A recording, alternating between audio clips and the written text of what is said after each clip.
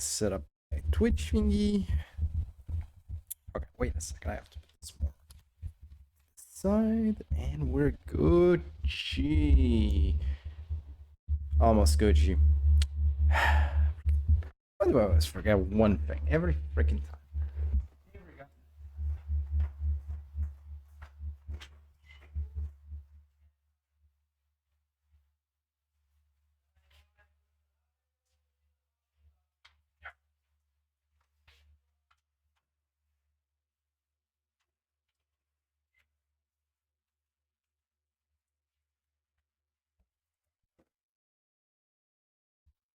Wait, I didn't start the stream.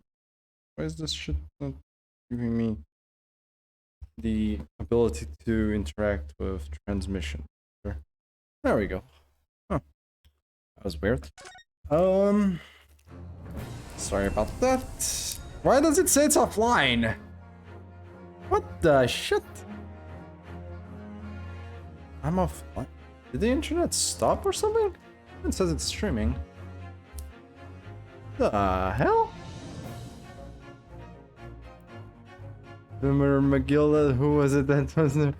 It is like, hey Raffaello, how you doing? Also, god damn it, phone! What is it today? Sorry, my phone is not working my way. Thankfully, I still have this up, but like, so it is live. I am live. What the hell is going on? Ah. Okay. Try again, shall we, Twitch? Please, Twitch app, stop being a pain in the ass and work with me here. God damn it. Okay, now we're good. Now we're working. What isn't working is this. Not, you know. Sorry, just a second. Think of it as like the 5 minutes of waiting time until I properly start. It's like I was gonna start at 3. Hey Aki, welcome to the stream. Hey. Today we start the new case from scratch. Obviously, no shit, we're starting a case, but new case today. Now, you can technically say you're following this case from beginning to end. Well, I'm not gonna say the whole this whole stream is gonna be that I'm gonna stream the whole case today, but as much as we possibly can. New case after the greatest cliffhanger, basically. You got your cliffhanger, now you come back for more. I'd call that evil, but hey. But hey, you know what my mascot is. Like, at this point, it really shouldn't be a question. It shouldn't be a question. I'm partially evil. At least, you know who the mascot of this goddamn channel is. I hate these. Can I just say I hate these goddamn lids on bottles, by the way, which have like this stupid little thingy that just makes it so that the cork just never gets out and then never goes away. You can't take it off. Like, you just do this and it just stays like this. Can I just say I hate this? This annoys me the living shit out of me. That actually annoys me so much for some reason.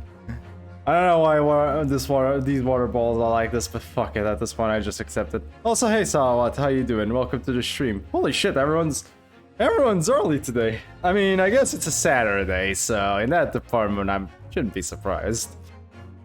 But I guess it is a Saturday. Maybe I should first problem rip bottle off. I've tried. That shit don't come out easy.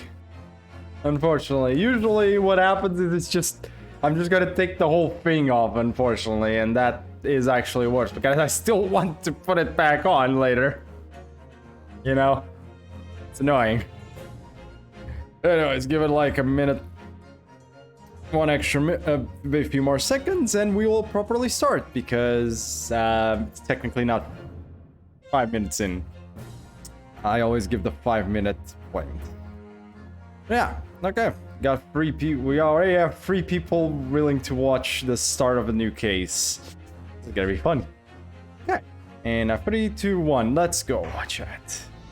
How many more voices am I gonna have to make?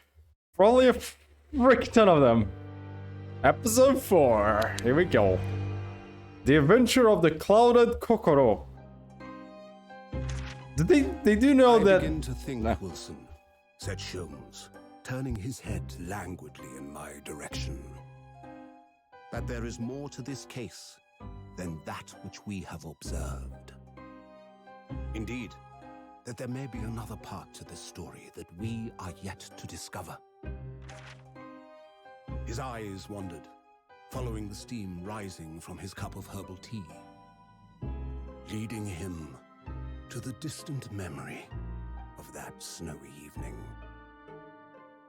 To the young lady collapsed on the pavement along Briar Road, and to the knife in her back. Lit in the soft glow of gas lamps, a most extraordinary scene had been set. And under the cover of a light fog, the curtain had risen silently on the insoluble mystery of our invisible killer.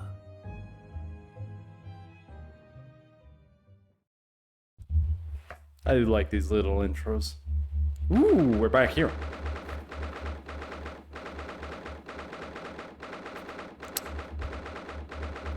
This almost makes me want to have a typewriter just to make that sound, but at the same time, I'm pretty sure finding an old typewriter these days might actually not only be rare, but also kind of expensive. Either way. Time for me to get used to voicing again. That technically all I mean. Did you sleep last night, Mr. Naruhodo? No, not at all. It was an enormous hotel, wasn't it? The rooms were so luxurious. I felt like we were staying in a palace. And with all the gas lights twinkling, it was brighter than day, even in the middle of the night. What about the enormous beds? After my time on the SS Buria, I wasn't going to waste a single inch of that space. Why are we in the clock tower? Again, yeah, I know. I think we're visiting the, I wonder if he's in the fucking, you'll see. I forgot his name out of the top of my head now. I spent the entire night rolling from one side of the mattress to the other. Oh yes, it really was the sort of night you can only dream of normally.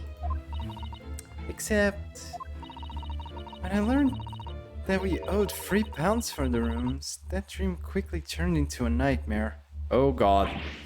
Oops. Sorry about that.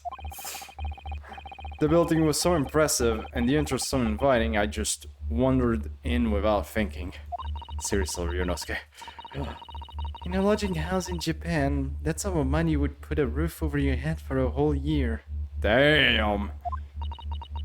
I did try, but I'm afraid I couldn't help my tears when we were presented with the bill. I really am sorry. We maybe should have accepted McGill's blood money. Yeah, just 1,000 guineas, right? So it's like, the blood money was like 1,000 guineas. We technically still took like at least 1 or 2, but yeah. Well, never mind. We must find some more affordable lodgings straight away though. That's for sure.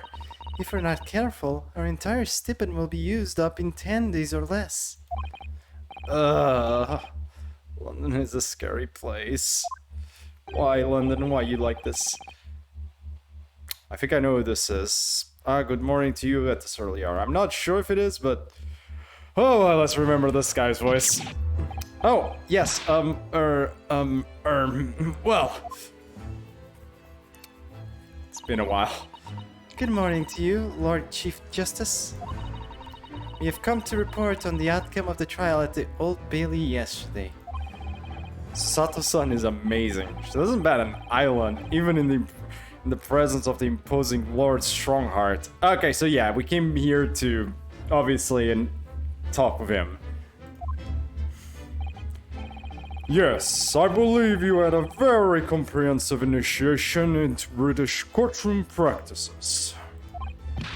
Oh, yes, it was very eye-opening, thank you. I remember I made a very relatively booming voice on him. And in accordance with your instructions, Lord Strongheart, Mr. Naruto performed his duty to the end. Yes, I've already been apprised of events.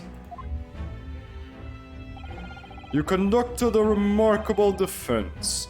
You may consider the test passed. Oh. No longer are you a student from the Empire of Japan. You may henceforth claim to be a fully fledged lawyer. My country is delighted to welcome young talent from such a remote eastern land. Thank you very much. So, I'm a lawyer now. Now, in view of your new appointment, I have a fresh case in mind for you. I'd like you to take it on at once. I trust that won't be a problem.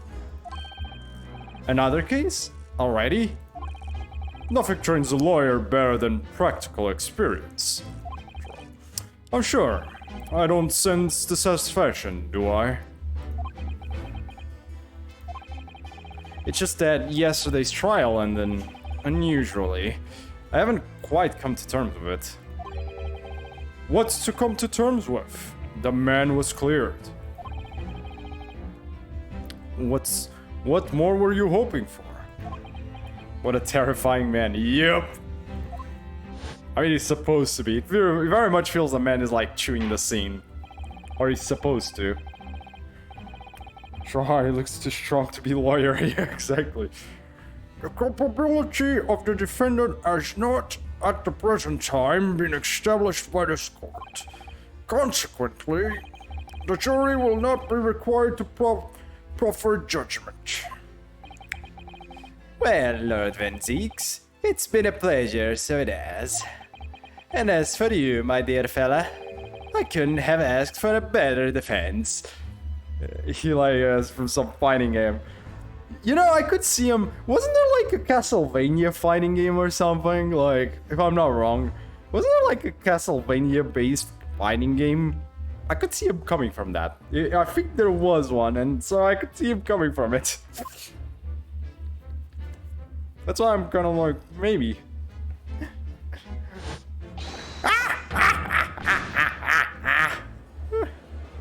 Sorry, had to. Something tells me I'm not gonna have as many opportunities. He's absolutely a melting blood predator. Oh yeah, also that. Yeah, it could be that. Definitely, yeah, definitely. I just can't help wondering if Mr. McGilda really was innocent. Mr. Naruhodo. It's just that I never managed to ascertain the truth. And then the trial ended. Well, you needn't let it trouble you for a second longer. Sorry? What do you mean, Lord Strongheart? Magnus McGilded passed away, immediately following the trial. Wait, what? Did he say he's dead or something there and I missed it? Okay. No. Holy shit, he actually is dead.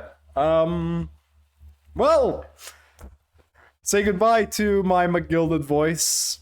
So, you will not get to hear my Irish impression anymore, I guess, unless another Irish character comes around. So, rip McGilded voice. You will be missed. Fuck, that was like my god thanks. Well, screw you two. What? Wasn't that bad. Okay, maybe it was terrible, but still. McGill. God damn it. Screw you too, Raphael. It was like, you know what I was having the most fun with as well. I was having the most fun voicing him out of every fucking one. What?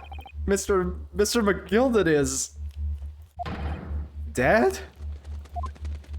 Yep, very much. See, even Aki misses it already. Still not as bad as the Len Strahd voice. Okay, yeah, fair enough. That one, I blame the writing. Okay, that's bad. No, the writing's well done. It is fitting. It's just there's nothing I can do at that point. At that point, I just can't do shit about it. Literally.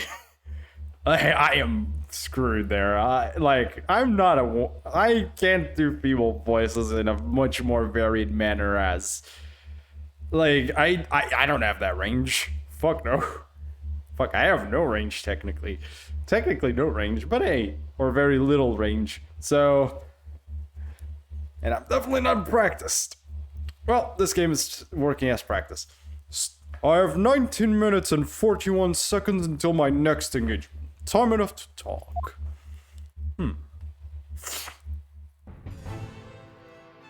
Well, guess we get to converse with him. Let's talk with him a little bit. McGilded's death.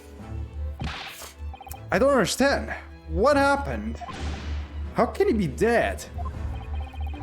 After the trial concluded yesterday, there was a great commotion in the Old Bailey. As you'll presumably recall, an omnibus had been wheeled into the courtroom. Yep. Yes, of course. That was the scene of a crime which Mr. McGilded had been accused of. Precisely.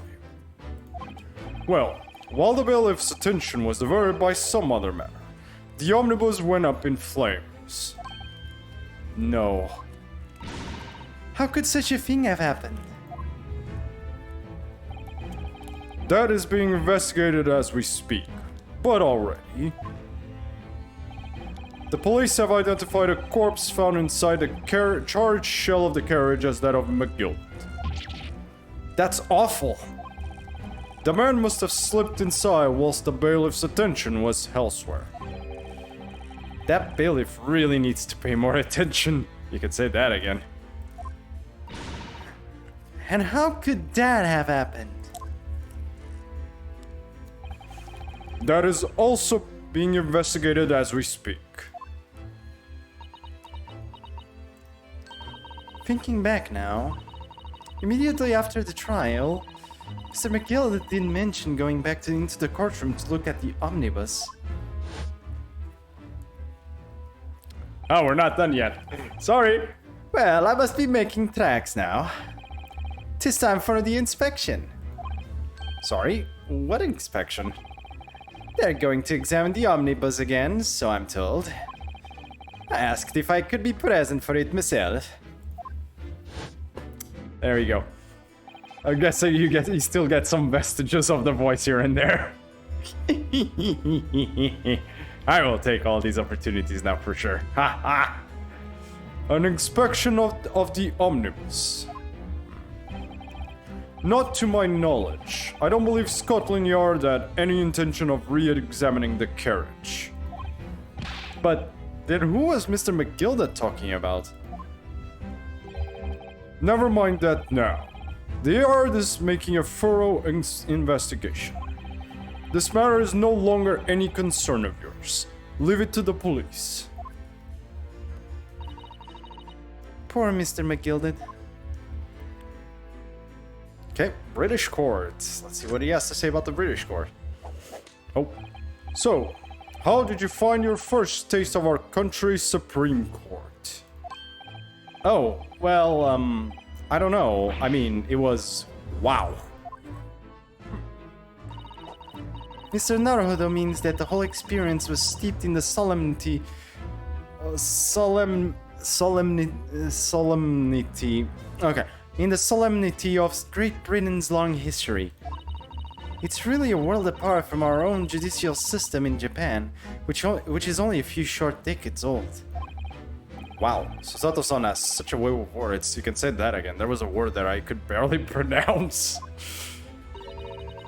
And you seem to have a way of failing to find the right ones. Ouch. The judicial system here is the most advanced in the world. Learn all you can. I will. The most advanced in the world, is it? Even though one of the mechanics kind of got... It was fortunate that your very first trial was a simple affair. Simple? That was simple? Seriously, if that's simple, I do not want to know what complex is. Jesus. As I believe I mentioned yesterday morning, It was a trial you couldn't lose. I don't mean to be contrary, Lord Strongheart, but the case was anything but simple.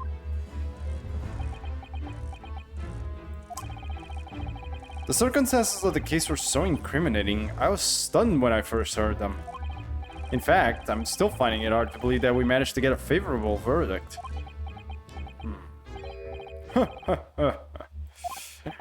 Is something funny? No, my apologies. McGilded can't lose. Yeah, he had all the moolah. He had all the moolah to make sure that the freaking goddamn trial would end this way. I'm pretty sure, even, let's be fair, even if we didn't appear, I have a feeling that, like, we could have just been a wooden plank acting as a lawyer there, and McGilded probably would still have gotten away with it. Probably. I'm just saying. Seth Strong is also some bribed official. It really does seem like it. Like, it does feel like he's pretty... Like, I kind of was hoping... It feels very awkward. Like, he has technically not done anything wrong, but, like, he has the... You know, the Von Karma mentality? Almost? Like... He has that Von Karma mentality of, like, as long as you win... Thumbs up. You win, you're good. You lose, well then, get the fuck out. You know what? I could actually see him being Von Karma. The old ass Von Karma. I could actually see that be. He obviously knows the real affairs behind the scenes. Yeah. Well, we'll see as we go on how in he is into these scenes. However, the fact is that you did receive the not guilty verdict you set out to achieve. And that can only be attributed to exceptional talent. Wouldn't you agree? Well, I don't know about that.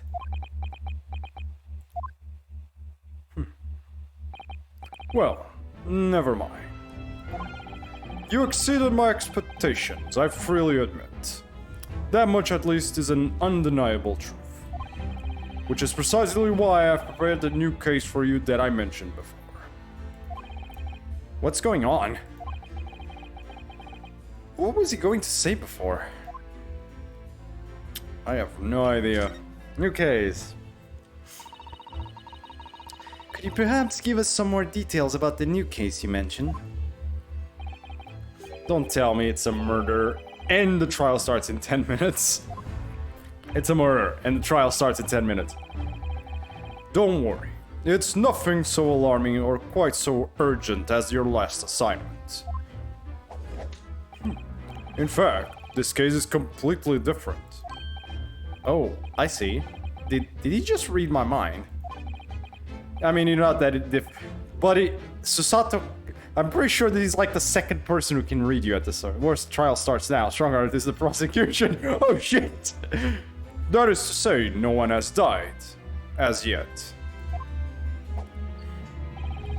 And the trial will not be today. There is plenty of time to research the case further. Oh, thank God. Whew. 23 hours, 43 minutes, and 19 seconds to be precise. So the trial's tomorrow then. Fudge. Is everything alright? Oh, yes, I'm just a little confused, that's all. Yesterday's trial was... well, it's left me wondering if I'm really cut out for being a lawyer. Oh, Mr. Naruhodo. I don't know if I could face standing in that courtroom again after Mr. McGilded's trial. Ah, yes, I nearly forgot. There is one similarity with yesterday's case.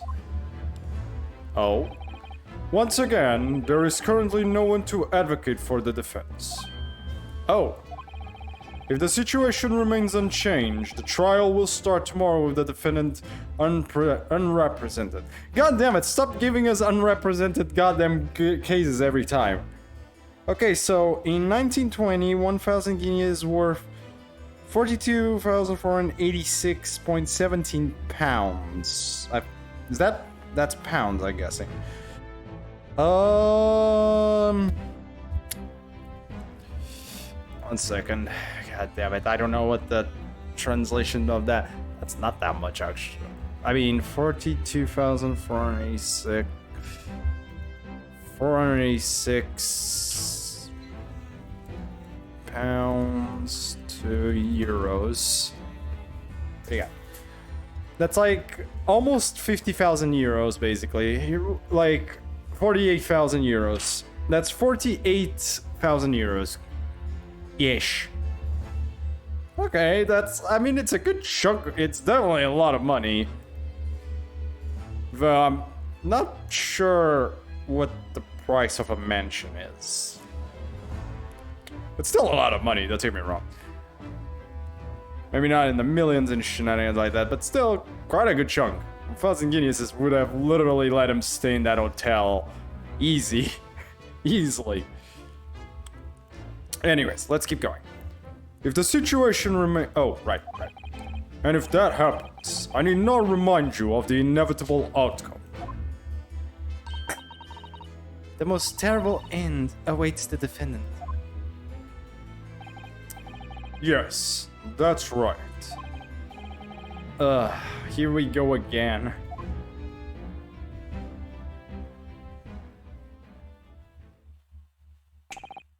Your time is up. You will have to excuse me now. I would advise you to begin making preparations for tomorrow's trial. After all, the clock is ever ticking. There is now but 23 hours, 26 minutes, and 39 seconds until the court sits. Last time he mentioned the 23 hours, he said there was plenty of time. And one more thing, Mr. Naruhodo. There is something I should like to ask you. Oh, what's that? Yesterday, you remarked upon something. That you intend to see through the will of your late compatriot, Mr. Asogi.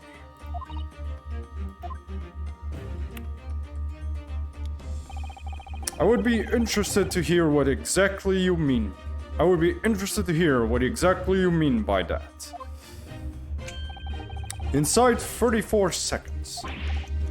Oh, well, Kazuma always used to say, you see, that he wanted to learn how the Grace justice system in the world works so he could change ours in Japan. Now that he's gone, I'd like to work towards that myself. And there's another thing. Oh. Another thing. Continue. On the way here, on the steamship, he said something to me. There's something very... Oh my god, what voice did I give Asagi? There's something very important that I have to do. Something very important. And what exactly would that be? He never had a chance to tell me. I suppose he would have done if he had... You're out of time. Well, thank you for an enlightening discussion. Mr. Naruhodo, what's all this about? Mr. Sogi never once mentioned anything of the sort to me. Well, best buds, you know. That whole bros before hoes thing, you know the drill. Sorry, Sato. Nothing against you, Sato, you're great, but... I urge you both to focus your intentions on the matter at hand. I've taken the liberty of summoning the police inspector in charge of the case. He'll be able to apprise you of the details. How long has he been there? So, I wish you the best of luck, and bid you farewell.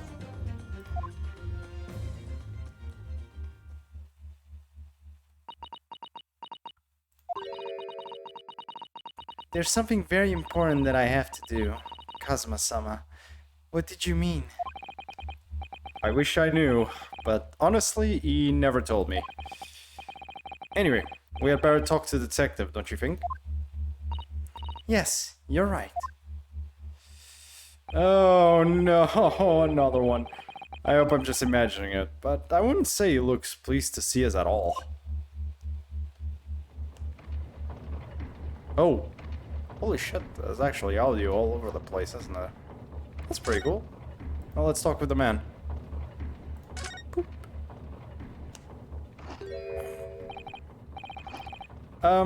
Could you trouble you? What the hell is he eating? Is like a infinite... Is that infinite French fries in there with Oh, I get it. This is fish and chips. I get it. That's supposed to be fish and chips. Infinite fish and chips. Oh my god, I want one of those. How do we get this? Fish and chip? I'm pretty sure it is, yeah. It's fish and chips. Like, infinite restocking fish and chips. Oi, matey. What do you think? Lovely weather, isn't it? Got some fish and chip. What's the weather got to do with anything? Listen to me, you young Japanese upstart. Some frippery about the weather doesn't get every English gen in and out of your end, you know? I'm still trying to decide how I'm gonna do his voice. But Susato-san told me it was foolproof. I'm a busy man. A very busy man. Since I feel like this is a detective character, I'm gonna have to do his voice a lot, so it should be something I can always, like, get back to, but also should feel to him. Because I'm gonna have to probably do this voice a lot. So it shouldn't kill my freaking throat. Like, weirdly enough, the strong-hearted one is probably the easiest for me. We'll see. There's a crime scene to investigate, but I'm here having to give the likes of you a talking to. Oh, I think that will do for now. I'm not sure if that's too similar to one of the other ones, but at this point I'm like, I've lost count. Oh, I'm ever so sorry. Can you imagine? Can you imagine what the other officers there will be saying? Haven't seen Gregson anywhere, have you? No, he's too busy with the bigwigs these days. And all because of some bumpkin who's here on a jaunt from a country I've never even heard of. Hear that ripping sound? That's my reputation at the yard going to tatters. There's no need to rip us apart as well. Yeah, we're going with that. I don't believe we've been introduced. This is Mr. Ryunosuke Naruhodo, a defense lawyer. Eh? It's a pleasure to make your acquaintance. I'm Mr. Naruhodo's judicial assistant, Sue. Eh? It's lovely weather we're having today, isn't it?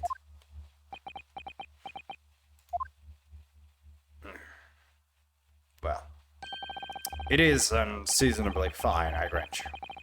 London winters don't see a lot of sunshine. Unbelievable. How did she pull that off? Because... So, Lord Strongheart has asked me to fill you in on the case. The name's Tobias Gregson. Inspector Gregson to you. I'm from Scotland Yard. Gregson? Inspector Gregson.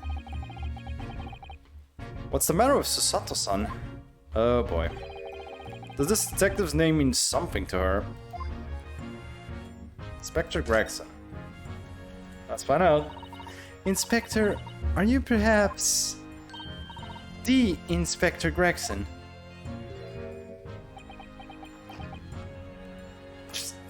Munches.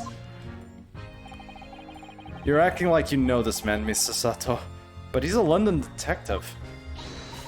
Oh, I do know him. Very well, in fact.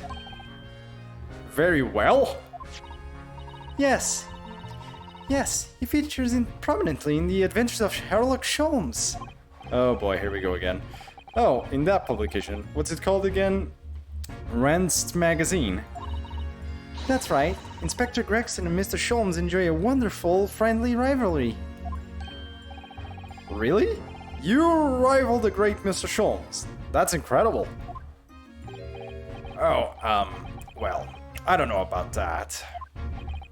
Mr. Sholmes isn't a professional like myself, of course, but he does come up with the goods from time to time. Mr. Sholmes is equally complimentary about you, Inspector, isn't he? You've earned his highest praise. Gregson is the pick of a battle out of all the Scotland Yarders. Those were his own words. That's his highest praise? Jesus, Herlock. God damn, that's your highest praise? I do not want to know what your lowest is. Jesus Christ. If that's his highest praise, I don't even want to know the lowest. Well, Mr. Sholmes isn't particularly known for giving compliments, you see. That he is not. And thanks to that magazine, my name's known all over London town now. It's really not even dirt upon my fish and chips. Not even sure. You know what? That is actually a good insult. You know what? Raphael, you get that one. Good job. Nice. That is a nice one. That's a good one. That's great, isn't it? Huh. I have to admit that to start with, I was a little, well, flattered by all the attention. Everyone wanted to shake my hand, and my reputation at the yard went through the roof. Well, that's wonderful. No, it is not. There's nothing more sinister than the man on the street. People are always looking at me now. They're whispering rumors about me under their breath, I'm sure. Rumors? Are you quite sure? He's changed since he started appearing in those stories. The fame's gone to his head, stuff like that. Gosh, do you really think people are saying such mean-spirited things about you? Yeah, like I said, they whisper, so I can catch exactly what they're saying. But I know what folk are like. I'm sure that that's what they're saying. As sure as eggs is eggs. Oh, look! The floor is made out of floor. Who'd have thunk it? Oh my god, that is like, oh my god, he definitely opened my eyes. Who'd have fucking known eggs are made of, are eggs? I hate these. Can I just say how much I hate this joke? This stupid goddamn fucking shit joke. So goddamn no shit. My god. Bro, a Fate fan. Egg. No, don't worry. I still. It's like, oh, it's. I know Fate is full of them. We're Fate fans, and we all have the. Oh, the archer class really is made out of archers. Why does Berserker go berserk? People die when they are killed. You have so many goddamn ones in that one as well. Every goddamn time. My eyes just roll. Every goddamn fucking time. Yes, I'm a Fate fan complaining about the goddamn, the almost ironically, at this point, on purpose shit joke. Yes, anyways.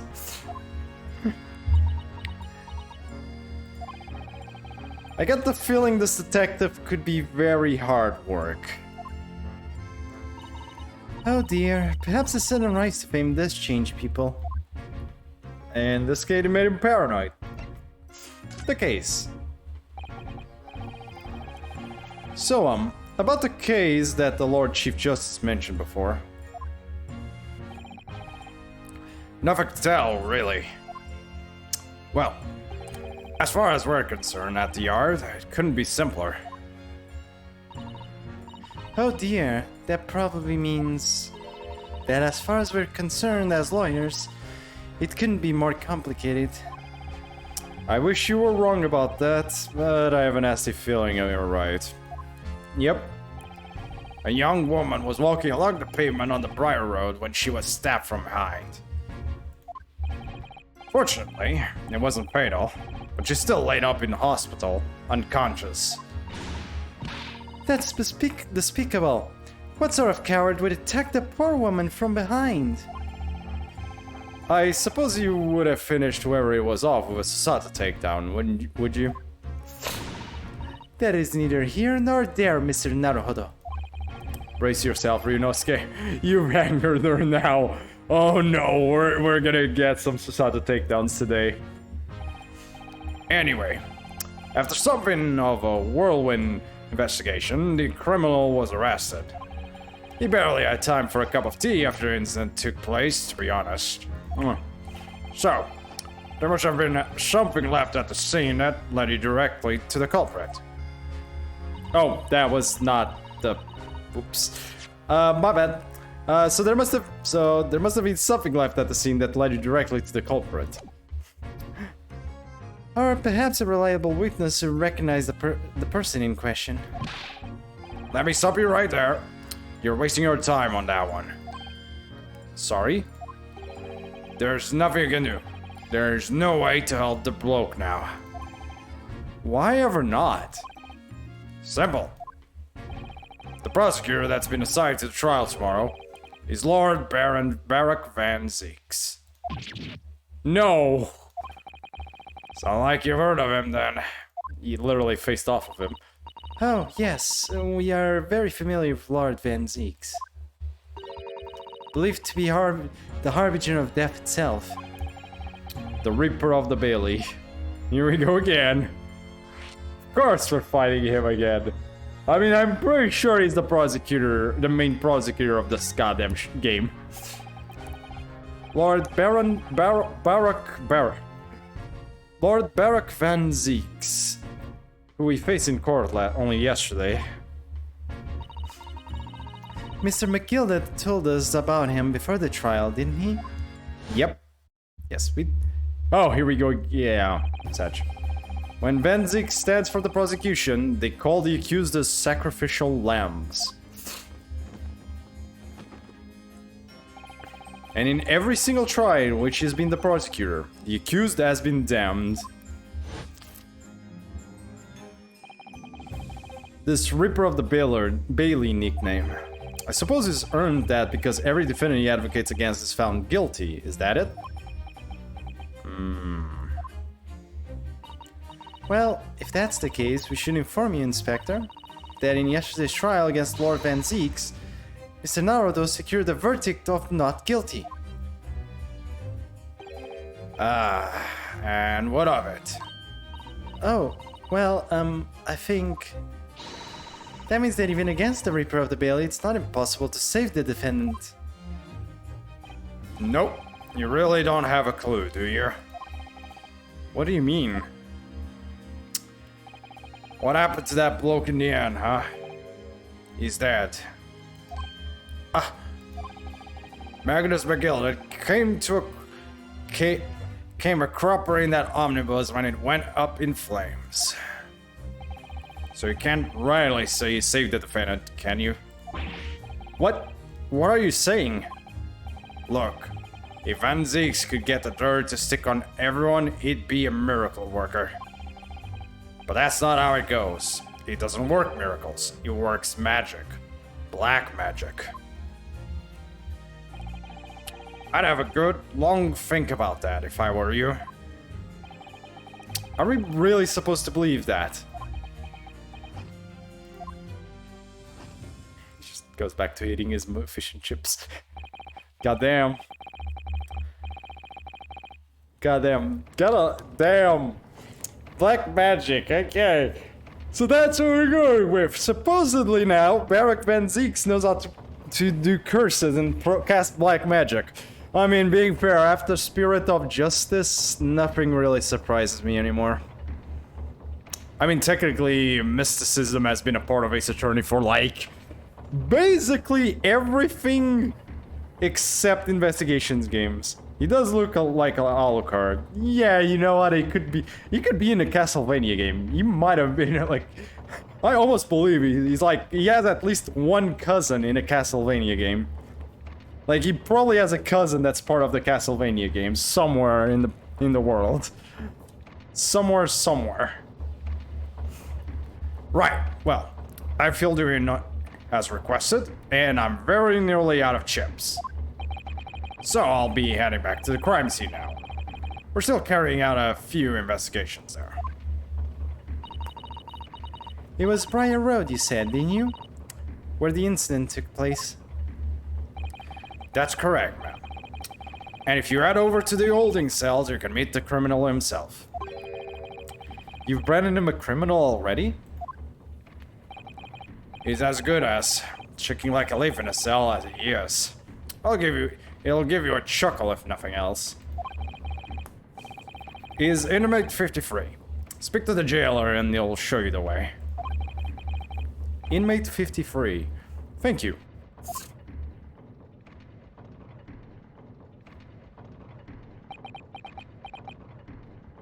And so there's no helping anyone against the Reaper of the Bailey, they say. Is something troubling you, Mr. Naruhodo? Maybe. To tell the truth, when I recalled the trial yesterday, I can't stop myself from shaking. The idea of facing the Reaper in court again is... Well, if you think it's too much for you, there's no shame in turning the case down. That takes courage, too. But if the man they've arrested is innocent... Yep. You could well imagine he would be shaking like a leaf in a cell. And I, for one, wouldn't find the sight of that funny. So? If I'm honest, I'm still reeling from the shock of yesterday's events myself. And I'm really not sure if I'll be able to help this man, whoever he is. But I'd like to try. So I think I'm going to make some inquiries. Will he help? Did you really think you had to ask? After all, I am your judicial assistant. Thank you. So then, shall we? Yes. Let's go. Don't ask more for me, chat. I'm already doing the best I can here. There's only so much I can do for a female voice. 19th February, local prison cell 9. So these are British prison cells. Jesus, this really looks like one of those, like... Fuck, this almost looks like I went to the catacombs or something. God damn. Like, am I sure I'm not like... It really feels like I'm in one of those towered prisons almost, like in the movie in general. Fuck it, I'm a voice Van Zeeks now. Also, yes, that is just a medieval cell. Basically, yeah, it looks like a medieval cell. You're gonna voice Van Zeeks now. Oh? Damn. That would be impressive. Hey man, for sure, why not? What do I lose from that? That would be great. So these are British prison cells. I mean, if this is the Tower of London, would make sense. Yeah, you know what, fair enough. Oh, they're ghastly. It feels just like a dungeon. Sorry to disappoint with the band. Okay, let's go. Let's get Iberian to voice Van Zeeks. God's intended voice. Yes. There we go. Problem solved. Yes, and having experienced it in Japan myself, I can assure you that our wooden cells feel a lot cozier than these cold stone walls. Oh, don't, Mr. Naruhodo. You're making it seem worse. Apparently, our client is in the cell here. But it's so dark at the back there, I can't make him out. I wonder what it's like. Inmate 43, your little representative is here to see you. Stop idling at the back of the cell and show your face at once. How the fuck am I gonna do a voice here? I don't even know. Am I? Am I a cat? As yet with no name? Hey, Black Reaper. Welcome to stream, man. Call me by a number. It's utterly, unbelievably, unjustly unreasonable. That's one too many use. I refuse to answer. Hey, I'm starting to... Oh boy. I think I'm, I'm still not sure. I haven't seen him yet. I can't give a voice yet. Mr. Naruhodo, what do you think is going on here? I have no idea. But I wasn't just hearing things, was I? The tirade of complaints was in Japanese. Oh. I still don't know what I'm gonna do here.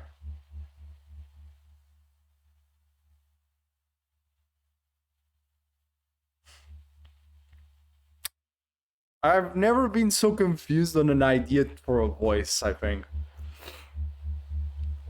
I have no idea what I'm gonna do here. Excuse me, but... Shh! Quiet! No. Sure, quiet!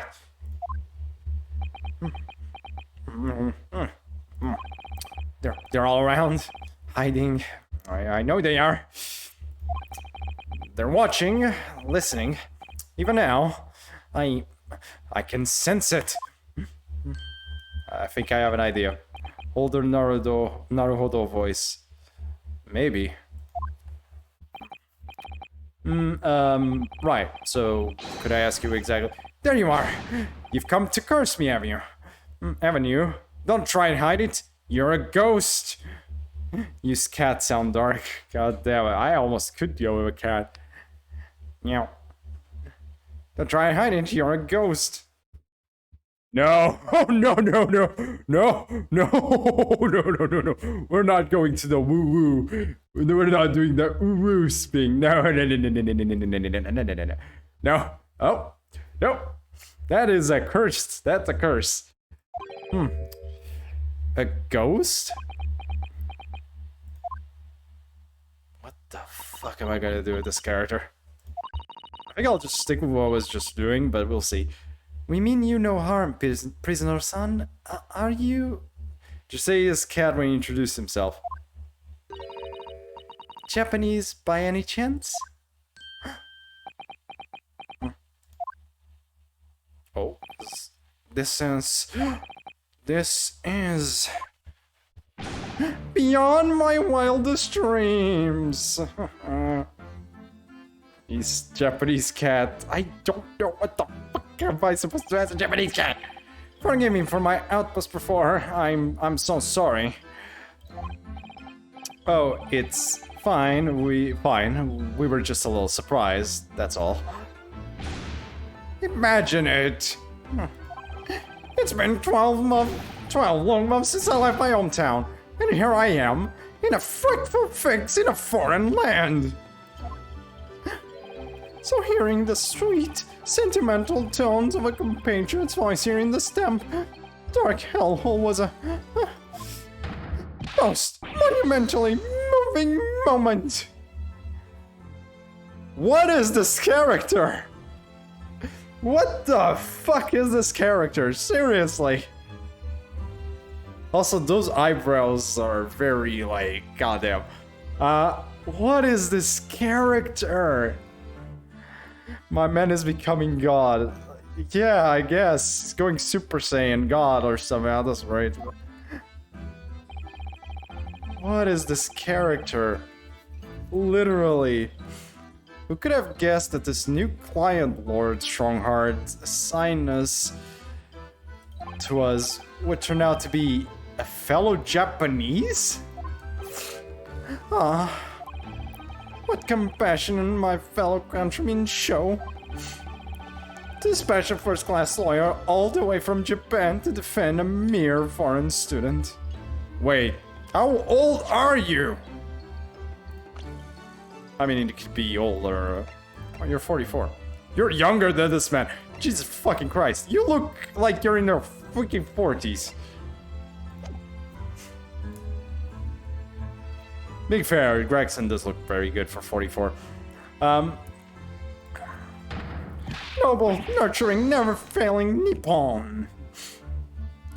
What am I even doing? A first-class lawyer. Oh dear, I think there's been something of a misunderstanding here. I wonder, would you be so kind as to tell us what's happened? Why you've been detained as a suspect, for example. Yes, I can. I will. Shan't stay sullen and silent. What am I even? I'm not quite sure I understand what he means, but he seems happy. I'm confused. Yes, he does. I just hope he actually has a good reason to be. Thank you for your cooperation. I am a lawyer, as you said. My name is Ryunosuke Naruhodo. Ryunosuke Naruhodo. And I am Naruhodo-san's judicial assistant, Susato Mikotoba. I am a visiting student sent here by your government. Notoriously named Natsume. Soseki Natsume. Or Cat, for short. I don't fucking know. Or Neko for short. I don't know. I give up on trying to name him. Fuck it. Soseki Natsume, okay. New character. Now at least we know. I am actually curious. Okay, he's pretty free. You know what? I can see it. Though, goddamn, the eye bags.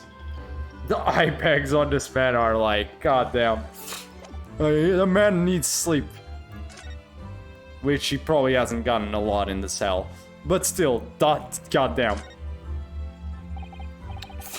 Soseki Natsume's son. What an unusual name. Call me Soseki, please. I'm a poet, you see, a writer of haiku. It's something of a nom de plume. A nom de plume? You mean an alias? That's right, Naruhodo-san. No! Don't be so prosaic. It's much more refined than that. Soseki is often related to stubborn. Okay, let's... Seki mean...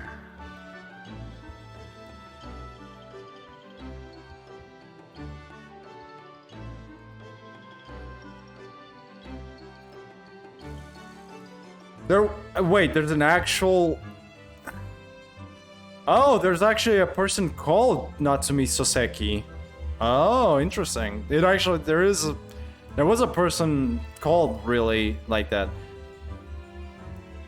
Meaning stubborn. Holy shit, this is actually based on like a real person? Who also studies haiku. Holy shit. Huh. That is actually interesting. That is... And who was sent to Britain? Shit.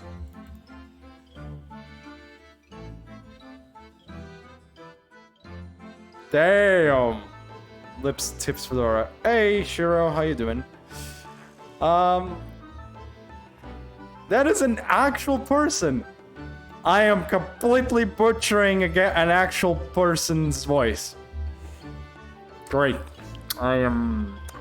Oh boy, I just noticed what I'm doing then. But, damn. It's nice to have like an actual person being represented like in an Ace Attorney game in a weird way, but at the same time, fuck me. I'm gonna get ripped a new one for this. Okay, well, I'm sorry, Soseki. I'm doing my best, but I'm out of voice as I can possibly do at this point.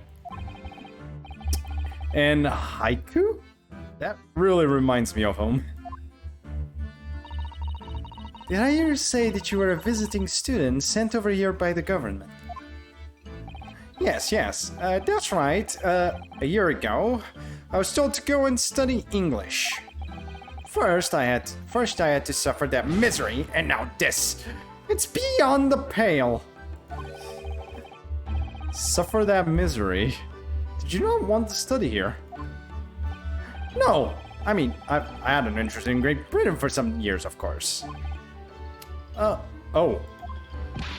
But just because the government tells you to do something, does it mean you can do it? No. What do you mean? What do you mean? If they told me to study English literature, that I would have understood. That's my field. But no, they told me to study the English language. Utterly, unbelievably, unjustly unreasonable. He really uses a lot of words starting with the same letter. I see, in a row. Only the other day, I was told to send a report about my first year here. I turned a blank piece of paper. Wise words on whitewashing. This is the weirdest goddamn character until now by far. After all the characters, including the one who was literally just like acting as a horse at one point, including that, this is still the weirdest character I've met in this game. I'm not gonna say all games, but in this game, he definitely is taking the cake for the weirdest one. Sherlock Holmes was less weird than he is.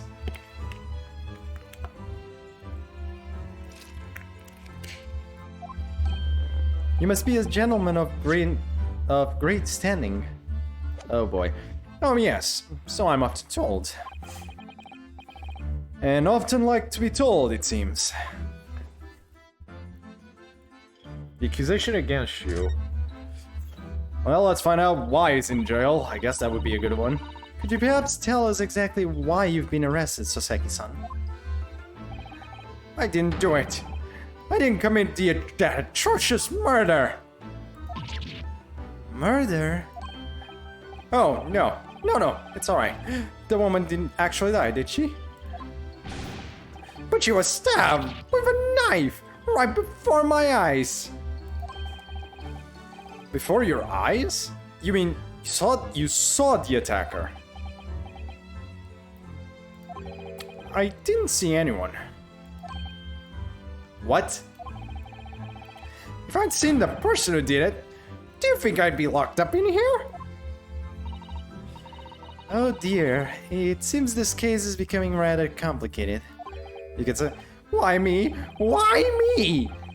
Why did that silly woman have to be stabbed in front of me? It's the curse of London. It's incredibly, inexcusably, irritatingly inconvenient. This is the weirdest shit ever. So Soseki-san was there at the scene, but he didn't see the attacker. It's vital that we find out more about the case. Seems like a good idea, I guess. Well, about the case. It was an cursed evening just after the snow had started to clear and heavy with fog. I'd been to the bookshop to buy some books, and I was on my way back to my accursed lodgings. Sure, the bookshop wasn't accursed, too.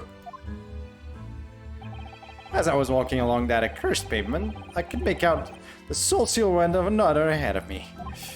A woman, wearing a green overcoat she was. Oh, shit, I went too far there. Okay, one sec. I won't where she was, and just as I went to overtake her, she suddenly let out a little scream and collapsed onto the cold, hard slabs of stone on my feet. How terrible! Holy shit! He's just holy fuck! Goddamn! I called out to the woman, but she didn't move. It was like a ghostly, ghoulish graveyard. Slight exaggeration there, perhaps. I mean, it wasn't a graveyard, I'm pretty sure. I was terrified. I had to get away from there. So I ran, as fast as my legs would carry me back to my accursed lodgings. That's not good. They'll say it was shameful, I know. To run away like that. tell me, Soseki-san, was the victim an acquaintance of yours? Don't be ridiculous. Do you think I know any of the fair-haired jingly English? And a young woman at that. I'm diffident, shy, timid, unsure. I can't talk to people. I see. A young woman unknown to Soseki-san. And at the time it happened, who else did you see nearby? Did anyone pass you? Regrettably, apart from myself and the woman, I didn't see a soul. No one? Oh, great. We're screwed. So the victim was unknown to you, and there was nobody else on the street at the time. That creates something of a conundrum, doesn't it? What conundrum? Hello? Ooh, the conundrum is very obvious, Naruhodo. Take a guess. There was nobody else besides him and her, and she was stabbed. Unless she decided to commit suicide. Who else could it have been? This is me to Naruhodo, obviously. Not to anyone else, but still. Derp. Conundrum.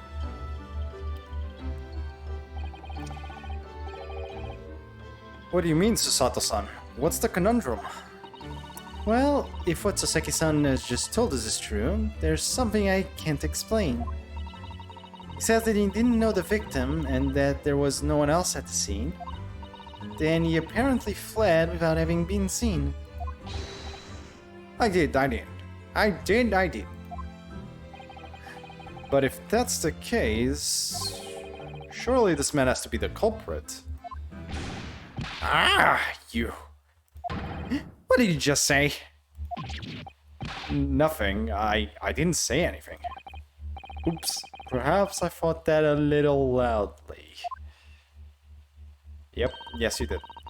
Actually, that's not what was troubling me. What I was thinking was, how did Soseki-san actually come to be arrested? Sorry? He didn't touch the victim and there was nobody at the scene to see him. So how did the police ever discover that he was there in the first place? Okay, this is the one time I'm gonna say, yeah, even the game is further ahead than I am. Thank you. Okay, Susato is a better detective than I am. That's for sure already. Well, thank God I didn't become a... Thank God I'm not a detective, people. Thank the Lord I'm not a detective because I'm already failing miserably. Oh, yes.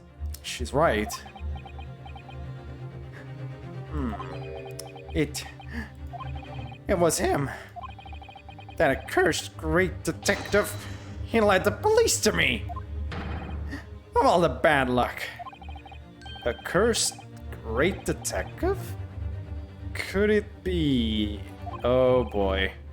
I shall never forget that man's name as long as I live. With his hearty laugh and his self-proclaimed greatness.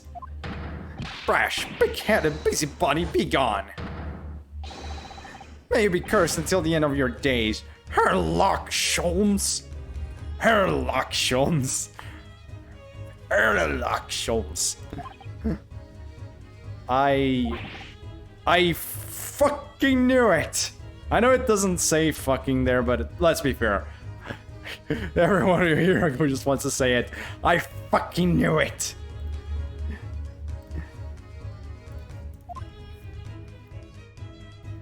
Here we go again with our luck.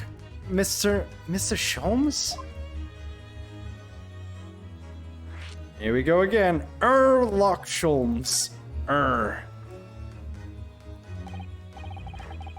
Well, I didn't expect to hear that name, that name from this man's lips, that's for sure. It was the morning after that nightmare had unfolded on the pavement before me. I was gnawing on a sliver of hard cheese when some men suddenly burst in through the door. They started shouting at me. This is the police. Put the weapon down. Yes, it was a thin sliver. Yes, it was hard. But I wasn't eating a weapon. disgusting dietary discrimination devils. It's getting ridiculous. You clearly had a trying morning yesterday. And there he was, in the middle of all the policemen, grinning like a Cheshire cat. That Sherlock Sholmes. It's actually just Sherlock Sholmes. He's English. I've since found out that he's a famous name in the detection here in London. Yes, the great detective is really very well known. And his overly sharp mind managed to deduce my whereabouts apparently. He thinks I'm the knife-wielding madman. Me, this weak, stupid kitten of a man. I wonder what great deduction process led him to his conclusion this time. That is a good point, because last time we had to correct him just slightly a few times. Do you mean to say that Mr. Sholmes' deduction was the only reason the police arrested you? That would be really most unreasonable. Well, the thing is, I was running into a panic when they barged your way in. Of course you were. That's only natural. I was terrified and trembling, and they kept throwing question after question at me. In impossible English. Fiendish foreign flammery.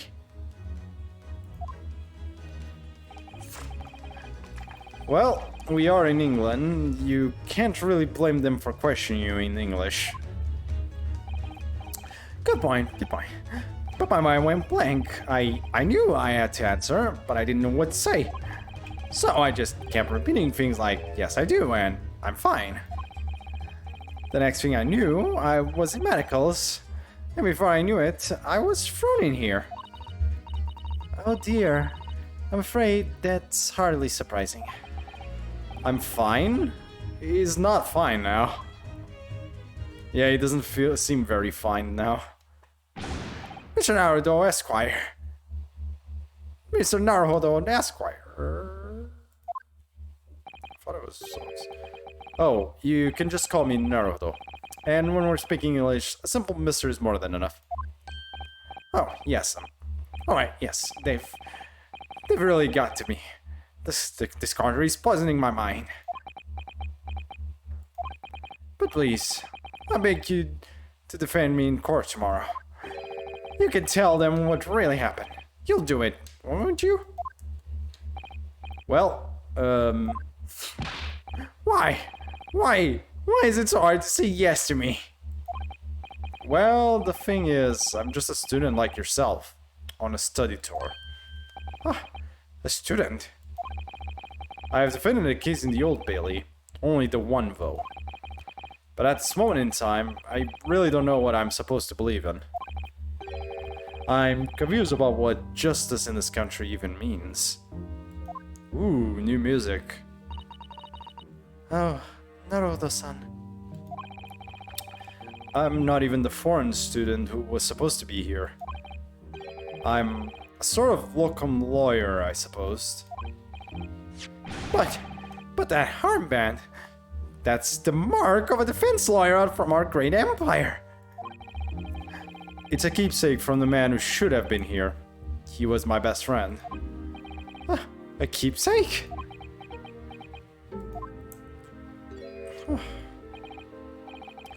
I know exactly what they're saying about me. Oh, who do you mean? The lawyers, all the British defense lawyers, they won't defend me. Goodness, why? Why do you say that? For the same reason as you noted before, when it happened. There was only the victim and myself around, and I ran away from the scene of the crime. I'm not a fool, although it looks as though I must be the culprit. It must be very hard for you, Soseki-san. That is very bad, though. And anyway, I'm a student from overseas. I'm just a foreign body to them. nobody to them. Someone not to be trusted. Heard him openly laughing about me before, in my earshot, without any compunction at all. Any trial for this man would be a waste of time, they said. And, of course, the foreigner did it. They even had the gall to say, the man doesn't understand half of what's being said anyway. That's awful. They're wrong. I'm sorry, more English than half of the policemen out there on the streets. Damn. I've traveled halfway around the world to learn about these people's country and its great history. But no one here wants to listen to a man with a strange accent. They all hate me. So, at the very least, I'd like to entrust my fate to someone who can listen to me in my native tongue. You could do it, couldn't you? When I look into your eyes, I can see it. I can see what you've been through. Second relative give this game freedom to do whatever to him. Oh, that's awesome. Okay. Oh, yeah, I imagine they couldn't just... Yeah, I imagine they had to at least get permission to, like, use his name and, you know, base it on him. But hey, it's nice they actually got full permission to even do whatever they wanted with him. That is awesome. Like, props to them. They're a lot nicer than the Sherlock Holmes ones. The Sherlock Holmes one is... Whoo, boy, that one usually gives problems every time.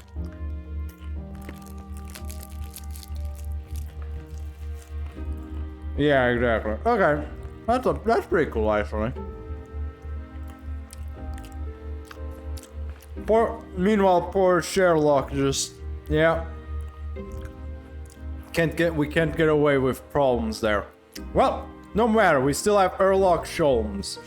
We're fine. The good old get out of jail free card. His own creators just wanted to be done with him. Fair enough. Yeah, that is technically true. Hey, no worries. Sherlock Holmes is good enough for us. It's fine. Realistically, the FGO one should also be well, there's also the FGO one, so we get Sherlock there. Sus FGO. Realistically, we could also like Sherlock. Just let's put Sherlock Holmes in FGO as well. Like he's like the goddamn foreigner one. He's the foreigner, is Sherlock Holmes or something. I don't fucking know. Would be funny though.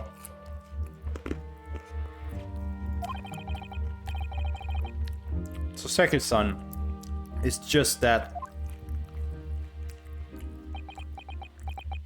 Actually, no, I think it would be alter ego. Because he would be the alter ego of Sherlock Holmes. Literally.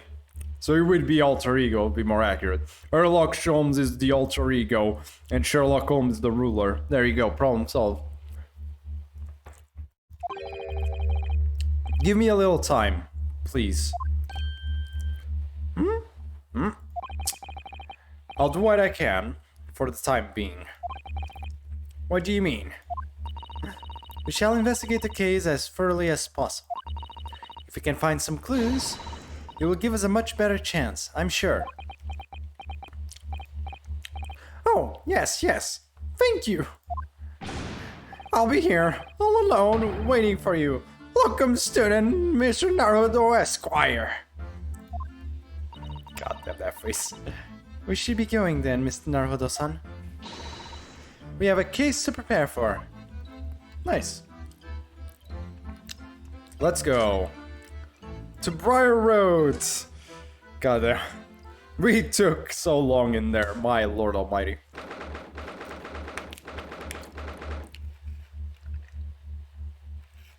Welcome to Briar Road. We don't have a time this time, though. What the hell happened to that bicycle? I want to go check that bicycle. So this is where it happened. Briar Road. Look, Mr. Naruhodo. Oh. Look at that regulation medal helmet. It's unmistakable. The men of Scotland Yard are here. They're investigating as we speak. That is their job, you know. But Mr. Naruto, to see one with my own eyes. They're often depicted in the adventures of Urlachshams, but I never dreamt I'd ever come this close. To a real Bobby's helmet. What? The helmet? Of course. I have to try one on one day. Well, I hope your heady dream comes true. Good luck, Susato. Oh, Gregson. He's back. What's the Japanese delegation doing here? Oh, Inspector Gregson. This isn't on a tourist trail, as I'm fairly sure you're well aware. Yes, of course. We're here to investigate. So you've been to the holding cells, Jan? What you make of the criminal? He's not a criminal as you put it, Inspector. He's a suspect. Well, we'll see about that. You Japanese like to stick together, I suppose. Well, do what you will. It doesn't bother me. The bloke's in court tomorrow, whatever happens, and the verdict's a foregone conclusion. The stone cold arrow of rejection. Literally. Take heart. Take heart. London at this time of year is full of stone cold air. That makes it worse somehow. Well, let's start investigating, shall we? Let's examine this place. There is one thing I'm gonna examine, just because... Goddamn it. Bicycle. Oh, a British bicycle, look. Although, the wheel is so misshapen, I'm sure it couldn't possibly be ridden anymore. Someone must have been doing some breakneck cycling. It seems bicycles have become extremely popular in London recently. There's even a movement to change women's dress to allow them to ride as well. The bicycle fad won't last. I don't see why anyone would want to ride something like that. Well, it's 2022 and sorry to say, we still use them. Goodness, do you dislike bicycles? Nope, not at all. I mean, it's not that I dislike them exactly. It's just that any occupation that involves taking both your feet off firm ground seems reckless. If you'd ever tried walking on stilts and falling into a river, I know you'd agree with me. We'll have to hire a bicycle sometime. You can sit behind me while I ride you around. Bike. The, do we really not care about why it's... Okay, fine. What happened there? Like, are those windows up there broken? I'm kind of curious, almost. We'll deal with that later. Let's go check more important thing. Look at the snowman! Obviously, I'm gonna check the snowman. What a delightful snowman. I didn't realize the English had a tradition of making snowman as well. It looks a little creepy, though. Oh, it has a scarf. Look. You need one if you were out in this freezing cold all the time. I wish I had one. I'm afraid our budget is somewhat frozen at the moment, too. We certainly can't afford the scarf. Surely the snowman here wouldn't miss his. But the person who made the snowman certainly would. Yes, I know. You're right. Anyway, even if I borrowed it, it wouldn't do much to warm my neck, would it? It's covered in snow. Yeah, it's probably very fucking cold right now. I'm not seeing exactly, unless I check directly the place. The patch of pavement must be where the incident occurred. Yes, it's a very wide, open space, isn't it? That's true. I can't see anywhere an attacker could have been hiding. I wish I was British right now. Oi! What are you foreigners doing here? Huh? Oh, well, yeah, blah, blah, blah, blah. Spiral double-stretched fellow from Japan, are you? Conspiring? Come here to destroy evidence, have ya? Get out of here before I give you an eating. Go on. Jesus, that English.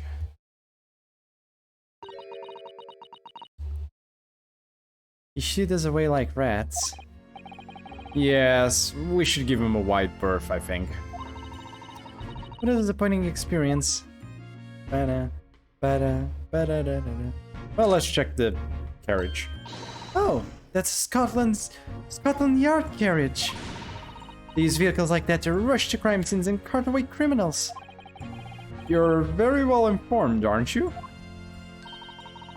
It's long been a dream of mine to ride one of those through the streets of London. Well, let's pick up a stone and throw it through one of the windows then. That would mean being arrested in order to ride it. Wouldn't it? Still, if it's the only way, help me find a good stone. No, no, no. I wasn't serious.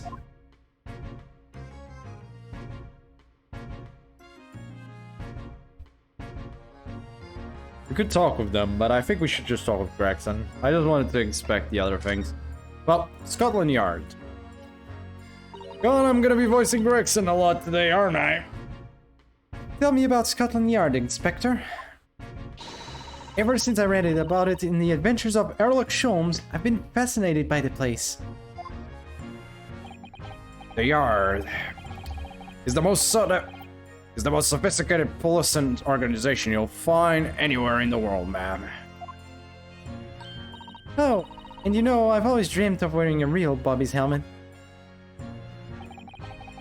It does make them look the part, seeing that policeman there with his helmet on. Certainly get the sense that this is a man who will take no nonsense in his duty of protecting the city. Oh yes, doesn't he look wonderful? Being a London Bobby is hard going, I can tell you. Oh, really? First thing in the morning, you know what he does? Goes round and rouses all the laborers on his beat so they can get off to work. What? He wakes people up? Yep. Raps on their windows with a long pole.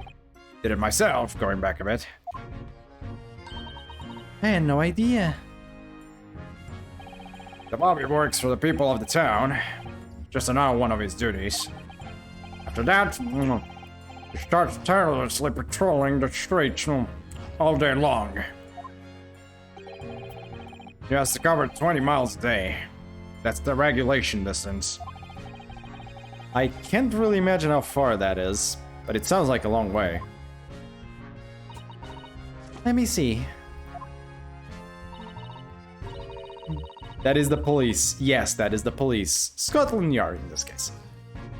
Which, I don't know if there's like a distinction. I know Scotland Yard is just really famous in general.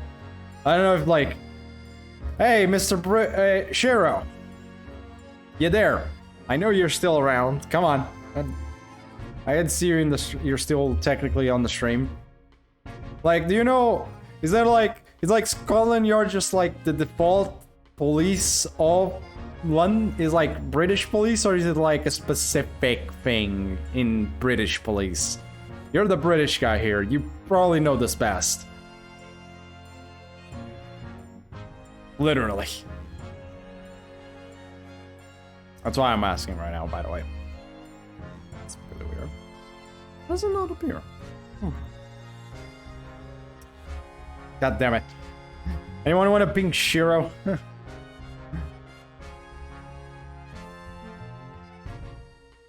Any British gen? Just pink hacked. Just pink not hacked. Just ping him. It's pink not hacked boy. He should listen. It's one of the oldest police headquarters and they seem to be in general. Okay, so it is a general thing. Okay. Because he literally would be the confirmation for this out of everyone here. He is actually British. Ah, still nice to know.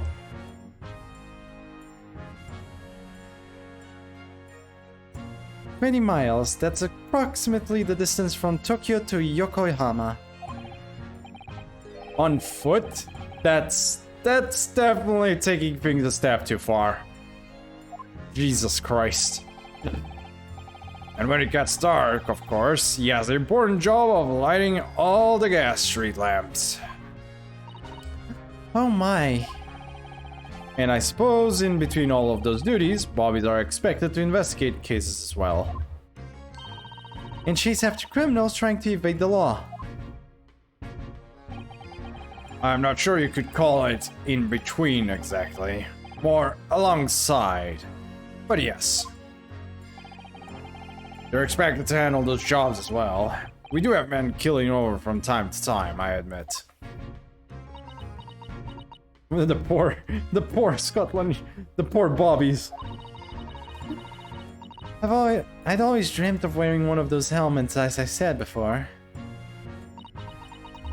But it's with a heavy heart that I shall have to relinquish that dream of you to you, Mr. Naruhodo.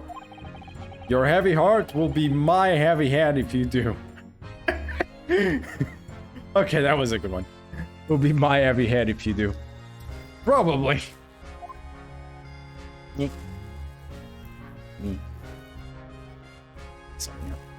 Oh,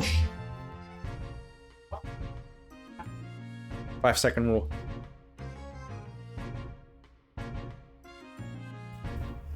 One second there.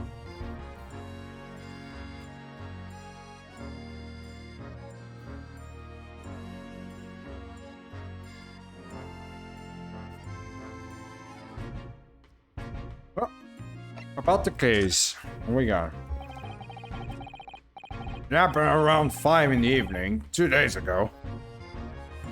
Just there, on a on that open bit of pavement. The victim, a young woman, was stabbed with a blade from behind. Is it right that the lady is still unconscious now? You mentioned that she's being treated in hospital. I never said she was a lady. Truth is, unless she comes around pretty smartish, you won't be able to find out much about her at all. I suppose that means they haven't been able to take a statement from her, of course. Here's the map. Oh boy. Here's the map of the local area I happen to have on me. You can take it if you want. Really? Are you sure? It's your policy to give lawyers, defending suspects the odd bit of information to go on. I haven't actually accepted the job yet, but still. Shut up, Ryunosuke. Thank you, Inspector. We gratefully accept. Local map. Fuck yeah. We could check that in a sec. Anyway. As far as we know, there was no one else on the scene other than the victim and your fellow countrymen. So who did it, do you think? Not much of a head scratcher, is it? Well, I know Mr. Natsumi is also claiming not to have seen anyone else around, but just because he didn't see anyone, it doesn't mean we can be sure that nobody else was present. I'm sorry to have to tell you, but we most certainly can be sure. How? Because, ma'am, the precise moment of the stabbing didn't go unnoticed. What? We have 2 very reliable witnesses, no less. That came out wrong. It was a typical foggy London day, and your client obviously didn't see them.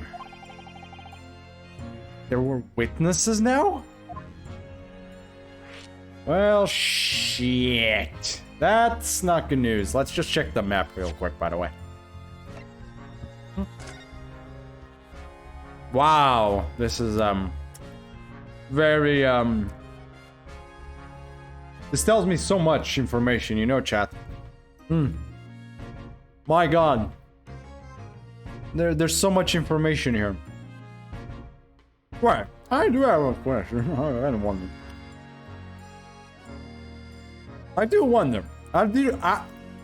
Are these actual proper London street names? Like, actually for reals? Okay, maybe on the downsides, but still.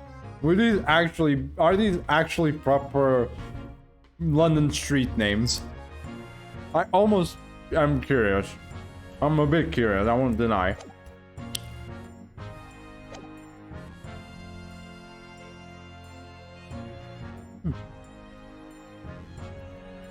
Well, let's see who the witnesses are. Who are these witnesses, Inspector? A fellow and his wife. And the man's one of the most reliable and respected citizens in all of London. Oh shit. He's a copper from Scotland Yard. A policeman?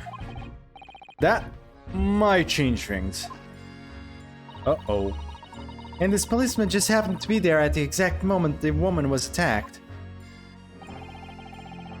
Nothing peculiar about that, ma'am. Part and parcel of being a bobby. Catching them banging the act and all that. Do you think it might be possible for us to ask the policeman a few questions? Be my guest. You can ask me what you like. In court tomorrow. Oh. I've no doubt I'll be summoned as a witness. So, that'll give you something to look forward to. That's that then. He's got no intention of letting us meet the man beforehand, it seems. A policeman witnessed the incident. As your judicial assistant, I must warn you that this could make our job very difficult indeed. Yes, as a non-judicial assistant, I could have warned me of that too. Yep. God damn it. Oh yes, one more thing, Inspector. What?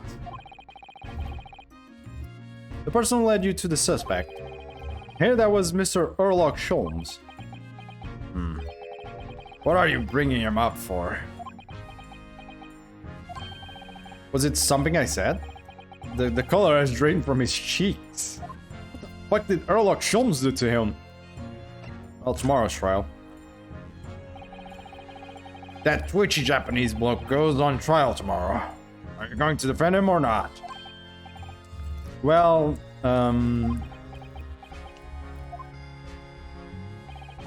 makes no difference to me, but I will just say this. No London lawyer worth his salt would touch that case with a barge pole. Because the prosecution is being handled by the Reaper of the Bailey, you mean? There's no way to save the man now. It's a waste of time trying. It is all a bit strange, though. Sorry?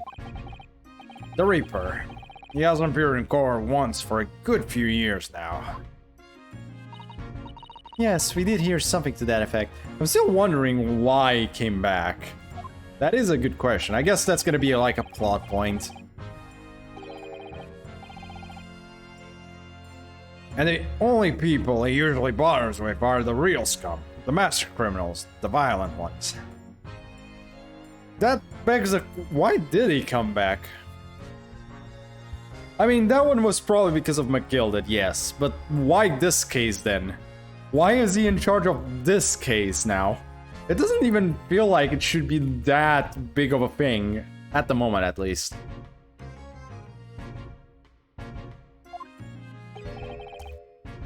Master criminals? The violent ones. That's right. He handpicks his victims. Only deals with those guaranteed to go to the gallows for their sins. But Mr. Natsuman wouldn't hang for what he's accused of, surely. That's just my point, Sunshine. Yes, the young woman was stabbed, but it didn't kill her. Couldn't even say the intent was there. But this isn't the sort of case I'd be expecting the Reaper to want to sink his teeth into, for want of a better phrase. Well, it's not exactly a minor infraction, is it? No, there's got to be more to it. Some reason he's taking an interest. Really? What sort of reason, Inspector?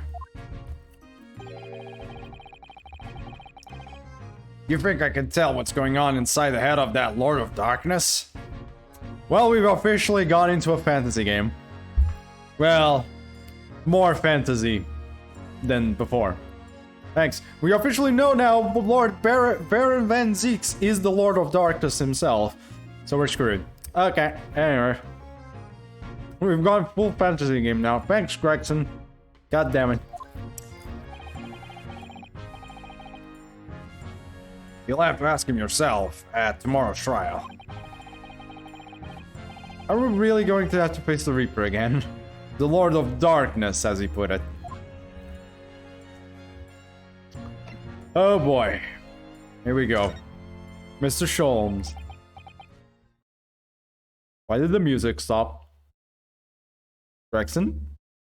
Gregson? Why did the music stop, Gregson? What happened? Why the fuck did you stop the music, Gregson?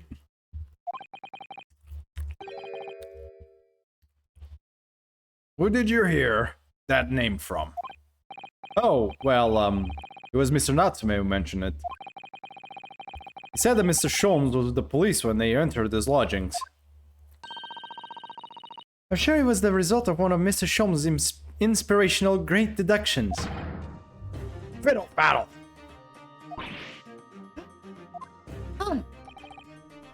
The man's an amateur, and I'm getting sick and tired of him showing his mug everywhere. Oh. I don't know where he gets his information from, but he turns up at the scene of the crime,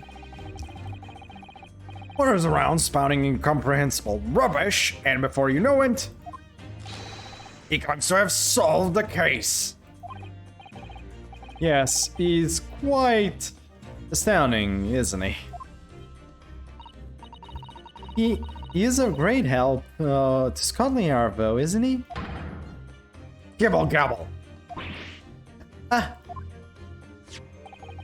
Ever seen this before? Oh, yes, that's Rand's magazine. The wonderful publication in which the adventures of Sherlock Holmes appears. Yes, well, that wonderful publication, as you put it, seems made to include several of the Yard's detectives in its stories. And the so-called great detective makes a mockery of all of us. You ask anyone at the Yard, it's a misadventure to be included in any Sherlock Holmes tale at all. Well, I suppose there is an element of that. We work our socks off, every one of us, only to be frumped by the public thanks to that obnoxious detective. The man's as dangerous to us at Scotland Yard as he is to all our criminals. That can't really be true, can it, Inspector? Clearly, the great detective and the police have a complex relationship. You say the least. He went on a tirade there. Holy shit. Well, I don't think we're going to get any more useful information out of the detective.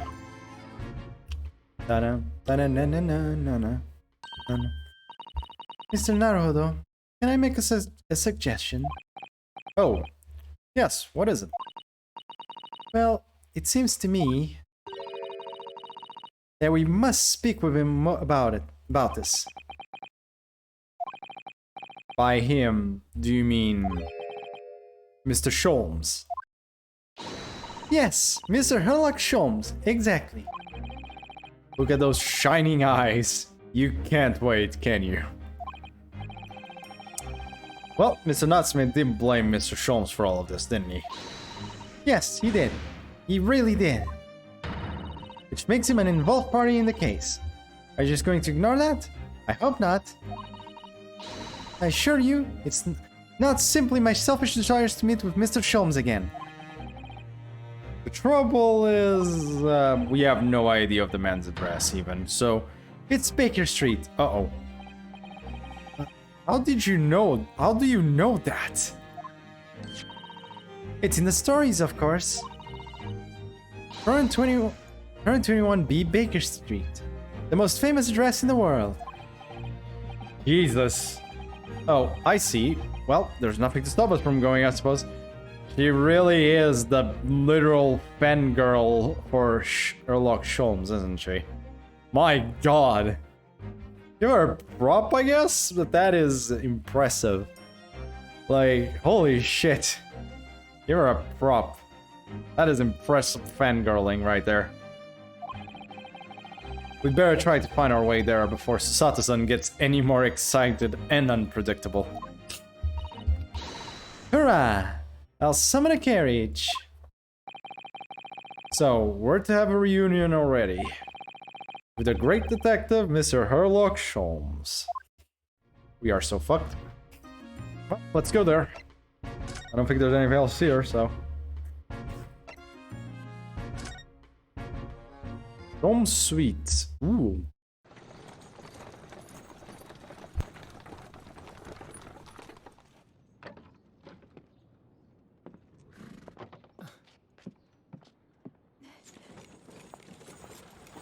Thank you very much.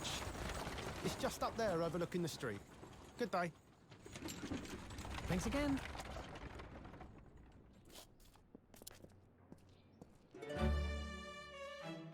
This is it. The residence of Mr. Sherlock Holmes.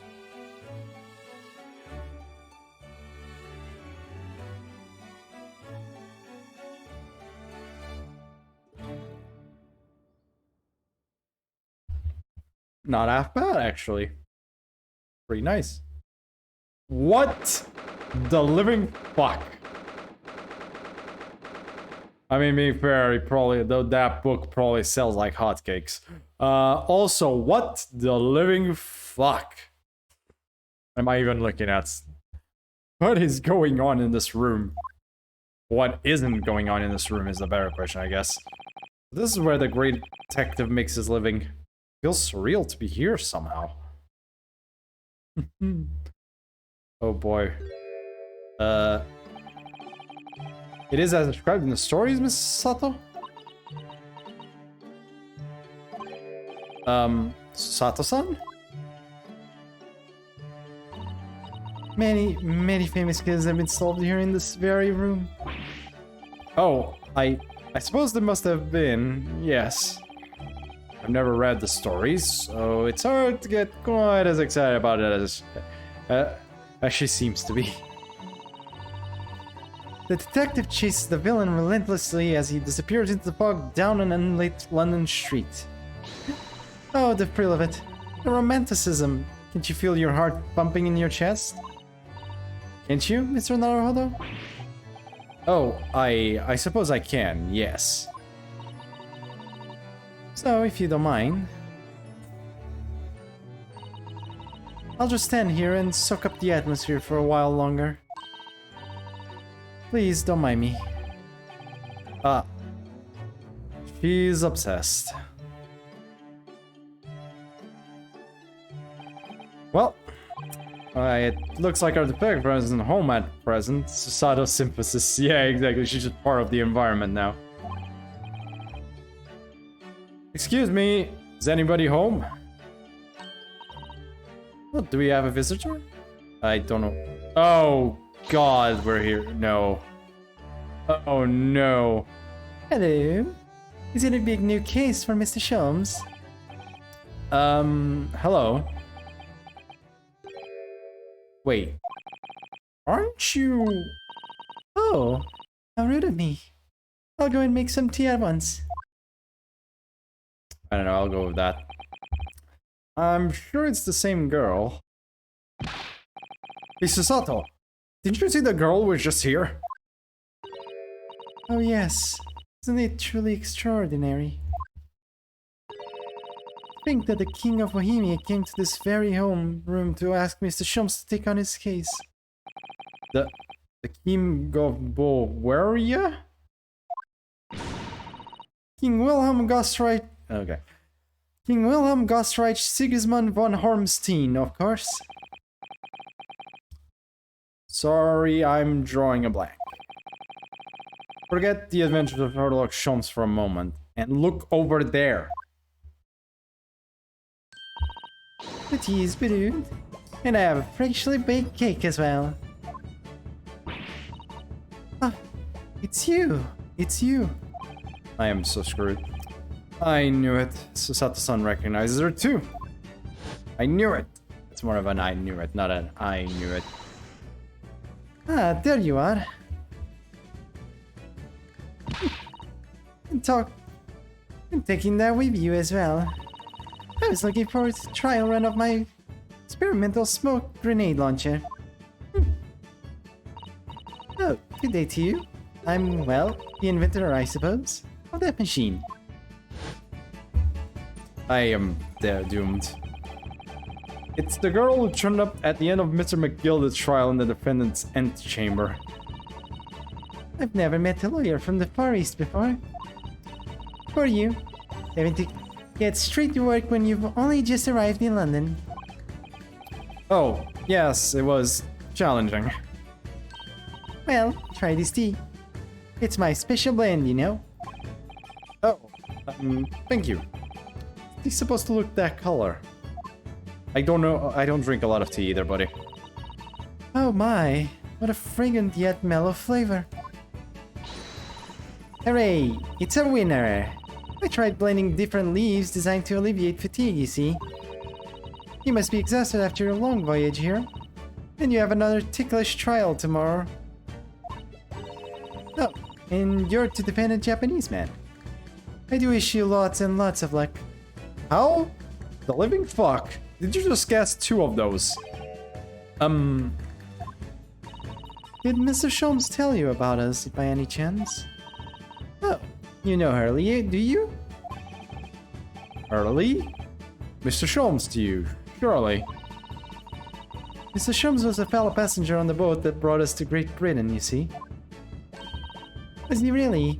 Well, I had no idea. I am fucked. I'm afraid Early's out on an errand again today, even though he's just returned from overseas. Wait a minute. We met this girl for the first time ever yesterday after the trial, and only briefly at that. I wonder if does she know so much about this? Did she deduce all those things, do you think? And perhaps more to the point, why is she here in Mr. Sholmes' suite? Oh, silly me. I haven't introduced myself, have I? I am so screwed. Where is Missy and Shred? I don't know. She can stay away. My voice is gonna need the freaking break. It's a great pleasure to meet you both. My name is Iris Wilson. Uh-oh. Could she be... I mean, there might be more than one Wilson, but could she be related to the man that died in the first case? Because he was also John H. Wilson. Could she be related to him? And she lived with Sherlock Sholmes. Oh god, I get it. That man was supposed to be... Oh. That was Wilson. Watson. Ah. Okay. Took a while to get there. Yeah. Okay. I see where this is going. I live here together with Early. Iris is it? What a lively name. What? What?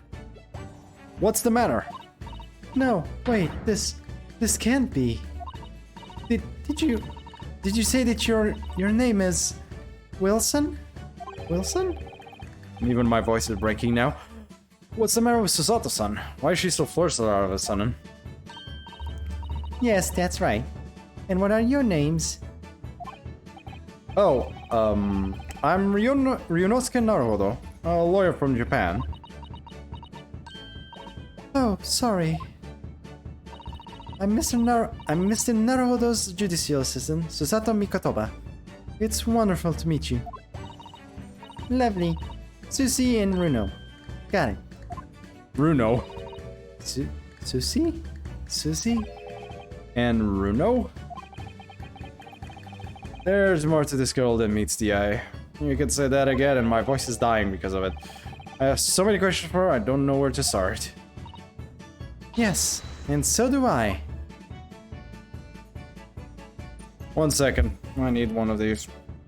I'm gonna take this chance to stop my voice from going to hell. By the way, chat, I was checking achievements. I've missed like 2 achievements already. And there's one achievement I should keep track of. I remember seeing it in this game.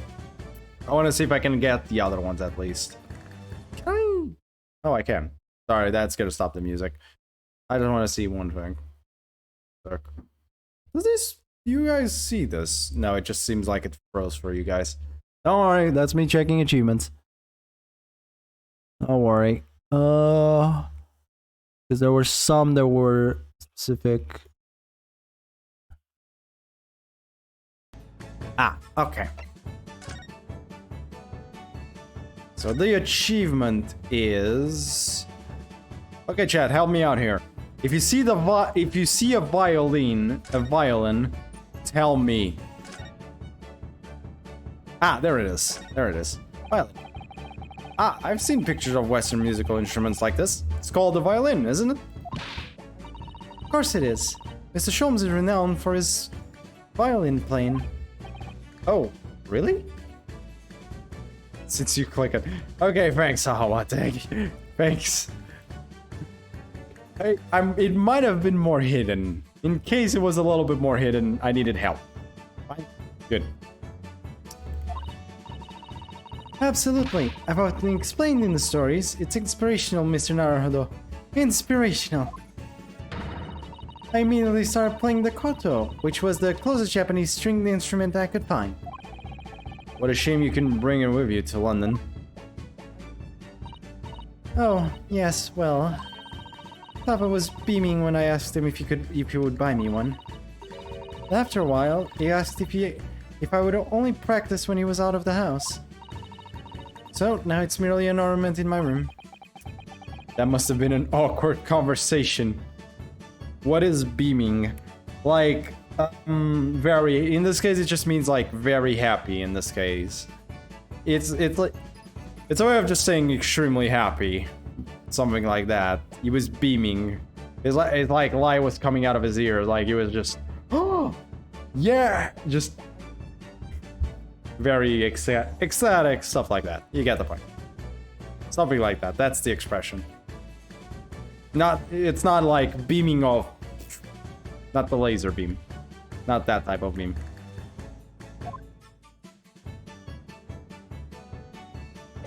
Well, there we go. I got my achievement. Anyways, let's go talk. Iris. It was you that we ran into yesterday, wasn't it? At the Old Bailey. Yes, that's right. You were ever so helpful. Thank you so much. Oh no, not at all. I'm so sorry we couldn't have been more welcoming. Though, at the time, we did have a rather large gun pointed at us.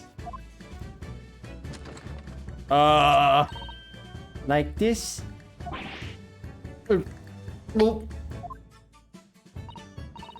Ah, thinking back now, you left with Miss Lestrade in tow, didn't you? Oh yes, that awkward witness, Gina Lestrade. What the hell happened to her? Oh, Ginny? Yes, she's a professional pickpocket. So we found out. It was very naughty of her to pinch my invention like that. Are you referring to that trial-disrupting gun-like contraption? Exactly. So I followed her. You see, get it back. Perhaps I should think about fitting a self-destruct mechanism in my inventions. No! This girl is dangerous. Literally. Anyway, I brought Jeannie back here after that. So she could apologize to my trusty technician. Sorry, your technician? Early, of course, silly. Early? Early? Yes, Erlock. Erlock Sholmes. We live here together. I had no idea the great dad had such an interesting young daughter. Now I start to understand why people invent self-destruction button. Yeah. So if someone steals it, press the button. Beep. but you might want to make it not on the actual thing itself. I don't think that's his daughter, Ryu. Yeah, Wilson. Daughter? Not likely. What? What? I wouldn't call him early if he was my father, would I? Well then, what is your relationship with Mr. Sholmes? Well, I expect you found out that lodgings of any kind in London are very expensive. So the solution is to share the cost with a partner, a roommate. Your roommates? I hope you don't mind me asking, Iris, but how old are you? 10 at last this year. Okay, so how many people in chat are going to jail now? Here's the question. He's 10. So, how many people in chat are going to jail? Pass up, chat. Pass up now. It's the time. We now know. So, buddy, Raffaello, unfortunately there are many people in the world, and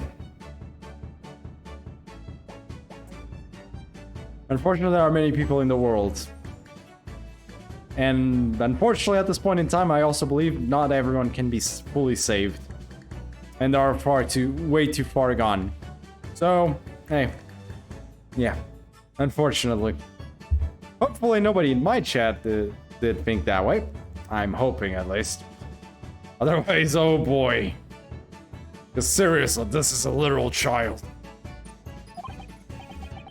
Well, what of your mother and father? Oh, no, they're not around. Oh, I see. I wonder what the story is there. We're about to find out. Oh yes, there's something I must ask you. The guy that's not a far shall remove 10-year-old girl. That is true. That is pretty questionable. However, there is the point of actual permission in general in terms of like these things. Like if he was left there, she was left with him while the father was away, kind of like as a caretaker, you know? You can always go by the point of is her caretaker in that case as well. We don't know. Again, she hasn't really talked about her freaking why she's with him specifically, outside of being a roommate, supposedly. But we're not going to do it. We'll just let the game tell us or not. Anyways, let's see. Of course. Go ahead, Susie. I am a very great fan of the Adventure of Sherlock Holmes and... Oh, you have a copy of Rent's magazine? Yes, I read every issue. It's delivered all the way to Japan on a ship. That's the way Sherlock for you and ask reason for my later. What do you mean? I only know an Sherlock Holmes. I don't know any Sherlock. I don't know any Sherlock. Well, we cannot find a Sherlock in this game. Sorry. I don't remember seeing any Sherlock in this game.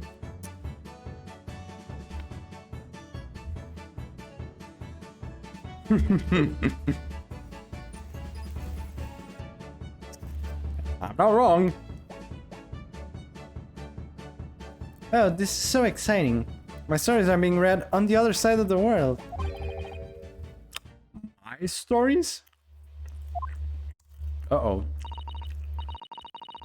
That's right. Early is always solving such amazing cases, you see, and he tells me all about them. They really are quite fascinating. It would be such a shame if I was the only one who ever heard them, don't you think? Goodness! She's 10 years old, and she's the one who wrote the...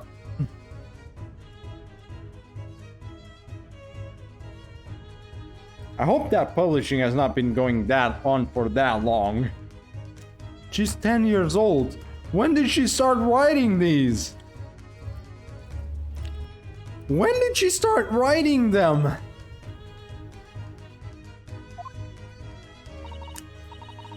Last night, he was telling me all about a new case he just solved on a steamship traveling from a faraway land.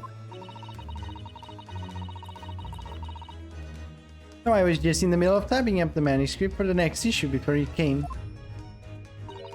So you are the author? Yes. I'll let you in on a secret if you like. I'm going to call the latest adventure the Speckled Band. Speckled Band? That's certainly very familiar. Of course. I always change one or two details in the stories, here and there. This time, I had the idea of making the venomous snake be the cause of all the trouble. Oh, that was Mr. Schoen's first thought as well, actually. Yes. And of course, I know that a snake might not be a credible fit for the facts of the case exactly, but it's a story. Some poetic license is justified to make it more thrilling, I think, don't you? So, do you mean to say... Are the stories about Mr. Shums that are published in Rand's magazine all written by me? Yes, on my wonderful and very modern typewriter. But all the stories I've ever read are written by a doctor of medicine, Dr. John H. Wilson. Sato-san's getting more and more worked up. Yes, that's me. I mean, my name really is Wilson. But what about the doctor of medicine part? That's all true too. I am a doctor of medicine.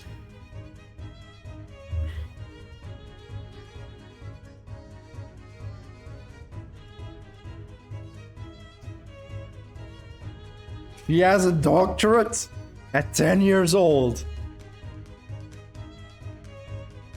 She's 10 years old. She's 10 years old. Remind her that she's 10 years old. She has a doctorate in medicine. In medicine. Basically, she is literally a doctor. She also is a scientist since she keeps making these weird goddamn guns all the time, improved smoke machines. And she's also a writer of one of the most popular series ever of detective cases, if not the most popular, well-established name in those.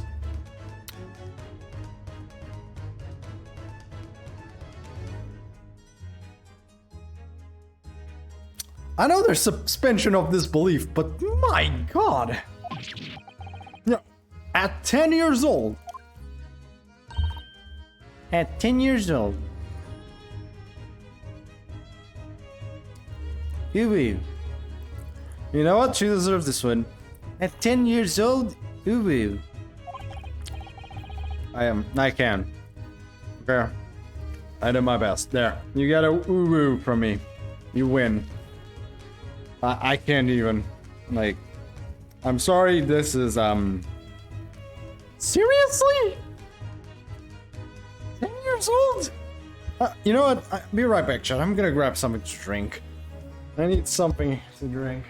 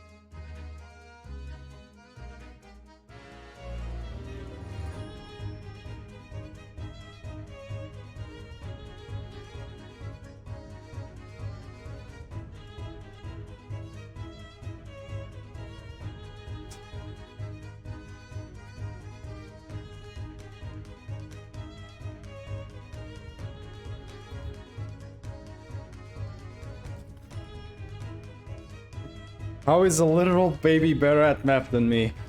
I don't know, man. At this point, we all just lost. We have officially everyone in chat lost. We are all lost here. This battle. We have officially been destroyed by a 10-year-old character. Literally. In general. This character is way too overpowered. Well, that's quite incredible. But, Dr. Wilson is an English gentleman. Ah, yes. I did alter the settings slightly, for the stories to be more compelling. Oh. Well, it sounds a little strange, doesn't it? A great detective with a 10-year-old girl in tow. Yeah. They wouldn't have. I suppose it does, yes. Still, this is ridiculous. Poor Susato-san, she looks like her whole world has just fallen apart. I think everyone's world has just fallen apart. We have all just taken the biggest L, like, in existence.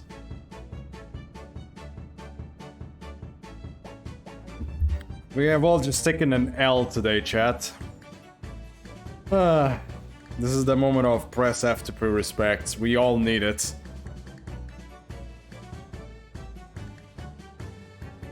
Well, let's keep going. About before. Oh, we're talking about the detectives, by the way. Yes. What's on your mind, Runo? Do tell me. How did you know that I was a lawyer and we just arrived in London, I mean? Yes. Oh.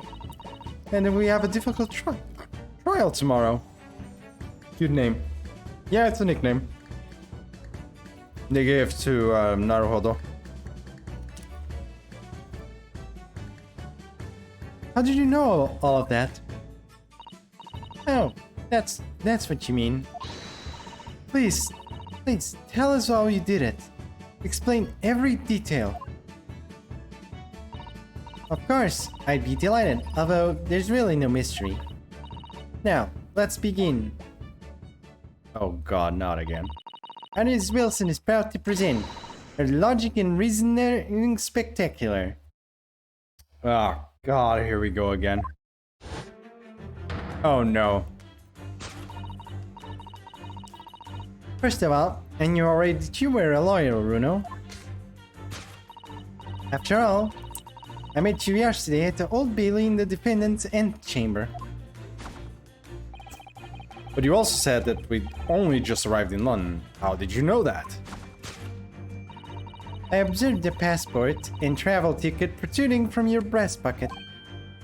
Oh. So I was reasonably confident that you must have only just arrived in the country. Oh. And on top of that, you accepted the case against that particular prosecutor, telling me you were unaware of London's court affairs. The Reaper of the Bailey. I went right into that one, didn't I? Then I noticed a red ink stamp on the back of Susie's hand. Was that there before? You were given that when you visited the local prison to meet with a suspect, weren't you? Earlier today. Ah. They used those stamps to keep a close eye on comings and goings, you see. Exactly. I didn't realize. And the red stamp is only used for people visiting foreign inmates. Oh. So, that told me that even though you had only actually concluded the trial of Magnus McGilded, the two of you had already had cause to visit the foreign inmate at a local prison. However, neither of you was wearing a particularly sad expression on your face. So I concluded that the prisoner was unlikely to be a friend or a relative. That led me to believe that you must have accepted a new case. I see. How could you have known that the trial is tomorrow? Well, barely being home a few hours yesterday. Early solved yet another case. It obviously amused him. He told me that it cocked the Japanese man who was bawling and trembling. A Japanese man? Well, clearly that must have been... Mr. Natsume. Now, Bruno has that fancy Japanese sword. Yep, this guy. And I think your outfit is called a kimono, isn't it, Susie? Well, anyway, it was clear to me that you both come from Japan yourselves. So I put two and two together and decided you must be defending the Japanese man early caught. And there was only one conclusion those facts could lead me to. Oh boy. You both came here to ask Early about the case.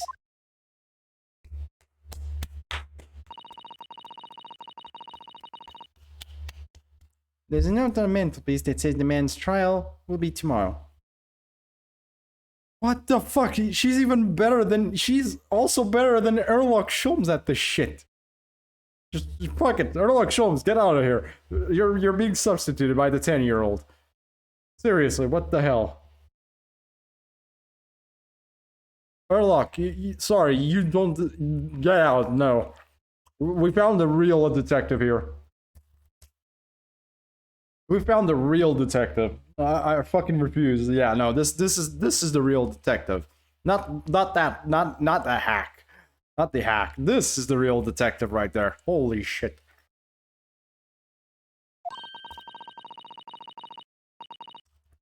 Early is always stabbing his nose with a knife. You know, he is silly.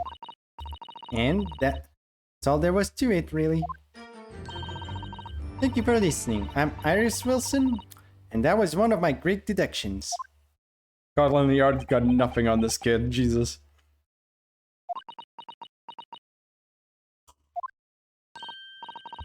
Well, was he a winner? Were my deductions correct? They were spot on. That was amazing, Iris. Truly a great deduction. You even managed to certain something of Mr. Shum's delivery. Oh well, I was just copying Early's style for that. This is really very good news. You could tell us all about the case involving the Japanese men. You will, won't you, Iris, please? Here we go again. Not even done. Oh my god, give me a sec, chat. Hey, I need a breather after that one. My god, Bo, big brain. I really want to stop doing your voice, Bo. It hurts. It doesn't really hurt, but it's like very annoying. So yesterday, Mr. Sholmes apprehended a Japanese man, you were saying? Yes. Early had just arrived back in London after his sea voyage. But the police were waiting for him at the railway station to take him directly to the crime scene. Ah, the great detective is a popular man, it seems. Apparently, a woman was stabbed on a quiet street somewhere in town. There were witnesses who had been a short, shifty-looking, stooped man running away from the scene. A short, shifty-looking, stooped man. That's Mr. Natsume, beyond any doubt. Seki-san said that he didn't see anybody else on the street at all. But it seems that there were witnesses after all. Early used his great detective powers to determine the man's address. There was a lodging room very nearby. He went directly there with the police, and what did they find? A short, shifty-looking, stooped man shivering in fear. Mr. Shum's great deduction certainly hit the mark that time. Of course he did. He's a great detective.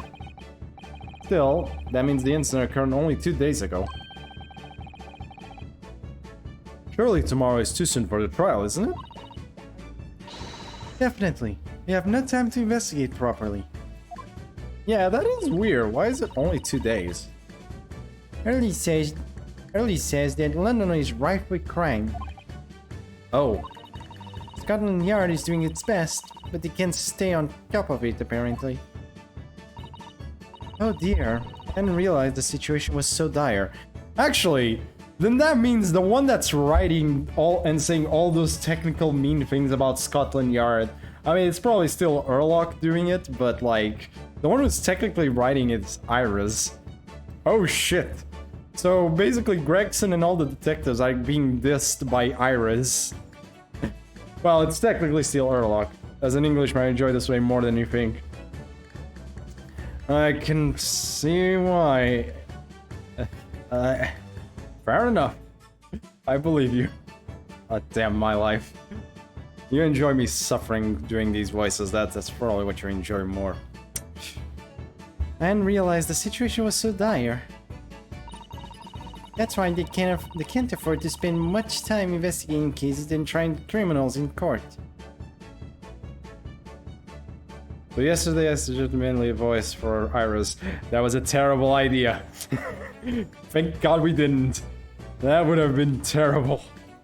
We'd be here. That would have been. That is a terrible idea. We'd be screwed. One thing is to do that for an adult character. Another thing is to do it for a literal 10-year-old. That's why they can't afford to spend too much time investigating cases and trying the criminals in court. Staff and money are both short. Crimes are usually pinned on the first suspicious person.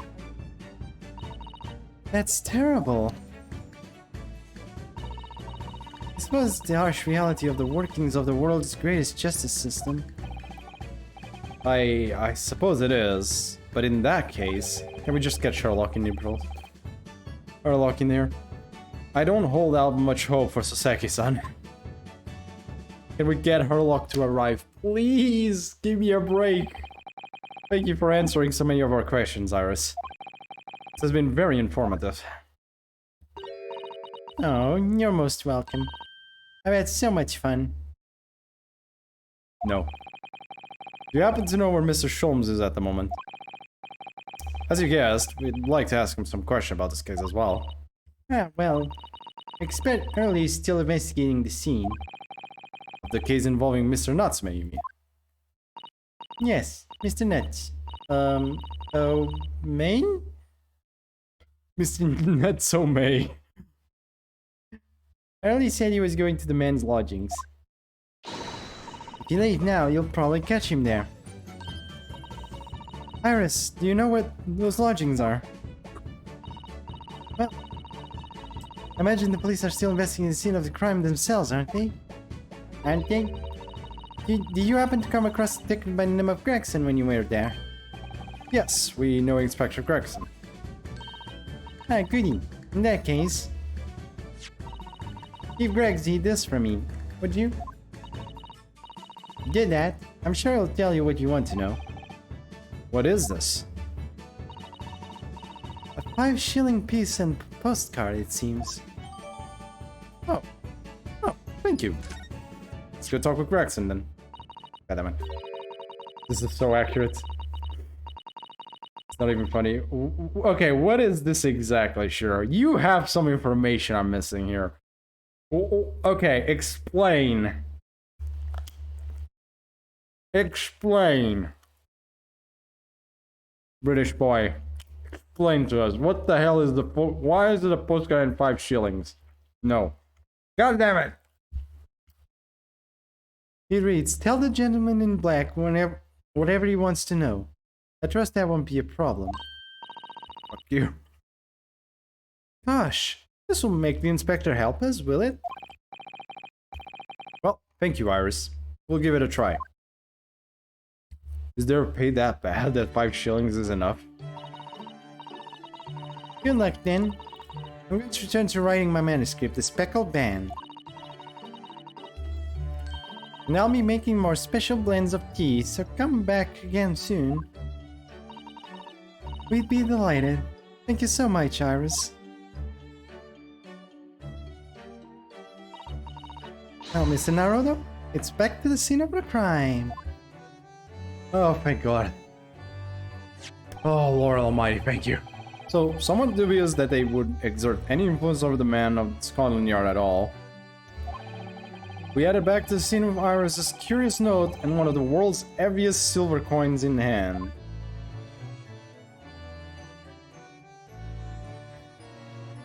That would be amazing. God damn it, at this point, Jesus. To be continued. Wait, that's the break point? Really? This is the break point. Oh. Surprised that's the break point. Okay. I'm gonna keep going, don't worry, we're not done, not even close. That was very short, actually. That was a lot less time I thought it would take to get to one of these checkpoints. I thought it would take longer for it. Back to Briar Road.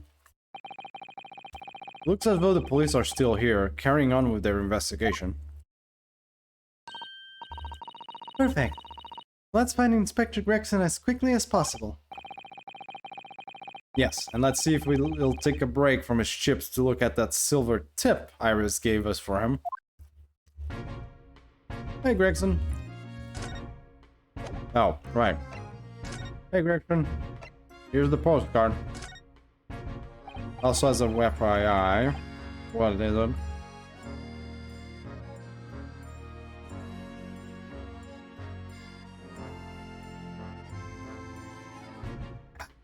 This just string. What's the FYI? That's just typing.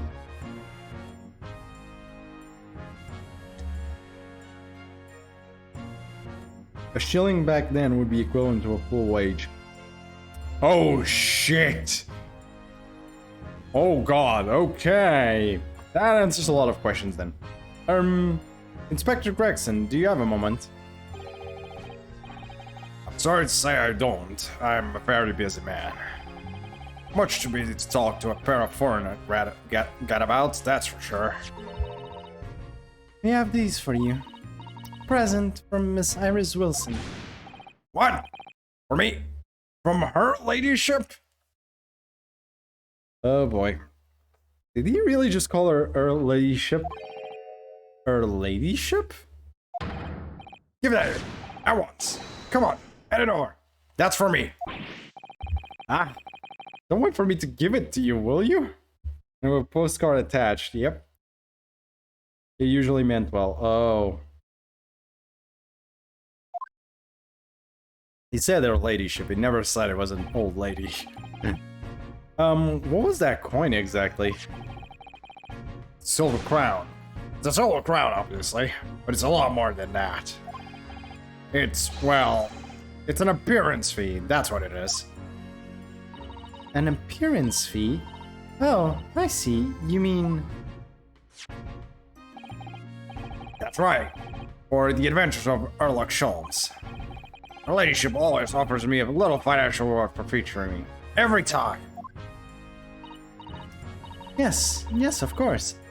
I know all about your exploits, Inspector. I read them vividly. Of course, her using my name without my say so does make me the butt of a lot of unpleasant jokes, but still. We in that time period. You in that time period, fair enough. I'm sorry, Inspector. That must be difficult for you. Never you mind that. So, what you want to know then, huh? Sorry? Tell the gentleman in black whatever he wants to know. I'm sure there won't be a problem, it says. Well, obviously it's not a problem. Go on, fire away. What do you want to know? Well, if you wouldn't mind, Inspector. We'd very much like to know the address of Mr. Natsume's lodgings. The little knife-wielding mustached Japanese fellow. He lives in a right old hovel. It's just over there. Look. Oh, the one with the windows broken. On the first floor of that house on the corner where that wreck of a bicycle's propped up. Huh. That is nearby indeed. If I remember right, the landlord is a Mr. John Garrideb. Well, Mr. John Gary, though. Wonder if they'll come up again. Use fishing chip to point direction. Yep, basically.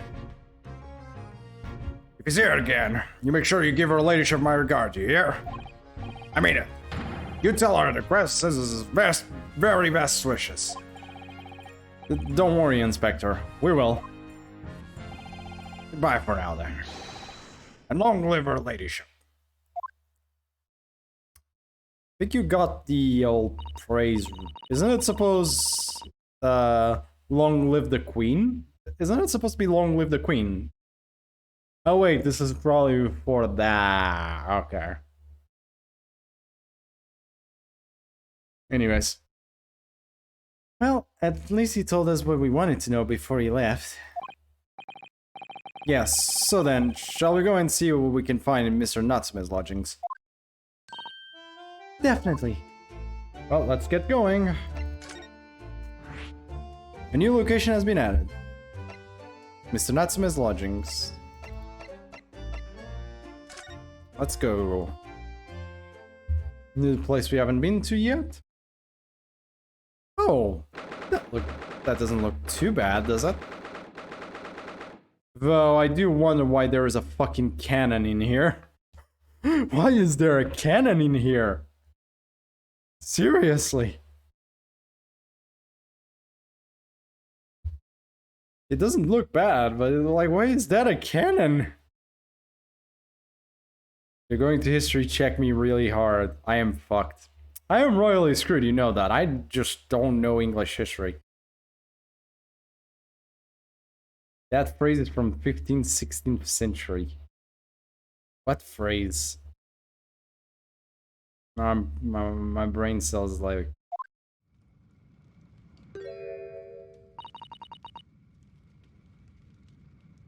Long live the queen. Oh, the long live the queen line. 1562. Isn't it like Elizabeth I or something? Queen Elizabeth I or something? Is it Elizabeth I? Something like that? Probably from back then.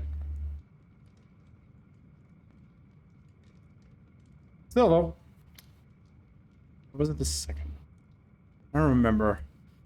I don't remember it was Queen Elizabeth something so British. Obviously I know it's Queen Elizabeth, but I don't remember. Is it the first? Was it Queen Elizabeth I? Around that time. Yeah. Good enough. Yeah, I'll take it. What the fuck am I gonna do here? May I help you? Why is that the first thing that came out of my mouth? May I help you? Pass the exam, exactly. Ah, yes. Would this be the residence of Mr. John Garrideb? That's getting clipped. 1 sec. Fuck! You know it's gonna be more than just that. You know that, right? Indeed it would, sir. And you may, I say is calling. My name is Ryunosuke Naruto. Mr. Naruto is representing Mr. Sasaki Natsume. I believe he takes lodgings here. We'd very much like to ask him some questions about your client, about our client. That's a lot of... One moment, please. I shall convey the message to Mr. Garrideb.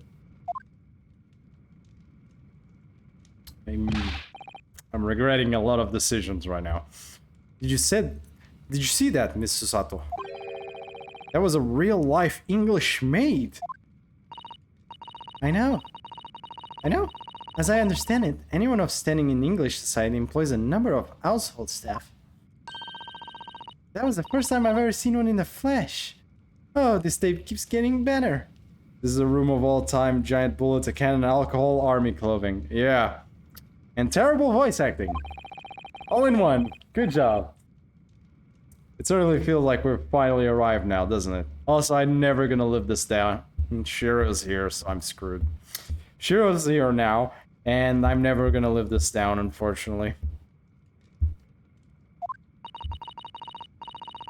We need only to meet the butler and the experience will be complete.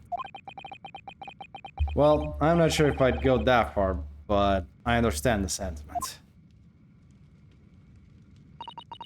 Thank you for waiting. Mr. Garrett, will see you now. This way. Ah! Oh, do I want to disappear? Ah. I hope that I don't have to voice act this character too much. Please. Kill me. I need the fucking Chaos Emeralds. I need the Dragon Balls to go back in time. I need the Dragon Balls. I need to get the fuck out. This window looks out over Briar Road, where the young woman was attacked. Oh yes, I can make out the policeman on the far side of the road investigating the crime scene. I was trying to look to the right side, by the way. The glass is rather murky, isn't it? You can't see very clearly. Does this thing open at all, I wonder? Ah!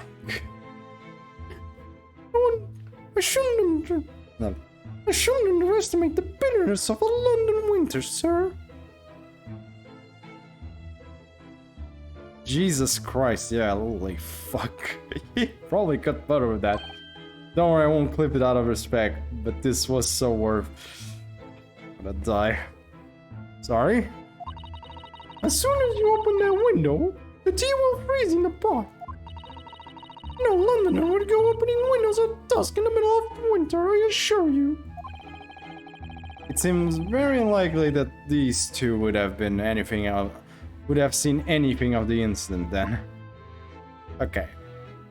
I just wanted to look to the right side of the freaking thing. Oh my god, what the hell happened there? Look at this crockery on display here. It's rather unusual, isn't it? Oh my, a genuine London dresser. Isn't it delightful? It looks a little broken though. Although the shelves seem to be broken and the crockery is... Oh dear, it's in pieces. What happened there? It really is. The word crack wouldn't do that Chinaware justice. Ah, I wonder. Perhaps the cannon was fired at it. I don't think the wall would still be standing if that happened. Actually, more like this room would be a lot different if such a thing had happened. Like, very different. Yes, probably something like that.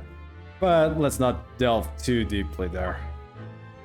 Believe me, this room would not be the same. Wait, there's something on the... No, I think we'll be fine. Let's talk with... Okay, talk with the man. Good day to you. John Get It Up. At your service. Pleased to meet you, sir. This is Ryunosuke Naruto. He's a defense lawyer. Do excuse me not getting up.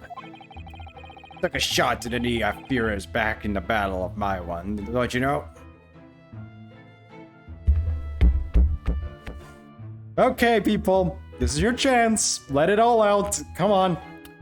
Go grab your Skyrim memes. This is your... You get this one chance. You get a minute. I'll give you a full minute to let it all out now. Go ahead. Spam at will. You have a full minute to do Skyrim memes now. I'll give you a full-on minute. Starting... Let's go with now. No, I'll give you... I'll give you... Yeah, 30 more... You have a minute. That's a real... So you get a pass. That's a real war that happened. So you get a pass. I can go on? I'm good? You're not gonna put any Skyrim memes later? I'm literally giving you this chance.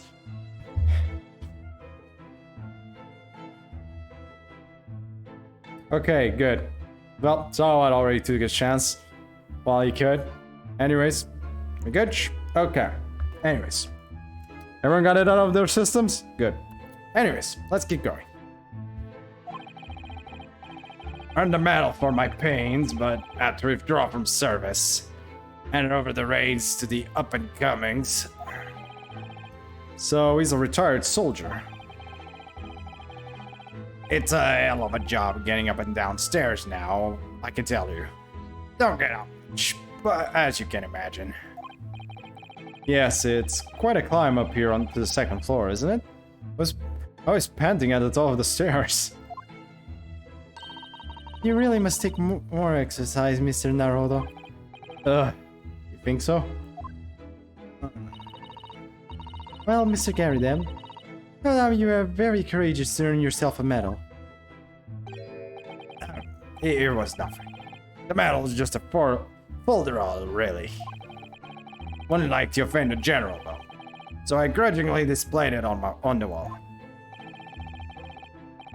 Why don't you fetch it down, Joan? Joan? I'm guessing this is supposed to be in a British way of speaking, so Joan? Joan? Let us good people see it properly. Joan, it's English. Yeah, in this case, it's English. I'll just go with Joan because I'm not sure. Joan, fetch the... Touch it all, woman. Be careful. Oh, dearie me. I beg your pardon, sir. You jolly nearly took the skin off my hands. Ow. I shall be more careful, sir. So anyway, there you have it. Living the quiet life now. Yes, I see. It must be really hot. Yeah, exactly. Jesus Christ. Now then, I hear you want to know about the chap lodging downstairs. Is that right? Yep. Yes, we would be very grateful if you could answer some questions for us. His voice is gonna kill me, by the way. Only two, please, naturally. Especially if it helps to keep this peace here in blindly. We forged an alliance with the Empire of Japan recently, as I'm sure you're aware. This case is very much in the public eye, as it were. Oh, is it? I'm trying to maybe not make it as... Even had some famous detective poking around, you know? In this old house, would you believe? Yes, Mr. Henlock Sholmes. Could have been. Didn't catch the chap's name. Not really my cup of tea or all that detective business. Is that how to use pipe? No. Last time I checked, no. Oh, but... You have a copy of Rand's magazine here, so? I mean, you put a tea in your mouth, and you also hold a pipe in your mouth. I guess that's true, but still, like... It's still not how you're supposed to use, you know, a pipe. Anyway,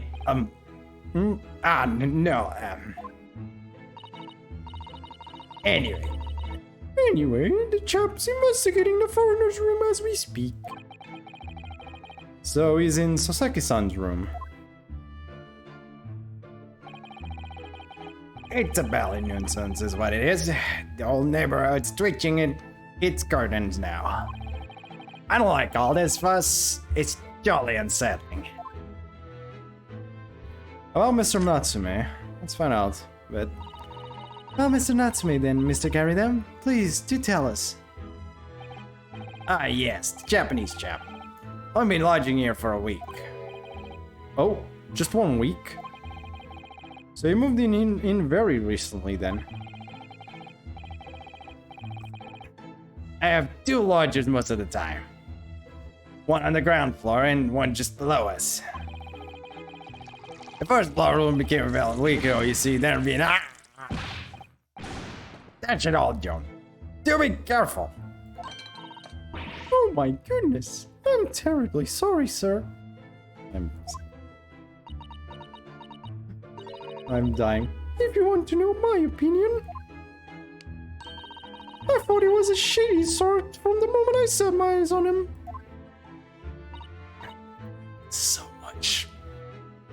Oh? Why?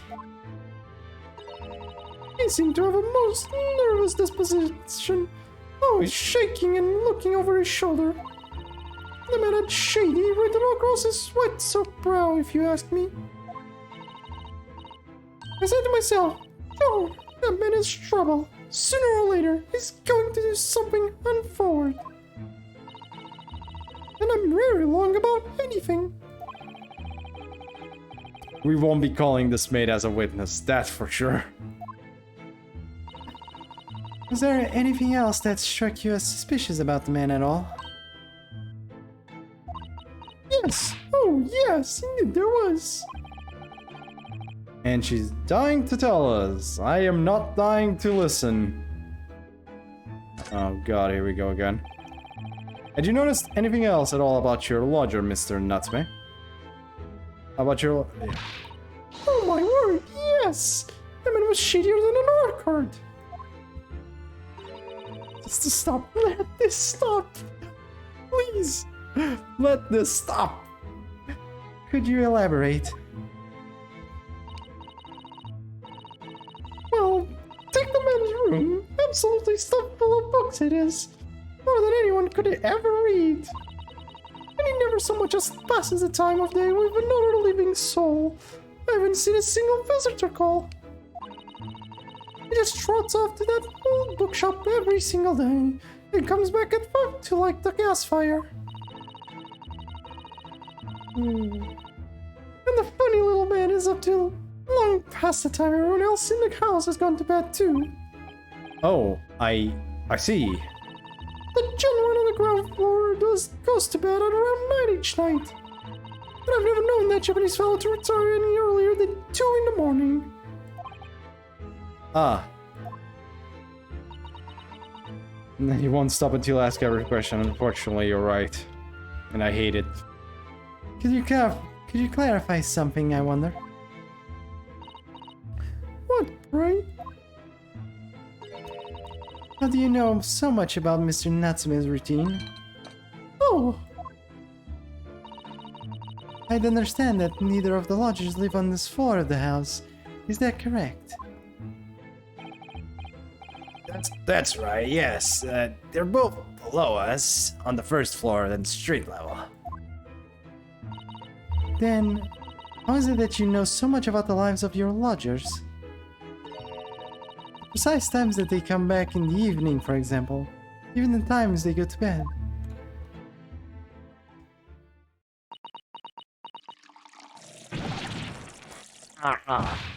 Good grief, Joe. Be more careful, woman. Oh my goodness, sir. I'm terribly sorry, sir. That felt like evading the question, didn't it? Something doesn't add up here. Also, how much tea is in there? Like, he hasn't taken a sip. Like, how is it still technically filling up? I don't think I've seen him take a single sip out of it. Never asked those questions. Oopsie. Yeah, I know, right? How this guy can endure that much pain. I don't know. I mean, it is impressive how much pain he can endure. Seems that the incident took place at around 5 in the evening. If you happen to look out of the window at around that time, or does that to a person? Yeah, probably. The window. Yes, we noticed that the window over there looks out over Briar Road. The incident took place on the pavement just on the far side of the street. Was there anyone suspicious loitering around? 5 o'clock is dinner time in the Gary Deb house. So I'm afraid I don't remember seeing anything. How about you, John? John? No, sir. It would have been dusk outside already at the hour. There was a fog as well. I should think it would have been quite impossible to see the other side of the road. Oh, I see. Did you notice anything else out of the ordinary then? Such as? Anything at all, even if it seems unrelated. Well... Yes? Was there something then? Well, it's not particularly serious. Around that sort of time in here and there. What the love of God, Joe? Watch what you're doing. Oh, dearie me. What have I done? I'm awfully sorry, sir. Why doesn't she get fired for those mistakes? I really don't know. God damn. Do be more careful, woman. I do wonder why. Of course, sir. If I may, Mr. Narrow Hollow. Wait. Oh. Yes, Mr. Narrow Hollow.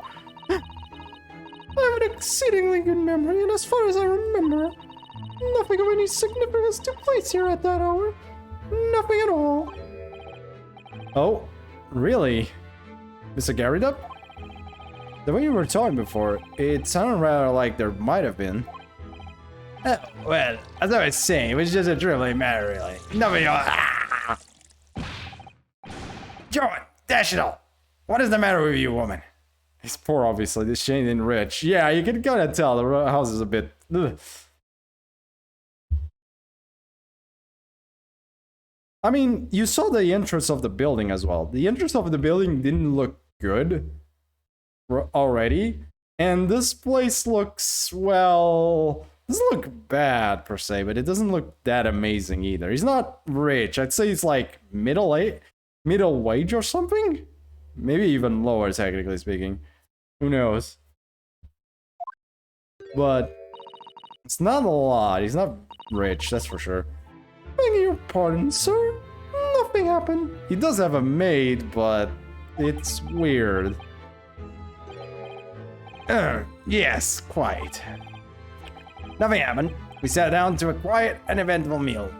Joan? That's right, Mr. Garridup. What is the matter with these two? You could say that again. How is she not fired yet? Sounds like something happened here in this room on the evening of the incident. But what? I wish I knew. I do wish I knew. Oh god, we're not done yet. Mr. Natsume's room. Could you tell us which floor Mr. Natsume's room is on? Why, certainly. Just below us on the first floor. And Mr. Sholmes is investigating there, even as we speak. We sat down? Does he mean him and his maid? I think so. I think he means he and his maid sat down. I mean, he did say we, right? Give me a sec. You can always go back. We sat down to a quiet and eventful meal. Yeah, he did. That is actually weird though. Like, I don't think maids eat with the people they're serving, do they? That's not how it usually goes, I'm pretty sure, right? Yeah, you don't go eat with your maid. Something is weird here, and I call shenanigans. Good find, by the way.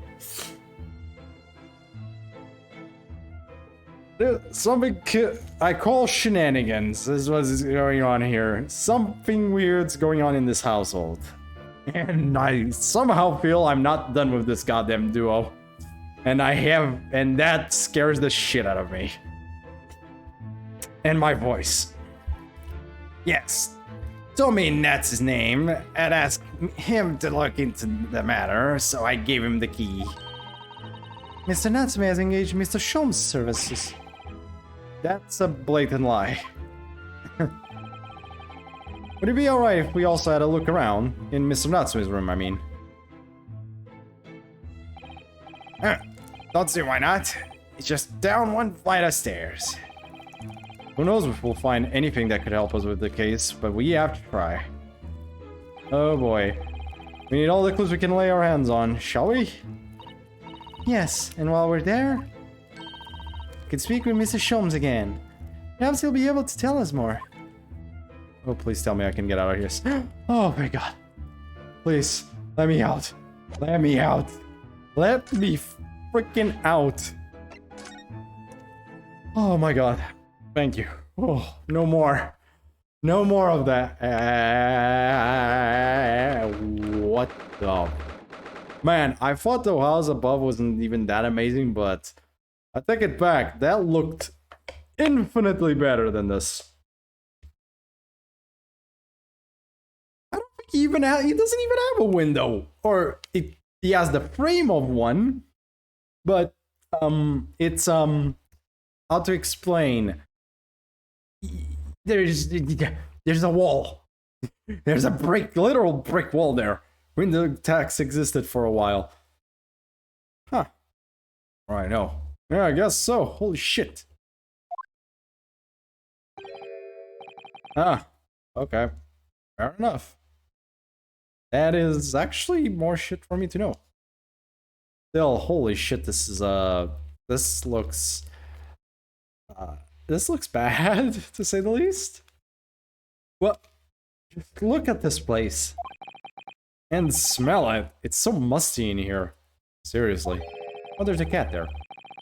Though it's the mountains of old books that are responsible for that. Seriously, Jesus Christ. I don't think I've ever seen so many books in all my life. Nope, me neither. Cat is alive? Yeah, I could see the tail moving. So yeah, he is. It's so dark in here too. Is that the window over there? Well, it was the window, I think. Yes, once upon a time. Pet cat, pet it dark. I will once I get the chance. Give me a moment. But for some reason, it's been closed up with bricks and mortar. So this is where Mr. Natsume lives. By the way, I haven't spotted Mr. Sholmes anywhere, have you? Nope, that's true. But according to what Mr. Garrideb told us, Great Detective should be around here somewhere investigating. Well, I guess we'll have to examine the place. No. First off, pet the cat. Oh, so cute. Oh, look at it. Oh, it's gone. Oh my, what an adorable little cat. Perhaps he's looking after all the books while his master is away. I don't know about that. He disappeared in that pile of books as quick as a flash. It was a tricolored Mickey, wasn't it? Do they even have that sort of cat here in Great Britain? Perhaps Mr. Natsume brought the little creature with him from Japan. That's made me feel homesick now. Already? I've only been in the country for 2 days. I mean, Natsume has only been here for like, what, a week? Well, I don't see Sholmes, so I guess we should keep investigating? Do you see Sholmes? Does anyone see Sholmes? He went... Wait, there's something there. What the hell? There appears to be some sort of meter on the wall here. It looked very robust. I wonder what it's for. There's a slot for inserting coins here, too.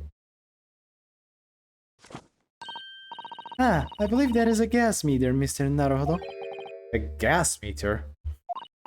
Yes, it seems there is a piped gas in the street, which consumers pay for by putting coins in the meter. So, if we were to put the coin in the slot... That would be enough gas to use the lights in the gas fire for the whole night. So, if you're too poor to have a coin, you have to spend the night in the dark and freezing cold. That's right. As for the rich man who only carried crisp white notes. Ugh. London is a scary place. Okay, let's try this. Oh look, it's a beckoning cat from home. Beckoning cat. It's a bit big and bulky, isn't it? Surely Mr. Natsume didn't bring that Maneki Neko all the way from Japan with him. I hardly think you're in a position to comment, Mr. Naruhodo. Are you forgetting the enormous Daruma doll that you brought in your luggage? Well, it can be dangerous traveling abroad. I want a lucky charm. Well, I imagine Mr. Natsume wanted the same, and this cat's sure to beckon good luck for him. It's not doing a very good job so far, is it? You mustn't say such things. I didn't say a word. Why am I such a giveaway? I don't know either, man. I don't know either. The desk seems to be wedged into a crevice between the mountains of books on either side. I suppose Mr. Natsume would sit there and read while stroking his cat. But surrounded on all sides by these towering old tomes, surely he dreamt of books every night as well. Yes, he must have done, mustn't he? Oh, what's this? It's a receipt from a second-hand bookshop. Your books. Imagine Kazuma and Ryunosuke as his luggage. Jesus Christ. Yeah, exactly. I definitely did not... Yeah, like, Kazuma's whole luggage was Ryunosuke. All of his luggage was the Ryunosuke. Oh yes, Mr. Natsume's name is on it. Look, and the date of purchase... 2 days ago at 4:45 p.m. That's the day of the incident. That's just a short while before he was embroiled in the terrible attack. He must have been on his way back from buying some old books. Well, now we know why he was in the streets. That's good. We have more information. What is... let's check the window. I'm curious if they talk about it. Would you even call this a window? I think so. It was a window at one time, after all. Although all that remains is a frame around some bricks now. So really it's just a wall then, isn't it? But why would anyone deliberately brick it up like that? I'm afraid I have no idea. Perhaps Mr. Natsume painted the brick design in a fit of whimsy. That's alarmingly feasible. Anyway, whatever the reason, the lack of ventilation in here makes the place very oppressive. It does. I imagine being cooped up in a room like this would be extremely trying. Okay, there's a bunch of books here. Look at all those books stacked up there. They almost reach the ceiling. They're all works of English literature, and they all smell so musty. With this volume of books to hand, you'd never be short of reading material, would you? No, what a dreamy idea. A bad dream, maybe. For me, at least. Mind you, I don't imagine the book that's at the bottom of the pile now will ever be read again. It is for warm in the winter. It would be warm, but I don't think you want this kind of warm. The problem is, the smell in there has to be like the worst. He was doing the entire English language, yeah. That's probably the worst. Jesus. Oh boy, this feels like a nightmare. This really does look like a nightmare room for some people. So reading it is an experience that comes but once in a lifetime, just that the tea ceremony teaches us. I certainly didn't expect the conversation to turn down the path of tea ceremony philosophy. Me neither. Anything here? No question about that, really? Well, there's only the... Oh. Hi? I'm pretty sure you weren't there a second ago. But, hi. Look, Mr. Naruto! Oh boy, here we go again. Aha! There he is! Where did he appear from? This is literally Find Waldo sometimes with this guy. Seems to be engrossed in the pages of an old book. Hope you won't mind if we disturb him. Hello, Mr. Sholmes.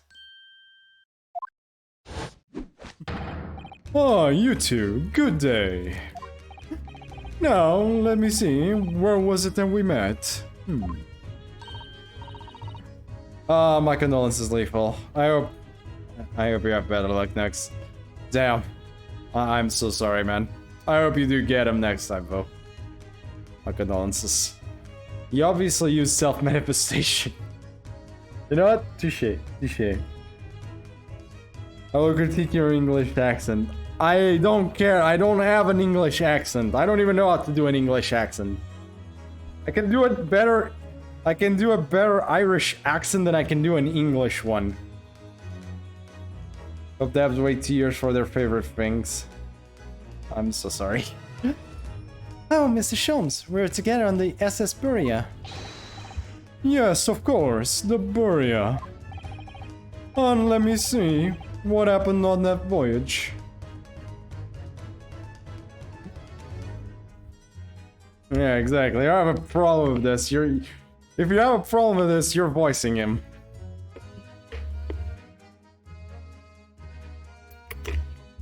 The problem is delays, and I'd probably have to stream on Discord as well. Otherwise, you'll have to deal with this. You really want to give me that power? Not really. No, I don't really want to. Awake your accent, Dark. Dark does not do English accent! God, what is this bullshit? Voice hero. God damn it. Oh boy. Oh, I can give it a shot if you feel up for it. That's fine. I don't mind someone. It would easen up my load on the voice acting, that's for sure. Plus, it actually might give someone a British accent for once, so. I have no idea how to do an English accent, unfortunately. It's on you, man. It's your decision. I ain't gonna stop, nor... I'm not gonna say yes or no on this. It depends. If you want, you get in here. If you don't want to, you don't. Simple. Go ahead. Make your decision, Shiro.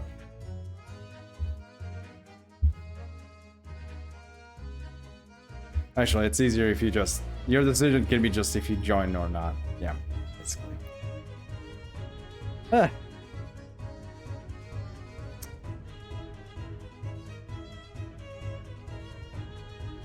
You guys do know I can't really force it for this, right? We're playing Sonic R with Amigo. Okay, so we're fine. Whew. So we're out. So we're not getting one extra. Damn it. That's the wrong reaction. Excuses. Also Sonic R, goddamn. Well, you're gonna have to deal with the Arlok Sholmes voice I had, so sorry. It was Katsuma Asogi. He died tragically. But you were a great help to us. Ah, yes, but of course, the case of Mr. Asogi. God knows I would in a heartbeat any other time. Pretty much. For now, you deal with mine. He was the one with the snake, wasn't it? Oh. Well, you seem to remember something of it at least. What an honor to be remembered vaguely by the great Arlok Sholmes. This is Mr. Oh, no, my dear madame. Hold your tongue. I pride myself on my superior powers of recollection. Your names are safely recorded in my brain at Miss Naruhodo and Mr. Susato.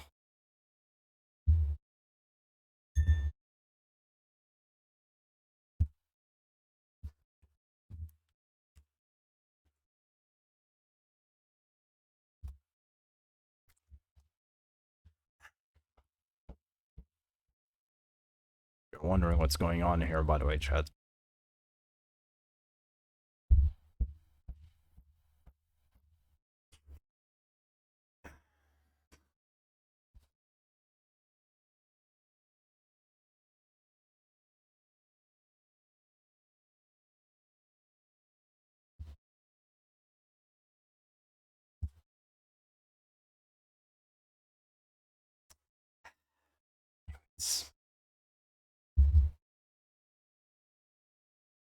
I'm gonna die. I'm dying inside. Try the other way around, Mr. Sholmes.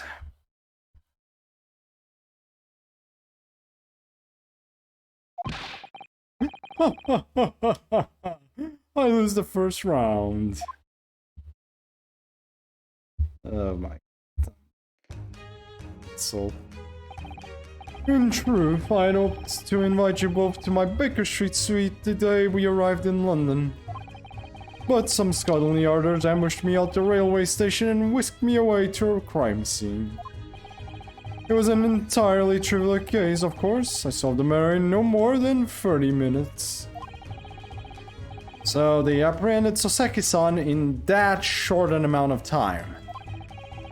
I'm afraid the pursuance of a new case has dulled my recollection of my past involvements a little. A little. It is a mistake to think that one's brain attic has elastic walls and can distend to any extent. I do my best to forget useless facts, lest they should elbow out the useful ones. Yes, those are my own words of inimitable wisdom, you know, from an adventure entitled A Study in Scarlet.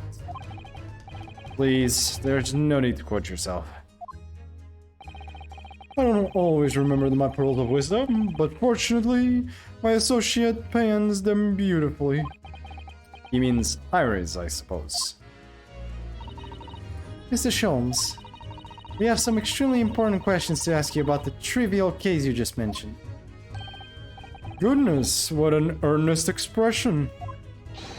My dear madame, I should be only too pleased, and this murky room is an apt place to discuss the murky case. Well, that's actually accurate, I guess. Mr. Natsume's arrest. We know this to be the lodgings of a Japanese foreign student by the name of Soseki Natsume.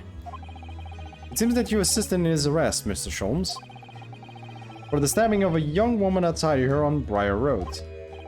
Natsume, yes, I believe it was a name rather along those lines. But Mr. Natsume denies it.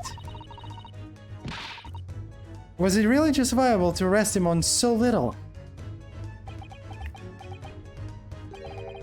I'm sorry, Miss Susato, but I have not the slightest idea what you mean. What? I can't believe he was looking Susato squarely in the eye while feigning ignorance. I assure you, I am not merely feigning ignorance. It would appear as if the pair of you are under some misapprehension. Oh? Ow. I assure you I have no recollection of accusing your stooped compatriot of the crime. But that doesn't make sense. That good detective of Scotland Yard made the following request of me, and I quote verbatim. We need you to ascertain the identity and whereabouts of a man seen fleeing the crime scene. They read minds or, wait. Maybe it was looking Susato squarely, yeah. No, I think he just reads minds again. Oh no, because he asked to arrest him on so little, she says, and he has no slightest idea.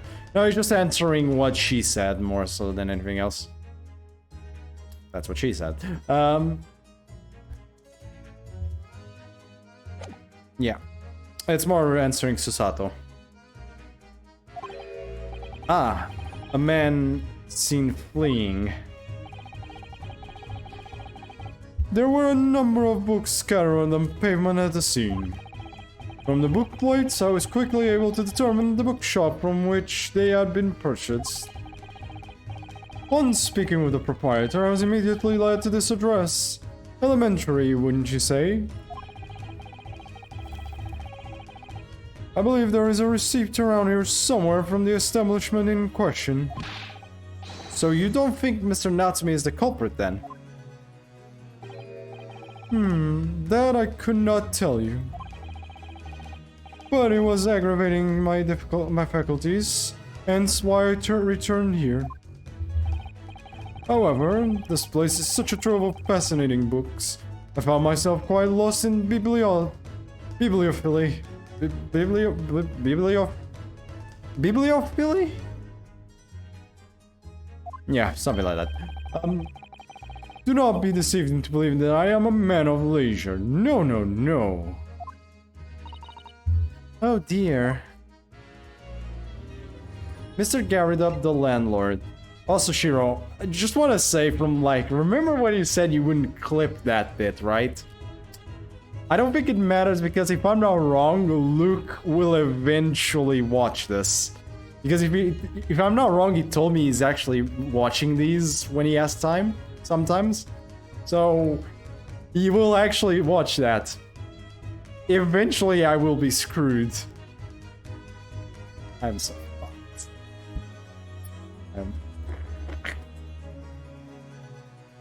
I'm never gonna live that one down. I am never living that one down. Shit! Glad you figured out why I don't clip it, yeah. I'm never gonna leave this down. Ah, tell me. Have you encountered the landlord of these lodgings? Yes, Mr. Garidab, a retired military man. Deduction dark. You could say it was elementary. My dear. You could say it was elementary, my dear Sawat. And I fucking hate myself right now. Yep, even Shira got there. Yep, we both went the same place.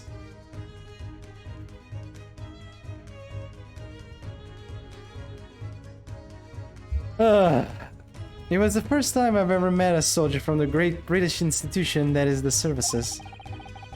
And it was the first time I've ever met a maid from the great British institution that is... service.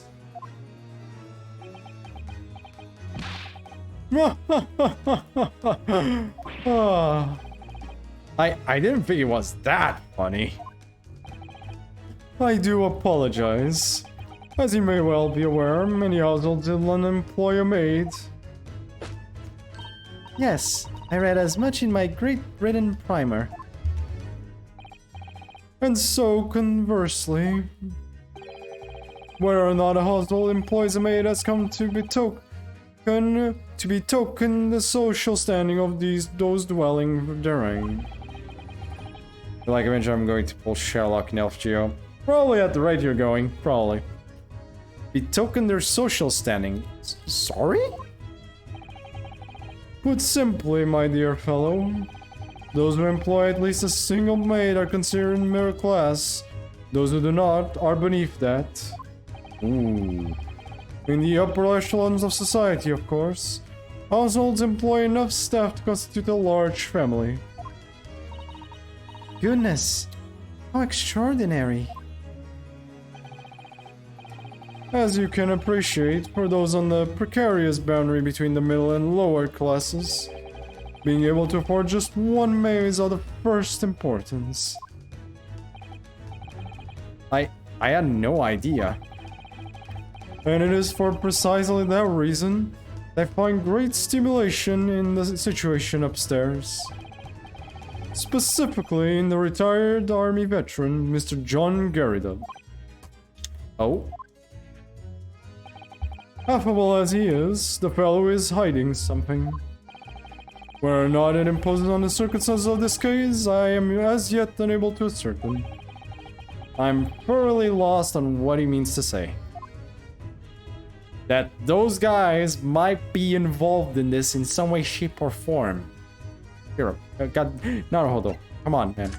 I believe. This room is thoroughly suffocating for the soul, my dear fellow. I assure you, any man whose lot is to dwell in a place such as this will stab somebody sooner or later. Mr. Natsume has stabbed no one. Huh, but sooner or later, as I said. I don't believe that's the issue here. About this dark little room, Mr. Sholmes. Why is there no longer a window? Do you have any idea? No window? Well, I mean, I can clearly see that there is a window of sorts. But it's been completely blocked with bricks.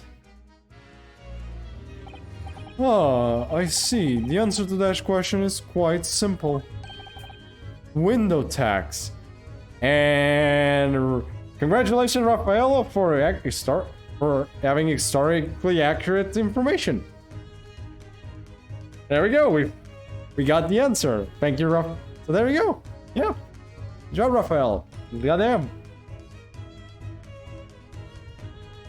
Get a prize. Good job. Yay. He was absolutely right. Holy shit.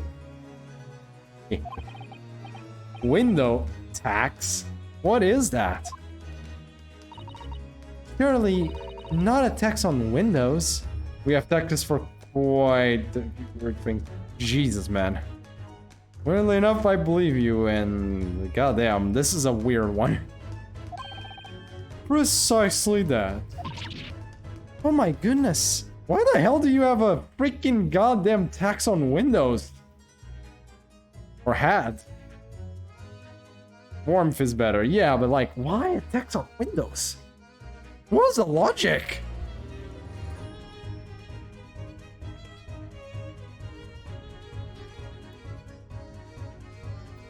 The British needed money, I think. Oh, maybe. Might be, but still, Jesus, that's the weirdest option I've heard to tax people for. Windows! Lost by grouping of coinage. Jesus!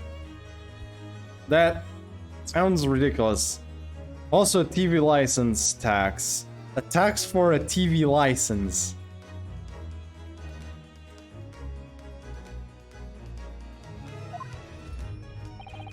Until relatively recently, a tax was levied on households in this country by the number of their windows. Those of lesser means, having inherited a sizable and costly family home perhaps, rapidly closed windows up. While the rich opened windows here, there, and everywhere. In an effort to curry favor with those in power by furnishing them with large sums of tax money. How awful and unjust, forcing people to live in a room devoid of light. Name a few weird taxes that used to exist. Yep. I believe you. Indeed, the seas was rife as a result. So some 40 years ago, or thereabouts, the window tax was abolished. Oh, thank God. But its legacy remains, as you can see, in squalid lodgings such as these, for example. Still, the holy fucking shit. That is a goddamn ridiculous tax. I suppose Mr. Nuts missed Stephen for living here, that isn't very generous, perhaps.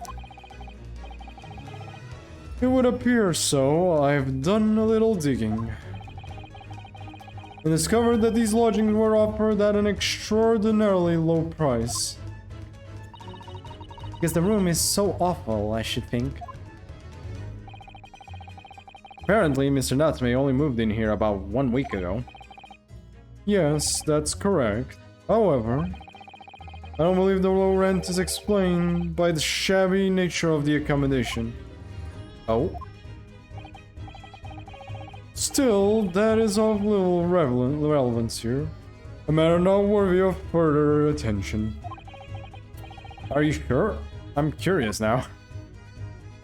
I'm curious as well. Explain! Sherlock, explained. Well, I believe I've told you all I can now. Thank you, Mr. Sholmes. Ah, yes, Mr. Naruhodo. Was it not your intention to become a practitioner of law? You remember that, did you? Will you perhaps be offering your services in this very matter, I wonder? To the occupant of this room, Mr. Nutsmay, was it? I'm not sure. Tea tax, knowledge tax, newspapers, what the fuck? Hat tax, what? Dice tax. Block tax, cowardice, cottage tax. What? A soap tax. No. A dice tax. Dice. Dice? Dice. What the fuck are these taxes? If you're curious, you can ask. Yes. What the fuck was a dice tax? Gambling tax? Is that like gambling tax? Like, he does say these are old ones, but Like, are they still enforced, or are these like old ones that used to exist and now are basically just gone? Like Raphael asks, like, are these still a thing, or is it like not anymore? I fucking hope not. Some of those are stupid as fuck.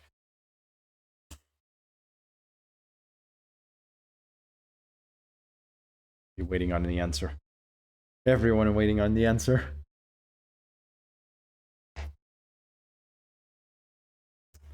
Ah, fuck.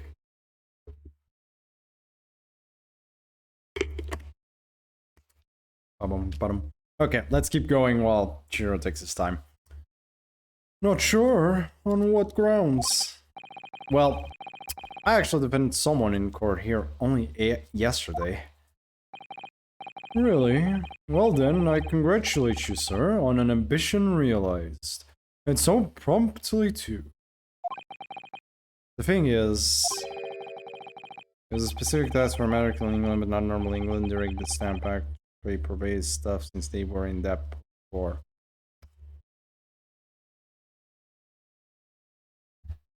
We made you owe us.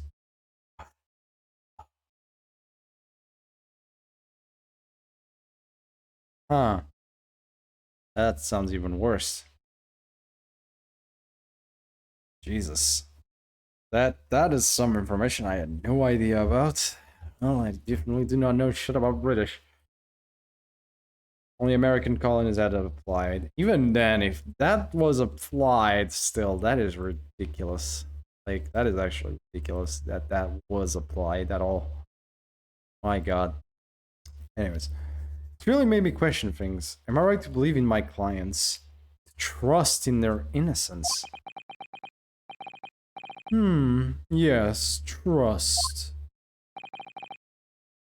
Mr. Sholmes. Mr. Nutsman didn't do it, did he?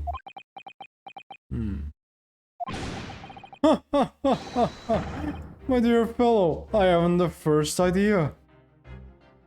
9 months. Okay.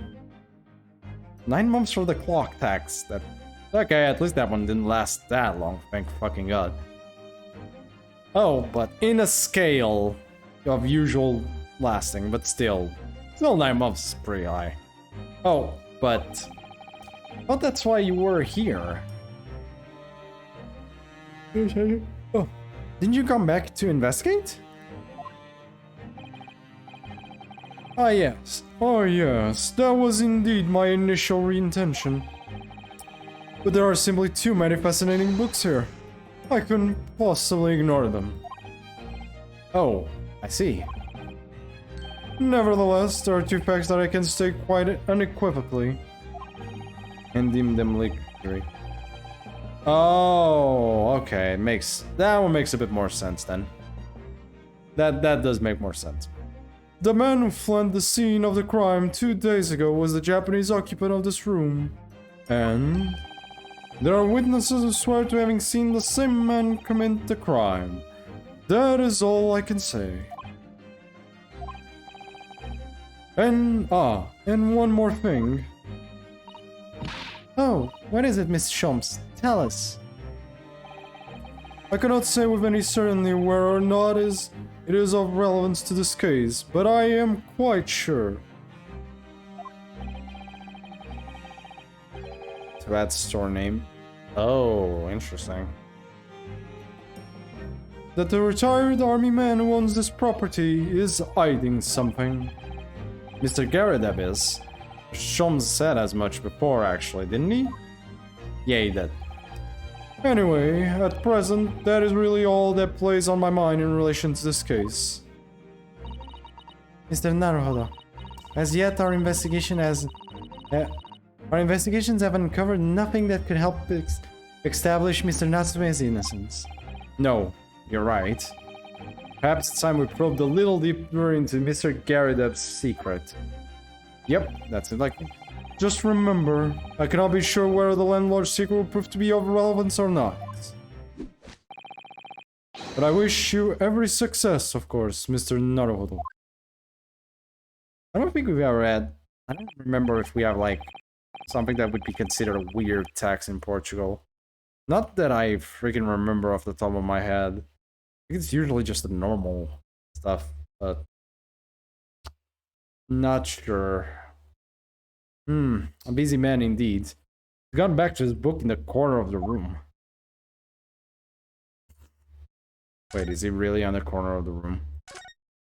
Oh, he really did. He's actually still there. Yeah, as a convenience, so they hit their watches clocks, and the clock-making economy fell into disarray, especially since England was clocks. The taverns had clocks in their place for everyone. The rest of the clocks were made for. Ah, yeah, fair enough. Yep, fair enough. Well, let's go talk with Mr. Garidab. Oh no. Oh no. Not again. No. No, not again. Why? Ah, you bet again. You bet again. Tell me, was the detective chap, I forget his name, still hard at work down there? Mr. Herlock Sholmes. Mr. Herlock Sholmes? Ah, yes, rings a bell. All that detective business isn't really my thing, I'm afraid. Well, Mr. Sholmes is in his element down there. Jolly good show. Another cup of tea, if you please, Joan. Now, why don't you tell me what... For the umpteenth time on, will you watch what you're bally well doing? I shall be serving dinner shortly, sir. I hate my life.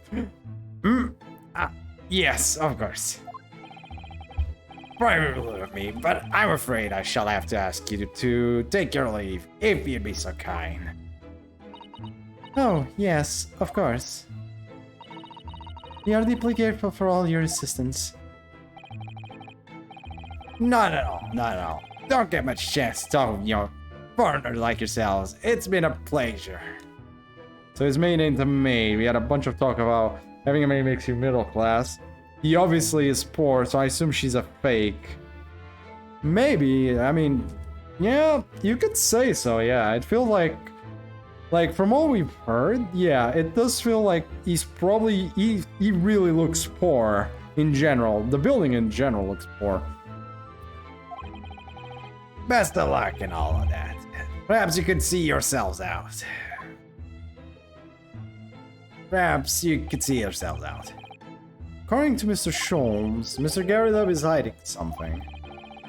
And since no other areas of investigation seem open to us at the moment, perhaps we should do some digging. What does that mean? Talk? No, we've already talked. No. Which means look around. I guess?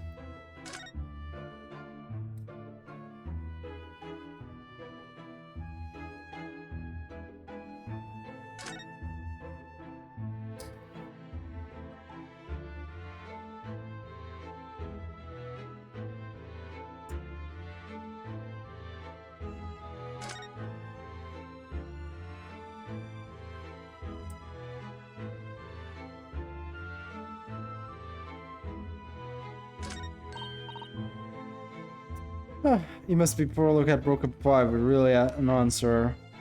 And that he doesn't have the money to afford a new pipe. Yeah, exactly. Oh, look. What a wonderful collection of cakes lined up on that gleaming silver cake stand. Lined up? Look more like someone has half demolished them to me. Yeah, same. Afternoon tea is a time of indulgence, you know. It is quite the English way. It is Mr. Garidab's custom to take 2 cakes with his tea. That sounds That sounds delightful. Oh, wait a minute though. There are at least 10 cakes on this cake stand. Well, naturally. I would never do to waste the leftovers. That guy. Yep. So whatever Mr. Garidab doesn't hate, I said to myself, Joan, you shall have to tidy up. How magnanimous of you. Are you sure she's the maid? Oh boy, here we go again. Ah, what's he doing over there? Mr. Sholmes! Aha, we meet again, my dear fellows. Good gracious! When did you sneak in here? Even I don't know. Sherlock Sholmes, sir, at your service. Whatever were you doing over by the window? I am given to watching the evening sky, the sunsets, madame. Yet sadly, cheerful as the room downstairs undoubtedly is, it lacks an aperture for such observation. So I took the liberty of borrowing a small corner of space by the window up there. Well. Keeping an eye to one's windows at dusk is the prudent thing to do in London, I'm gathering. Yep. Ah, and one more thing, Mr. Naruhodo. Oh, me? Or perhaps you might be in need of a certain great detective's great mind. Wait, he's not talking about... Is he? I didn't expect to be going through that again so soon. Here we go. Yes, good shit. Do you mean Mr. Sholmes? There is a mighty secret in this modest room. May I see even the most trivial of trifles? I take it you're prepared, Mr. Naruhodo? I think so. There's just time enough for one of my greatly admired great deductions. Let us conclude the matter before dark. Here we go. Mr. Gyarados, it would seem you are a military man of considerably distinguished service. Dance of deduction, fuck yes. Your standing as a landlord is most certainly not what one might call first rate. I'm afraid, sir, that it is all too clear to me.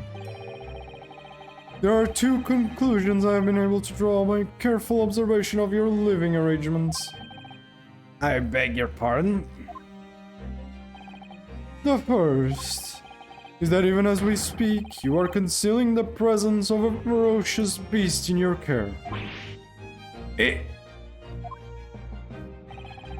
And the second is that as a result of the beast's violent rampage, you have lost something very dear to you. Mr. Naruto, look! The old man's broken out in a cold sweat. Oh, whoops. The old man's broken out in a cold sweat. Unbelievably, it seems Mr. Sholmes' conclusions are both spot on. Ow! How could he possibly? How could I possibly know, you mean to inquire? The answer couldn't be simpler, sir. For in the dense jungle of logic and reasoning, I am the king of beasts. It's confirmed. He's also a beast. It's confirmed. Sherlock Sholmes is actually a beast. It's actually a beast in fate. Sherlock Sholmes is gonna be the next beast we see. Obviously. 100% next beast. Sherlock Sholmes. There we go. There we go. That's the new beast. Sherlock Sholmes is the next beast. Fucking Beast Zero. We don't even know. It's Beast Zero. Sholmes is pretentious. Share my mind. He's either pretender or alter ego. Either or works.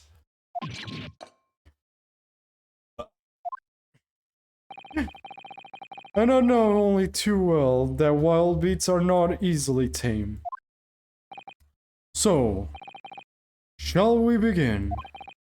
Once again, Sherlock Sholmes is proud to present Logic and Reasoning Spectacular.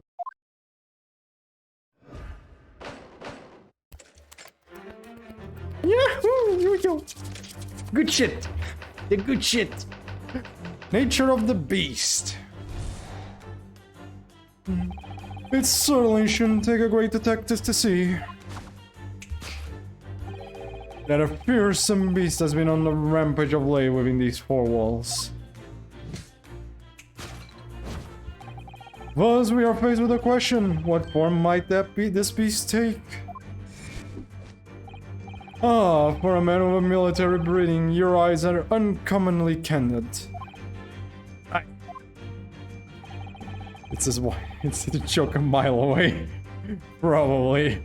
Your furtive glance, Mr. Garadom, leads us directly to the answer.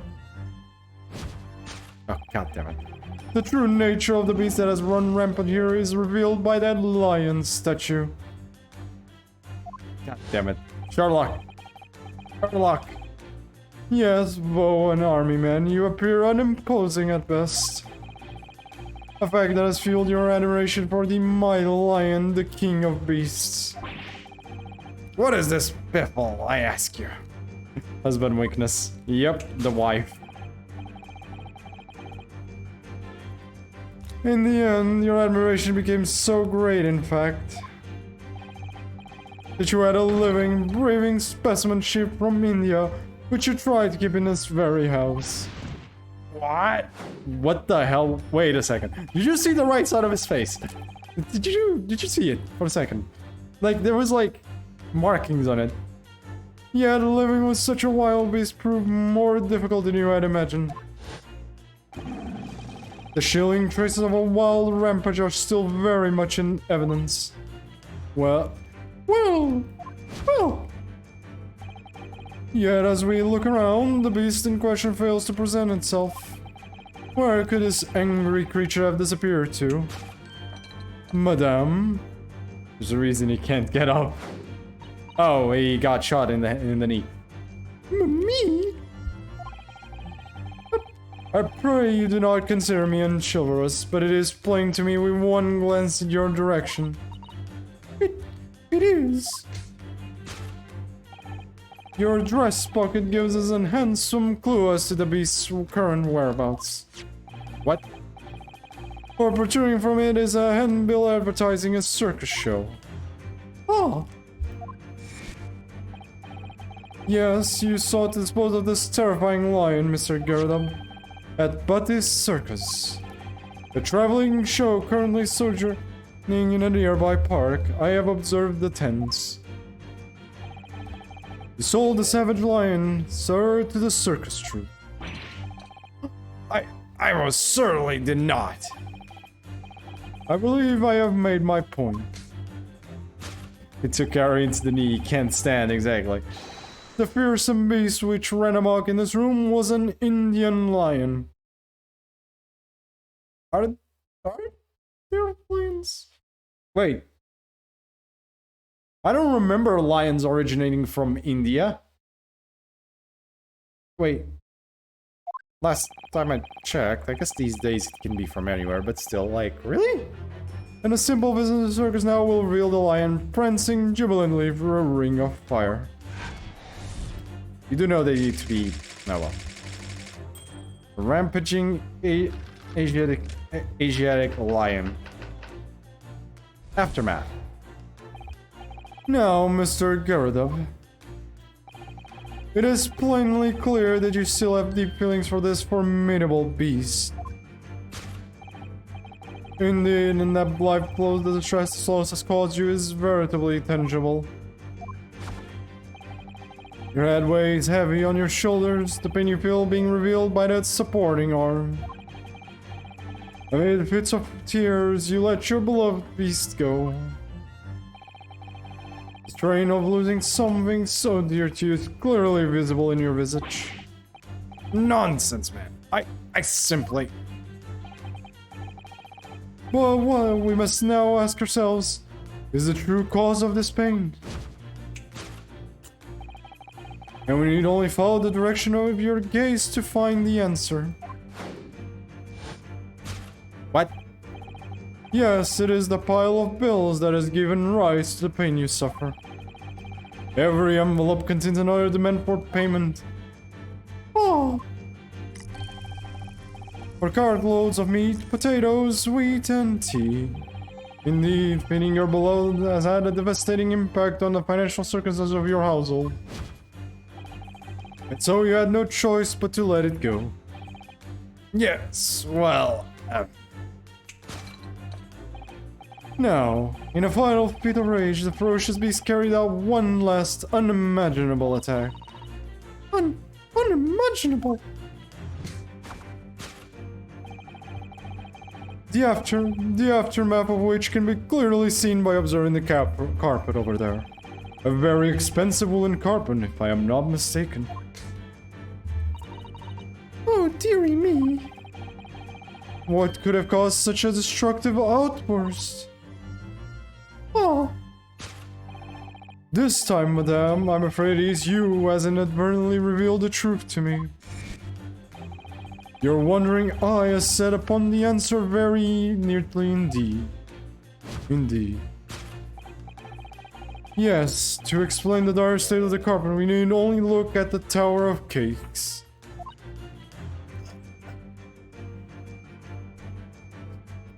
Even that one's, even a... Oh! There is no creature more dangerous on this earth than a beast with an unsatiated appetite. Was it or was it not once said by a certain noblewoman, if they have no bread, let them eat cake. Food is at the heart of all tragedy, in fact. Whatever do you mean? Oh my god. Having tired of the taste of cake, the beast began to stalk its next prey. I'm sure I need to not spell out the nature of this final act of destruction carried out by the beast. It is really rude to Marie. No, no. He's got a point. Yep. There is only one logical conclusion. Let me finish this. Worked into a frenzy by hunger, the lion attacked and ate the carpet. The teeth marks in the carpet are a perfect match with those of a lion I once saw in India.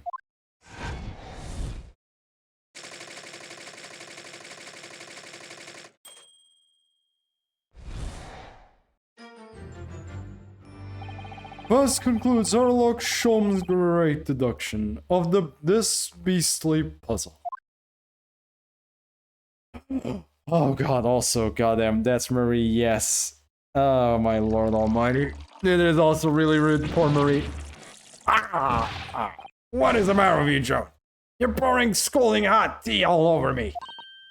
Oh, I'm sorry, Mr. Garrett. I'm afraid I didn't notice. Best deduction. It is the most far-fetched shit I've seen in a while. And I thought the other ones were far-fetched, but this one might take the cake until now. My deductions can be startlingly sharp. It stands to reason that your cup runneth over. Indeed, my revelations can make people spill tears at times too. Yeah, tears of just for other reasons. It's all good until it's true. True enough. Oh. Mr. Sholmes, sorry to butt in again, but could I make an observation? Why, certainly, Mr. Naruhodo. What is it again? Well, your deductions just now.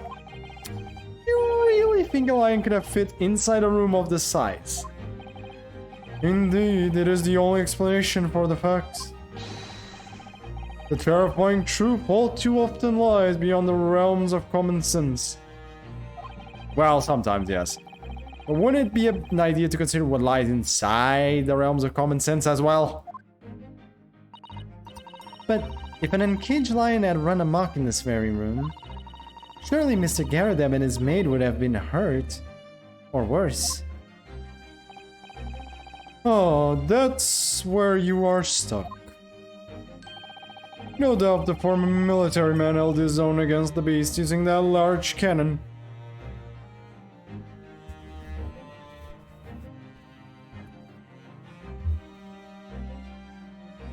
That is not a cannon's work!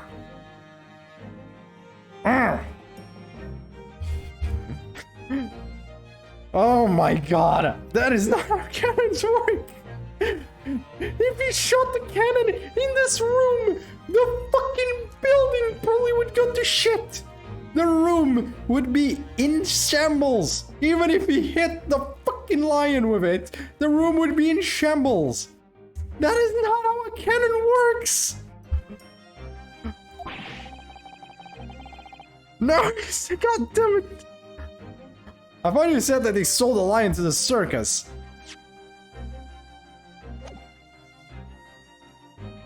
It's hard to be great for us. God damn it. I think I'm losing brain cells. And what about the food? Meat and potatoes are one thing.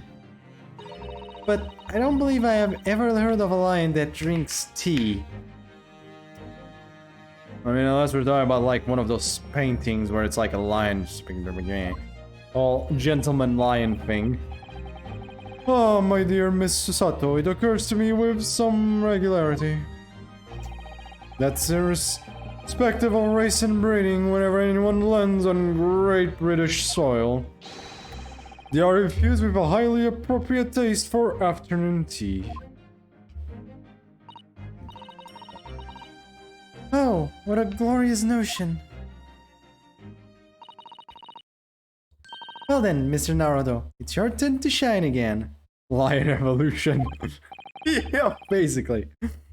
I studied deep British biology. You know what? Fair enough. I'm pretty sure this is accurate, right, Shiro? Like, I feel like that's an accurate statement that that Sherlock Holmes just made. I imagine so, right? That's probably like an accurate statement, right? Yes. Okay, good. We have our guarantees from an actual Brit. From a Brit. So there you go. I had a feeling that was coming. Also look at DMSRQ. Oh. Okay. Son of a bitch. I see what you did there. I see what you did there. Side massage, and that's all Mr. Shum's deductions need. You can do it. Excellent. I've been waiting for my trusty partner in deduction to step forward, Mr. Naruto. We don't even know yet where or not this is going to help with Mr. Natsume's case. Still, uncovering the truth is always worthwhile, whatever the motivation. At least, that's what I want to believe. Let us start again from the beginning. Of Sherlock Holmes' logic and reason spectacular. Here we go again.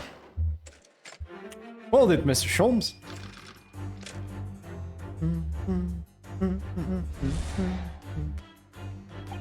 It certainly shouldn't take a great detective to see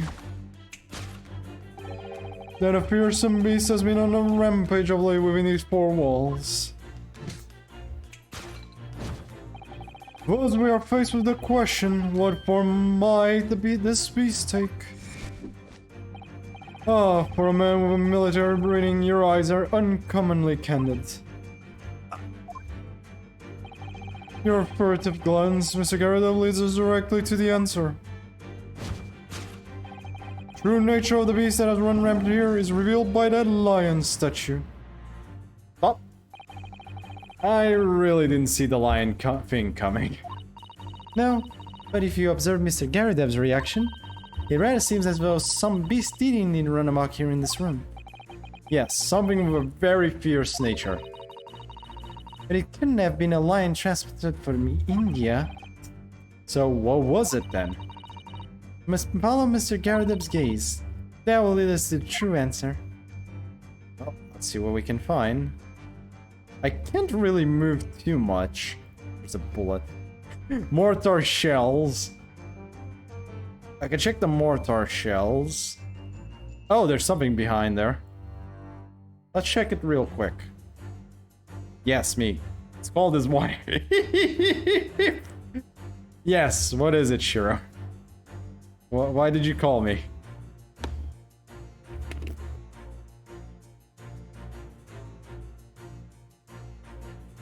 Yes. Okay, fine. I'll just check the photograph frame. Oh. Oh. What's this photograph? It appears from Mr. Garadev's wedding. He looks very happy, doesn't he? He does, but you can't make out his bride. So why are fucking you? Yes, Raphael, you knew. Congratulations, man. It was very obvious, wasn't it? That's very fair. But hey, you know, let's let the game tell us that. No, how unfortunate. Something must have struck the glass directly over the woman's face. I wonder what happened. Probably best not to delve too deeply there. Well, probably this. Let's just present that. Buy that. I will party. Fair enough. The true nature of the beast that has run rampant here is revealed by that newlywed bride.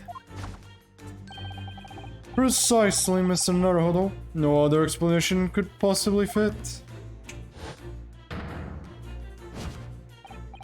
Yes, this frame print pictures your wife, Mr. Garridub. And while we lament the fact that her face is obscured, we can still make out her mighty arms and note the considerable horsepower they must contain. Well...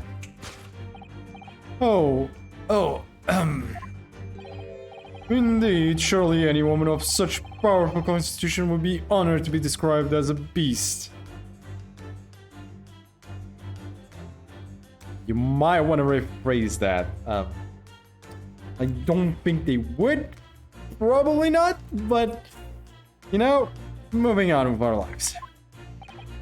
Honored might be stretching a point. Yeah, thank you, Naruto. Too late. The fact remains that the beast which so clearly savaged this room was your wife, Mr. Garridub. That is bullet call face. Yeah, basically. Ah. Still saw that. The chilling traces of a wild rampage are still very much in evidence. Well... One sec. Oh boy. Yet, as we look around, the beast in question fails to present itself. Where could this angry creature have disappeared to? Madame? Me? I pray you do not consider me unchivalrous, but it is plain to me with one glance in your direction. It is. Your dress pocket gives an answer as to the beast's current whereabouts. The poor, fragile, defenseless woman is beside herself. Well, I don't know about fragile. Oh, dear. Anyway, Mr. Schultz is quite right. There's no sign of a Miss Garridub here. Just a second. No. But it seems there may be a clue as to her whereabouts. A clue that this maid is trying to hide. Or Mr. Garridub's wife would be. Well, this is gonna be interesting. Oh, one sec. Like, nothing else seems, but there is one thing. Right down here. A wedding ring that looks very similar to what we just saw back there. We'll check anyways. Because I think in the portrait she had something like that. I think I saw that. She's wearing a very large ring. Look. Oh yes, a sunflower design with some rather nice embellishment. And it's on the ring finger on the left hand, which means... It's surely a wedding ring. It looks like it's on there for life too. I can't imagine, you know, would slide off a finger of that size. It's something to think, Mr. Naruto, not to say. You know, Mr. Garridub's wife in this photograph have a ring very much like this one. It was a large sunflower design as well. Really? You have a great memory for these things. A large sunflower wedding ring. It's quite a coincidence that they have the same ring, isn't it? Yep. She's the fucking wife, isn't she? She's the maid is the wife. That would answer why she's not been fired. She's the wife. Your wedding ring gives us an handsome clue as to the beast's current whereabouts. Oh. Indeed it does. That very bright gleaming on your finger gives you away. Yep, right there. For it is identical to the one shown on the hand of Mr. Garridub's bride in this photographic print. In other words, you are no ordinary household maid. Oh, I'm screwed. No, no. You are Mr. Garridub's lucky bride. You are Mrs. Garridub's herself. Oh my word! I can't shout any louder. My voice is out. Heyo. Well, jolly fine detecting, sir. As you likely surmise, this is the wife. Yes, my Joan. Well, let herself go, you might say, but she was a bally quarterback. Ah! Okay, that one was deserved. That one, fair, you know what, was deserved. Well, her head really make her face look like sun. Oh, the sun and the moon. You know what, fair enough. You know, fair. Like, he has the shape of a moon for a head, and she, thanks to the whole maid thing, actually could technically pass as the sun, I guess. Yeah, you know what? Yeah, the sun and the moon. Nice. That's still technically, I don't think biologically that should work, but hey. Well, it would appear that you don't live in the most comfortable of circumstances. After all, you are a retired army man, yet you are in the business of renting out rooms. Also, yeah, so, it was the wife, and the wife was the maid. And that answers why the hell the maid has not been fired yet. Because the maid is the wife. He's not gonna fire his wife in this case, I'm pretty sure. I don't even think she's hired. She's just doing it to make up appearances by the looks of it. Sir. I would assume, therefore, you have insufficient means to employ a maid. Wait, will that be correct? It's alright, I tell you. I was second lieutenant of the 3rd Regiment. A man has his pride, don't you know?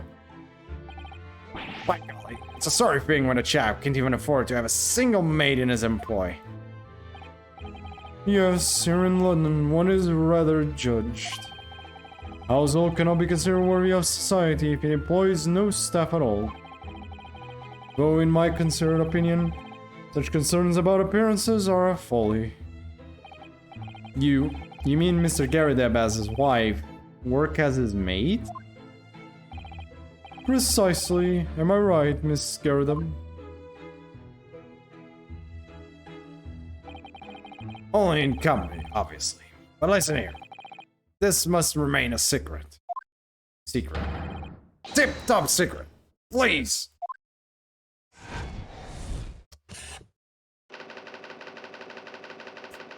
Raging wife of Mr. Garrideb. Yep. Oh, we're not done yet, though.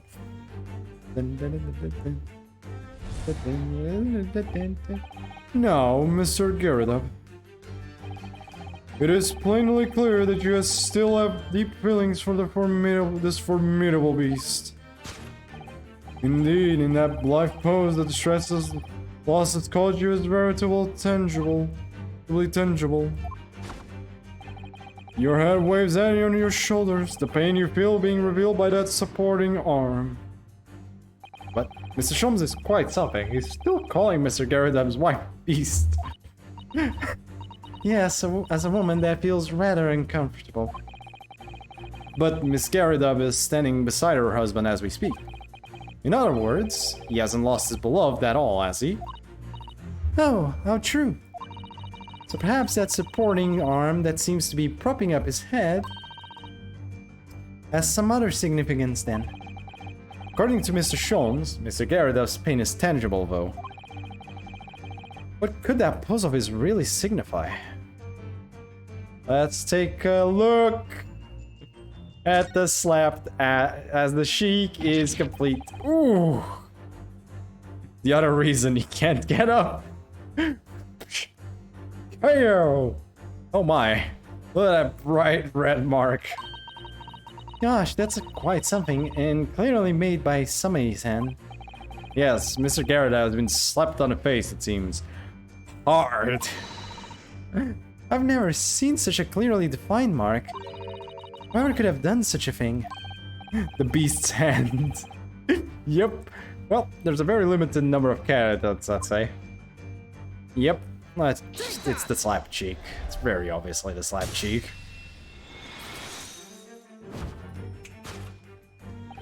Your head weighs heavy on your shoulders, the pain you feel being revealed by that slap cheek. And of course, the deliverer of that impressive mark on your cheek that refuses to fade. Was you, Madame Jean Gardev? Well, yes. You have been desperate to hide the slap mark on your cheek, sir. 1 second, my voice is... my throat.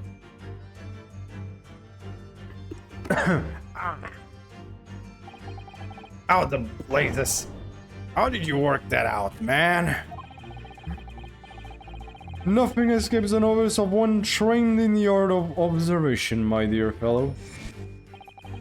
That's why you haven't looked directly at us even once. To keep your other side from you. Well... Now, let us proceed to the next conundrum. Why were you subjected to such a violent slap? In other words, we must ask ourselves what caused Madame Gardev to fly into a rage.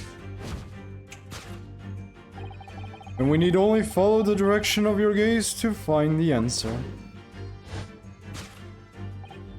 Yes, it is this pile of bills that has given rise to the pain you suffer. Didn't Mr. Shelm say that the bills were all for the lion, Father? Yes, but now we've established that the lion never existed. Which can only mean that the thing responsible for gobbling up all that food was Mr. Garudev's wife. Naruto, she's a person, not a thing. Yes, well, she's also a person who gave her husband a mighty slap round the face. One so hard that it left a perfect hand mark, in fact. Yes, why would a woman want to hit her husband with such force, I wonder? I'd love to know the answer to that question. What do you think?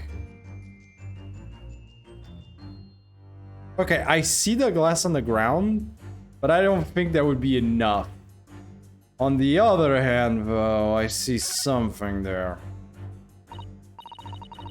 Ah, someone must be reading this book at the moment. There's a bookmark here. Look. Mr. Gardev is clearly an avid reader.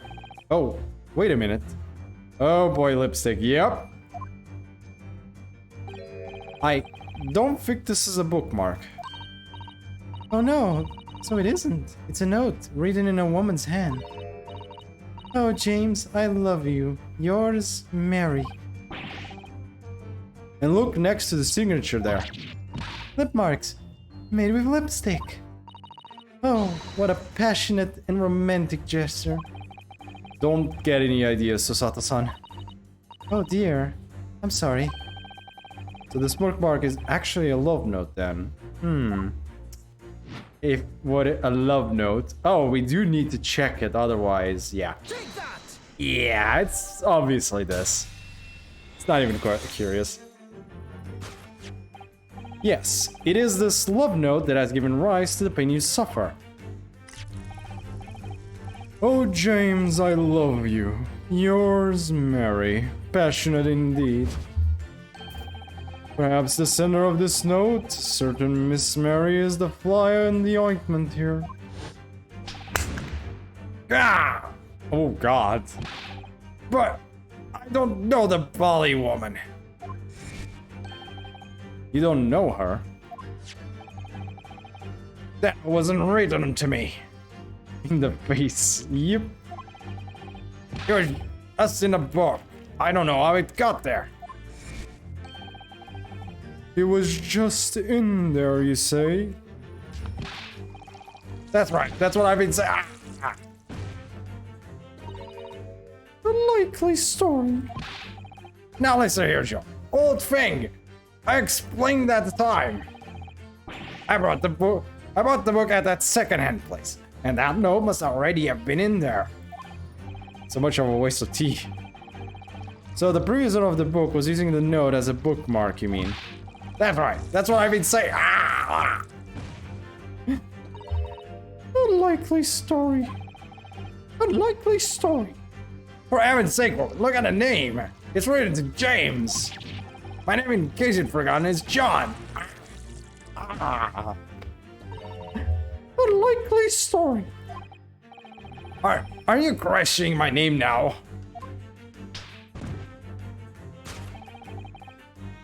So there we have it. Arouse the suspicion of the female heart, and you unleash a beast with a most ferocious bite. Bitch slapped that man where it goes. Jesus Christ. That man is just goddamn my. Now, in a final fit of rage, the ferocious beast carried out one last unimaginable attack. Unimaginable?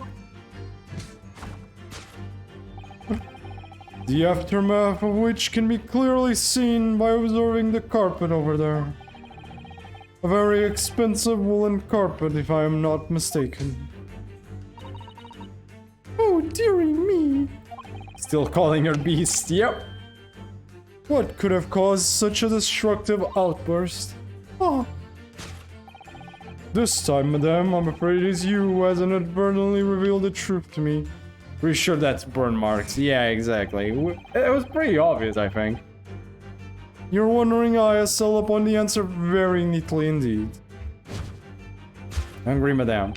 Yes, to explain the direct state of the car, we need only look at the tower of cakes. Like she couldn't eat the cakes, she ate the cup. But surely Miss Garadeb didn't eat the carpet? No, of course not. But there doesn't seem to be any doubt that the state of disarray that this room is in is a result of her wild temper. No, that's true. So, this is the last part of Mr. Sholm's deduction that we need to fix. We need only to follow Miss Garadeb's gaze, and that will tell us the real answer. Alright, let's see what we can see. Yes. Let's go. I mean, if I can actually... Wait, this is just to check the carpet? The carpet here has been ripped to shreds. Yes, and according to Mr. Sholm's deduction, tears matched those made by an Indian's lion's teeth. Exactly. Oh, look here. What is it? If you look closely at the edge, you can see scorch marks. Oh yes, so you can. Sherlock is both incredibly smart, but also as fucking insane. Yeah, exactly. He is... I'm pretty... He is smart, but he's just always, like, slightly off. Also goddamn insane. In that case, perhaps the carpet wasn't eaten in the normal sense at all. Let's rethink this with that in mind. I mean... See a candlestick, right? This looks like a very old candlestick, doesn't it? The base looks too small, surely it's very unstable. It looks to me like even the slightest knock would make it topple over. Oh dear, that would be dangerous. Wait, take a closer look at this. There's one candle missing. Yes, I didn't notice that before. Why is that, I wonder? Why is one candle of the three missing out of its fodder? Because one of them is on the ground. Anyways, it's the candlestick. Take that! Very obviously, the candle went all the way there. Yes, to explain the dire state of the carpet, we need only look at the candlestick. Most illuminating, my dear fellow, and of course, the only possible way out of this logical labyrinth. Yes, the remnants of a ferocious attack in which the carpet was devoured are clearly visible.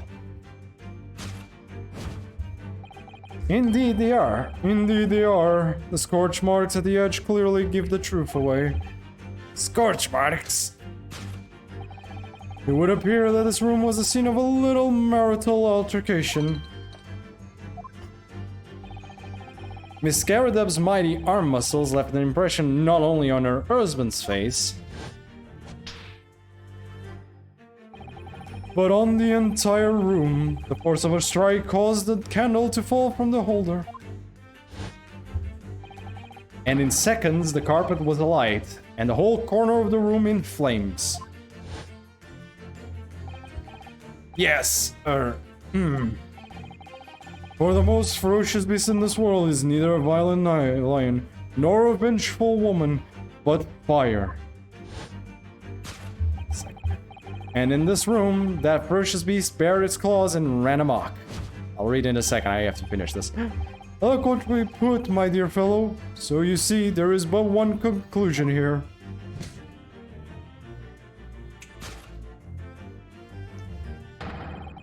After the sparks of marital discord flew, this room was the scene of a fire.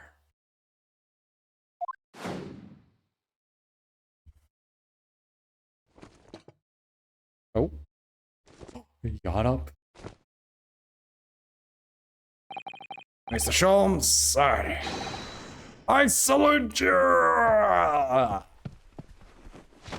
Ooh. Oh. Oh. Good job, Joan.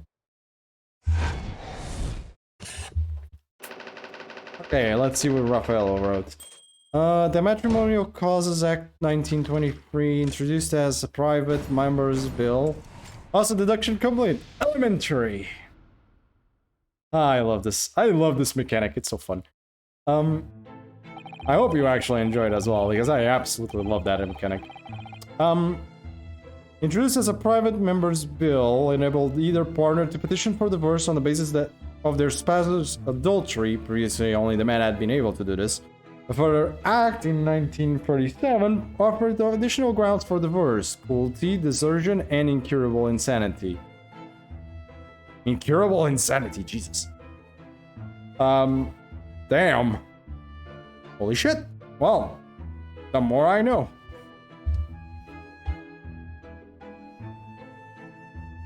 It's these dashed long winter nights, you know. Nothing to do but read in front of the fire. Luckily, there's a jolly good secondhand bookshop just around the corner. Like all my little novels there. Even as she wanted, Joan could not divorce. Yeah.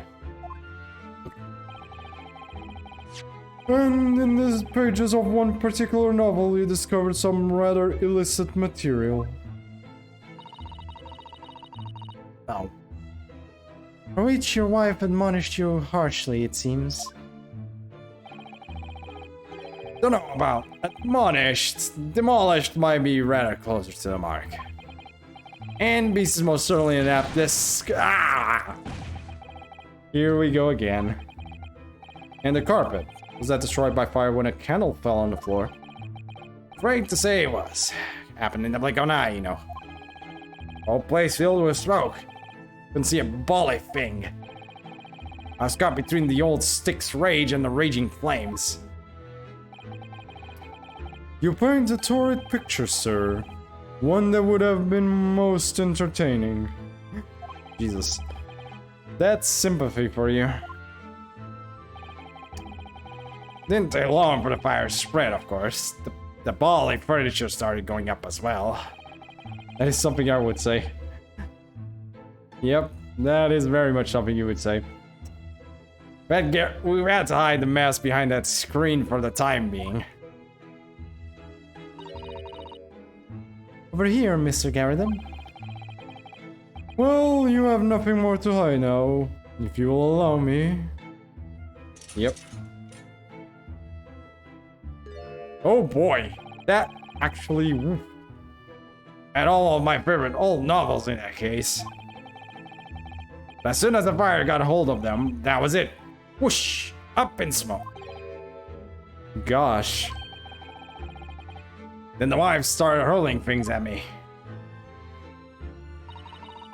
What a terrible sight it must have been. There was I, back up against the window, under heavy enemy fire. Incendiary books incoming 10 to the dozen. Worst of it is, I lost my favorite. Book called The Lion's Pride.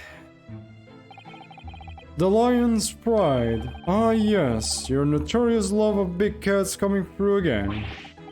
I assure you, the title didn't influence my choice in the slightest. So the poor man really did lose something dear to him as a result of the ferocious beast's rampage. The Sholmes' deductions turned out to be correct once again. It can only be described as a great British wonder. I tell you, total carnage.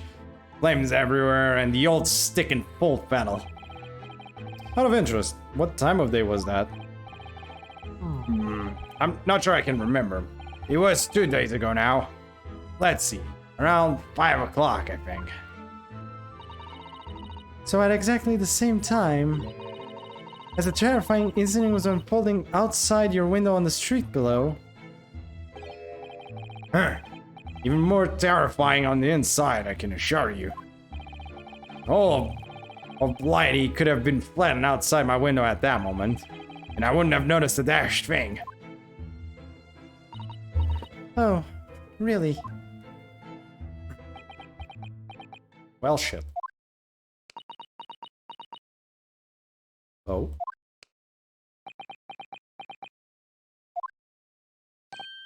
Mr. Sholmes. Yes, Mr. Naruhodo.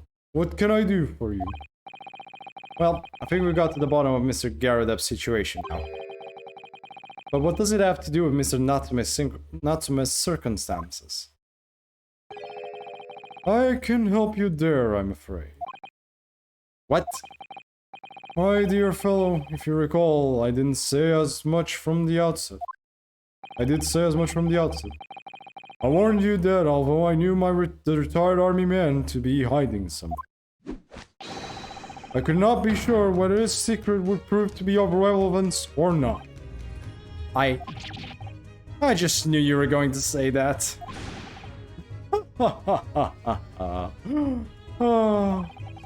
Mr. Naruto, you mustn't lose heart. With Shim's fellow Isbo. Maybe.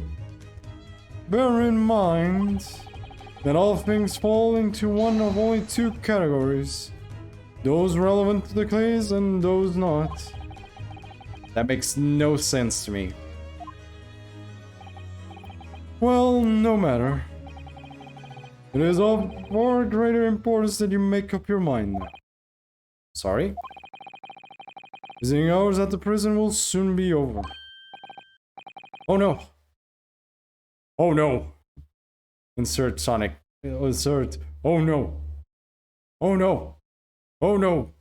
Oh no! Okay, I'm gonna stop now. I've played too much Sonic games for my own good.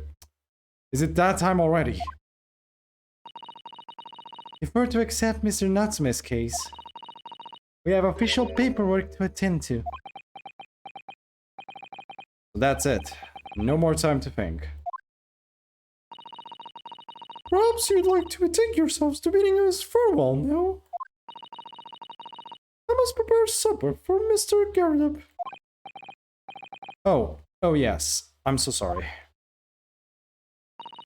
Thank you both very much for your time. Soseki-san will be waiting for us. And I'm going to have to give him an answer. Well, let's get moving. Back to Soseki. I don't know if Shiro was here when we were talking to this guy, but wait, did I misclick? Didn't I click the prison? It's time, Mr. Naruto. Must hurry back to the prison. Yes, I know. Let's hail a carry. Oh. What's the matter? It looks like something's going on over there in front of the Garudep's house.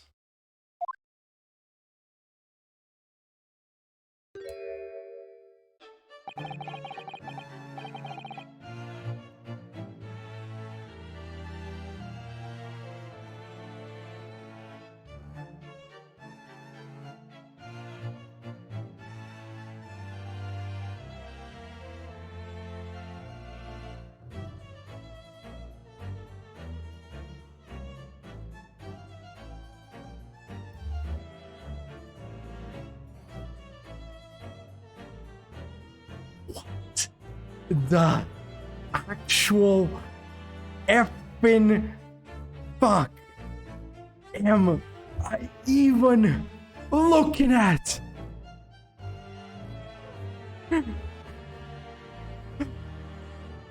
What the fuck is this? What the shit? What the fuck is this design? I'm not forgetting this design anytime soon, that's for sure, but... Goddamn drip. Yeah. don't know what voice to give him either. It's always a dude, at least. At least I'm safe there, but still. What the fuck am I gonna do here? I feel like he'd have like one of the most annoying shits. No, be not, old man. Fall to my prayers. Fall to my prayers. I don't know, I'll go with that. It's probably posh. Yeah. What are you calling an old man? You rum-looking ninny-minny-piminy. Niminy-piminy. There are more things in heaven and earth, Horatio, than are dreamt in your philosophy. What's this Horatio, Bella? What are you on about? What are you on about?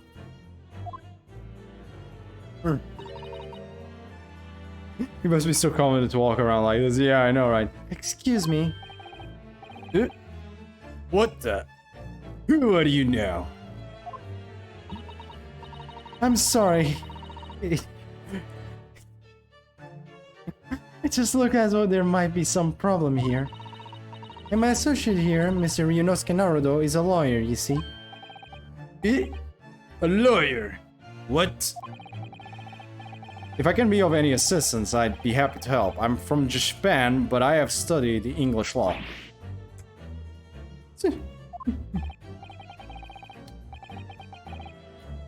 Fine. I'll be on my way for today. But you mark my words. This ain't over yet.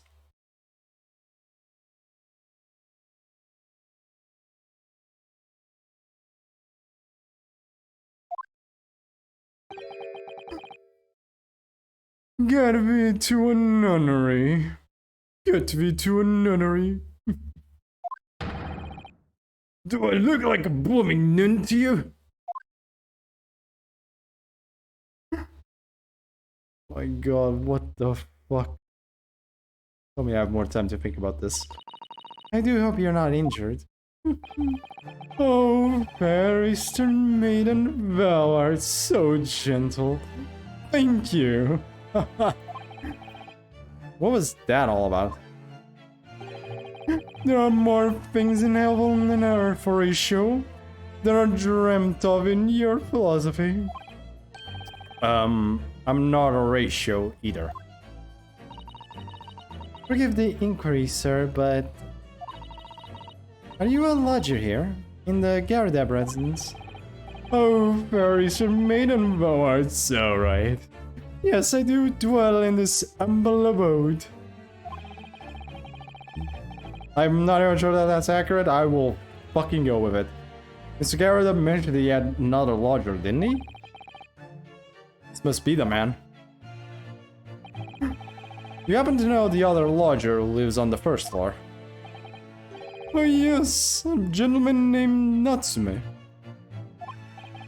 Oh, more worthy of polemist in my bell of words, ne'er could there be.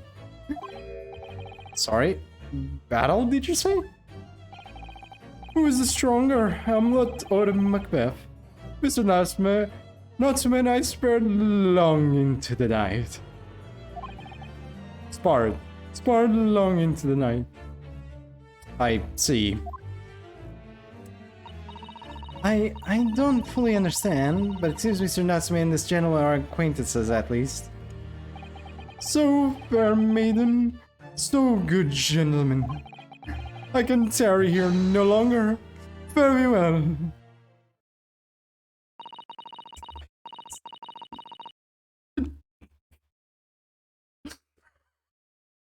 What the fuck did I just voice? What the fuck am I... Is Hamlet's story about fighting? No, what he means is they sparred... They basically had kind of like a discussion. Heaven. It's not about fighting. Why compare those two, which stronger? No. When they mean sparred is like between what is the better book in this case. If Macbeth was the best one, or if it was I forgot the other one now. Hamlet. If Hamlet or Macbeth was best, like which book was best? In this case, it's more of a literary sparring, so to speak. More of a discussion than anything else, so to speak. They discussed which one was better, Hamlet or Macbeth, in terms of the stories. That's it. That's what it means there, Sawat. I didn't really understand him, but I think he's returned to his room. It seems he's unaware of what's happened to Mr. Natsume, so he can't really help us. With Sasaki-san and that man as lodgers, the Garidev house is certainly full of eccentrics.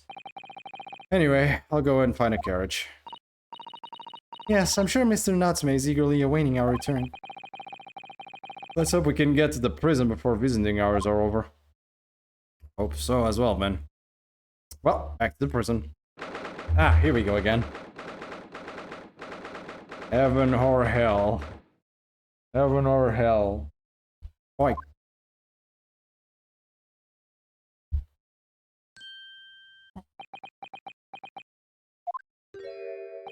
Oh, it's you. You're here, you came. Look whom stood in Mr. Naruhodo Esquire. I can't believe you came back. I'm so touched.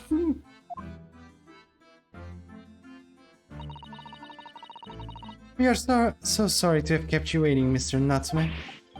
Oh no, think nothing of it. Relax. If I were a cat, I would purr with pleasure at the company of such fine compatriots. I mean, after all the cats I saw, fair enough. Noble, nurturing, never failing Nipponese. Oh, now let's not get carried away. Oh, I quite agree. There is nothing more reassuring than the familiarity of one's native land. On the other hand...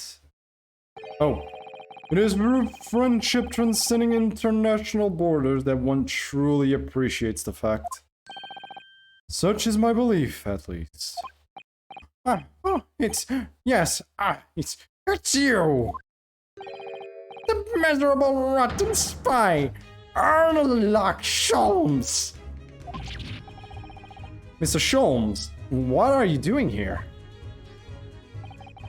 I have no intention of doing anything per se. Save observing, of course. Whatever do you mean, Mr. Sholmes? Well, having encountered some curious reading material in that gloomful room, and having unmasked the secret avenue of that eccentric pair, I decided I should drop in on my way home, see how our divested friend is faring. Gloomful room? At least your accommodation here offers a window, my dear fellow.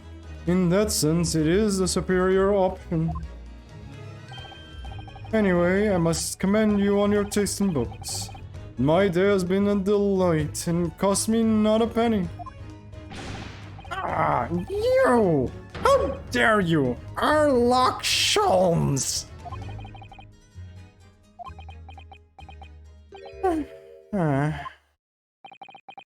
I've had it. I'm through. I'm at the end of my rope. I should never have come to Great Britain. It was a terrible mistake. Haunted by spirits in those accursed lodgings. No doubt my luck will be cursed in tomorrow's trial as well. My whole life has been damned! What are you thinking, Mr. Naruhodo? He mentioned that once before, didn't he? That his lodgings were cursed, I mean. And there is much room in Mr. Mustache's words. I didn't make a mistake, did I? Okay, no. What? Cursed is a wholly appropriate description, I would say. For the man's lodgings, and indeed for tomorrow's trial. What's that supposed to mean? Oh, Van Zeeks, remember? First trial. Mr. Natsume, what do you mean by what you said just now? About the trial tomorrow being cursed. Oh no, why? Why are you looking so grave? You're making me nervous. I was just getting carried away, that's all. I didn't mean anything by it. Oh, I see. That's really agitated him. You don't mean the trial really is cursed somehow? Well, are you referring to the prosecutor, the Reaper of the Bailey? The Reaper? Oh no, what do you mean?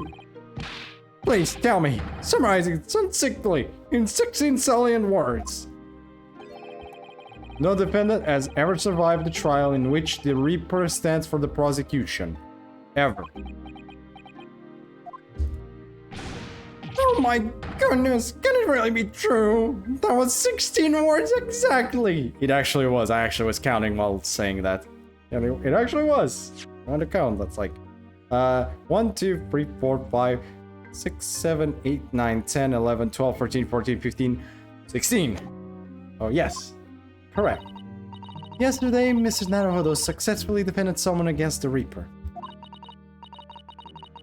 But then, after the trial was over, the defendant passed away in unusual circumstances. Mr. McGill did.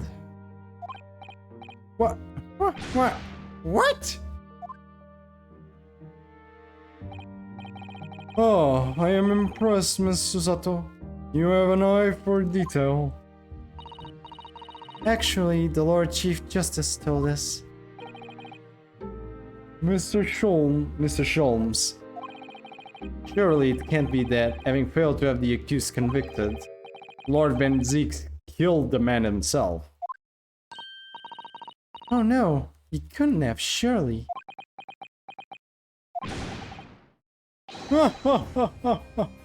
You have some wonderful notions. Also Van Zeek's music. Sorry?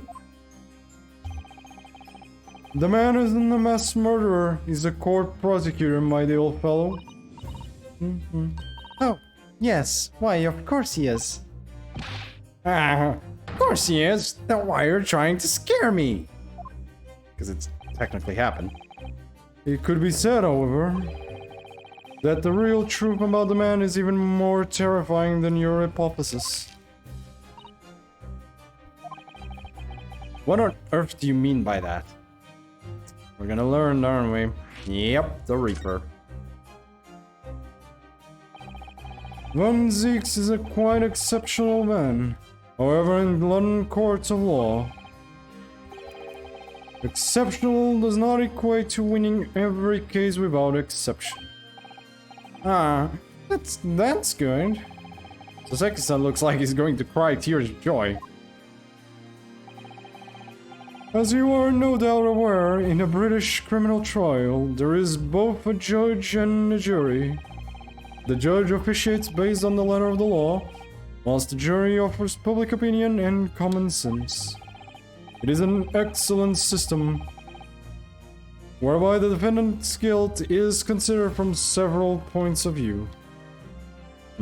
Okay. However, public opinion in particular is somewhat easily manipulated. Right. Criminals and corrupt lawyers for that matter use it to their advantage. By any means at their disposal, contriving evidence, calling imposters as witnesses, and so on. By such underhanded means, those who would want to are able to sway the jury. Which means that even in the light of irrefutable evidence, the prosecution can fail. But it means that the wrong verdict can be passed. And sadly, is from time to time, my dear madame. It is simply the reality of the situation. And that's alright. However, those indicted by Lord Van Zeeks cannot escape justice. Their fate is sealed. Oh my. Though the adjudication may seem to leave the courtroom with their freedom, within months they all disappear. It is most striking. Disappear? But how? Oh, by all manner of misfortune, sir. Perhaps they are trampled under a passing carriage. Perhaps they fall into the flames and drown. Perhaps they are suddenly overcome by a raging fever. Or perhaps attacked by a highwayman. Oh, no. all examples of the reality of events here in London. I'm afraid, Mr. Ronaldo. That... Ah, I knew it. I'm... Dead, Dodo, done for, doomed. Cursed lodgings. When you said accursed lodgings before, you're referring to your room at Mr. Garridub's house, I assume? Do you mean to say you believe the place is cursed? It's been a year now since I came to Great Britain. But I'd only been in London a week before I started to notice strange feelings in myself. That didn't take long then. Everywhere I looked, there were foreign faces staring at me, laughing behind my back. I was sure people were talking about me. I started to become nervous about going outside. They were always staring at me, all the time, from dusk till dawn till dusk. So I shut myself in my room. And even that didn't help. They wouldn't go away. Oh. You must have been very lonely. I haven't been away from your homeland for such a long time. I've had to move a number of times, most recently to that room on Briar Road a week ago now. Yes. Why did you choose there? Seems a little inconvenient. The rent is cheap. I have so little money it failed to be straight away. Of course, I asked why it was so affordable. The landlord just simpered and said, "The room is cursed." Oops. What the fuck? I will talk behind two only if I had friends there too, Jesus. Yeah. Yeah, he does perform a lot of poses, but holy shit. He quickly tried to cover his mistake, but he was too late, so I told him. If you have something to say, then say it, but if not, don't mention it in the first place. Yes, well said. But it was true, it was all true. You mean, the room really is cursed then? Ever since I moved into that windowless hellhole, my sleep has been plagued with nightmares. I awake feeling as though I'm being choked to death. In my waking hours, people are stabbing in front of me as I walk down the street. I'm branded a killer, thrown in prison. Nobody wants to know me. I'm surrounded by scary, sinister spirits. Jesus. If only there was someone, just one person on my side. Can no one find it in his or her heart to believe in me? Really, no one at all. I'm sorry, I feel bad for him. Believe, yes, to believe. To believe. Mr. Sholmes. Oh, me, Mr. Naruto. Pray, what can I do for you? It's about the case on the SS Buria, if you recall. The Buria. Ah, that case, the one with the snake. Well, yes. At the time, I was the suspect, but you believed me and listened to my side of the story. And you helped us to investigate. I did I? Interesting. What I want to know is, why? Why did you believe in me? I see, yes, you mean... Because you were a grimly dressed, shady Eastern fellow found with the victim in a locked room. Well, if you like, yes. I'm a little surprised that the answer requires explanation, my dear fellow. It's quite simple, really. You said I didn't do it. But I could have been lying. Surely you must have had your doubts. You must have suspected me a little. I think perhaps you have misunderstood. I never recall believing in you, nor in that which you were telling me. What?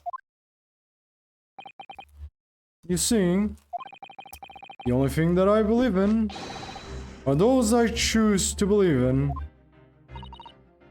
Yep. That sounds about right. What do you mean, Mr. Sholmes? I make up my own mind about what it is to be believed and what is not. If I should like to believe in something, I do. I do. The circumstances can hang as far as I am concerned. But I could have betrayed your trust. Ha ha ha ha. In that case, I should have made an elementary error of judgment. Nothing more. Betrayal of trust is an overused excuse, in my opinion. Meaning, whether or not one should trust another is, in the final analysis, down to oneself. It is a matter of whether or not one can trust oneself. Yes, he's right. He's right. Welcome, student. Welcome, student Mr. Naruto Esquire. Whether or not I can believe myself. After that, you might have trouble.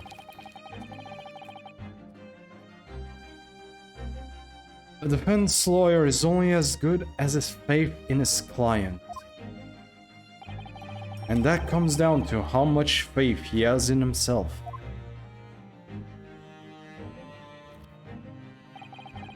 You were so right, Kazuma.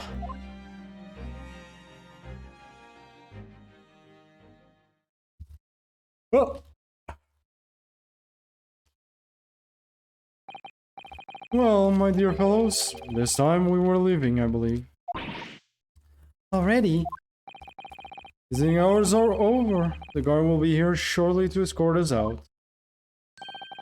There is a restaurant near here that serves excellent trout. Would you care to join me? Oh dear, there is never enough time, is there?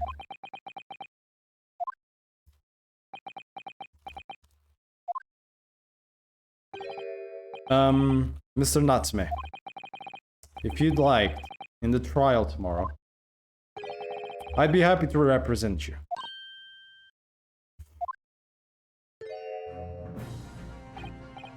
Welcome, student Mr. Naruto Esquire. As I said, I only experienced the British courtroom for the first time yesterday. And although the man I was representing was found not guilty, I lost sight of something crucial. Something crucial? What to believe in? The defendant, justice, or the truth? How to believe, even. But I think I've finally worked it out. I've decided I must believe in myself above all else. Trust my instincts. Yes, Mr. Naruto. Yes, Mr. Naruhodo. Thought it was him. My instincts are telling me that you, Mr. Natsume, are innocent of this crime. And it's imperative that we prove that in court. Welcome, student Mr. Naruto Esquire. I will fight for your innocence until the bitter end, with every weapon available to me. So I hope you'll permit me to represent you tomorrow. As I said when we first met, I'd like to entrust my fate to someone who will listen to me in my native tongue. Of course, Mr. Natsume. It would be fair to say, Mr. Naruhodo, that your mind was in many ways made up from the outset. You merely needed the events of today to fully realize it. Yes, I think you're right about that. It's been a roundabout journey, but I got there in the end.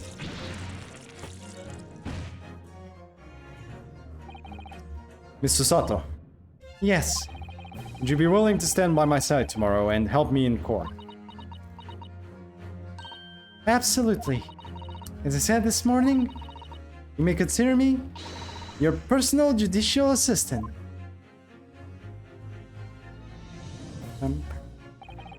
Shocking events of yesterday's trial still weigh heavily on my mind. But it's time to stop looking backwards. Kazuma believed me, and Mr. Sholmes believes in me now too. So it's time. Time that I learn to believe in myself. Soseki-san has no one. He's all alone. It's my job to help him to fight his corner.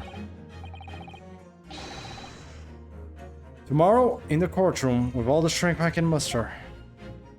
With all the strength that I can muster. To be continued. Oh my fucking god. There we go.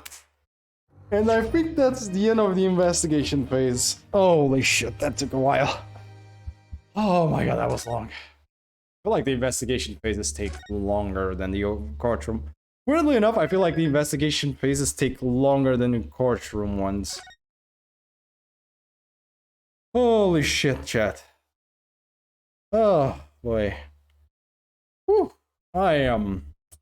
One sec. Let me just drink some fucking water. Oof. That was fucking tiring.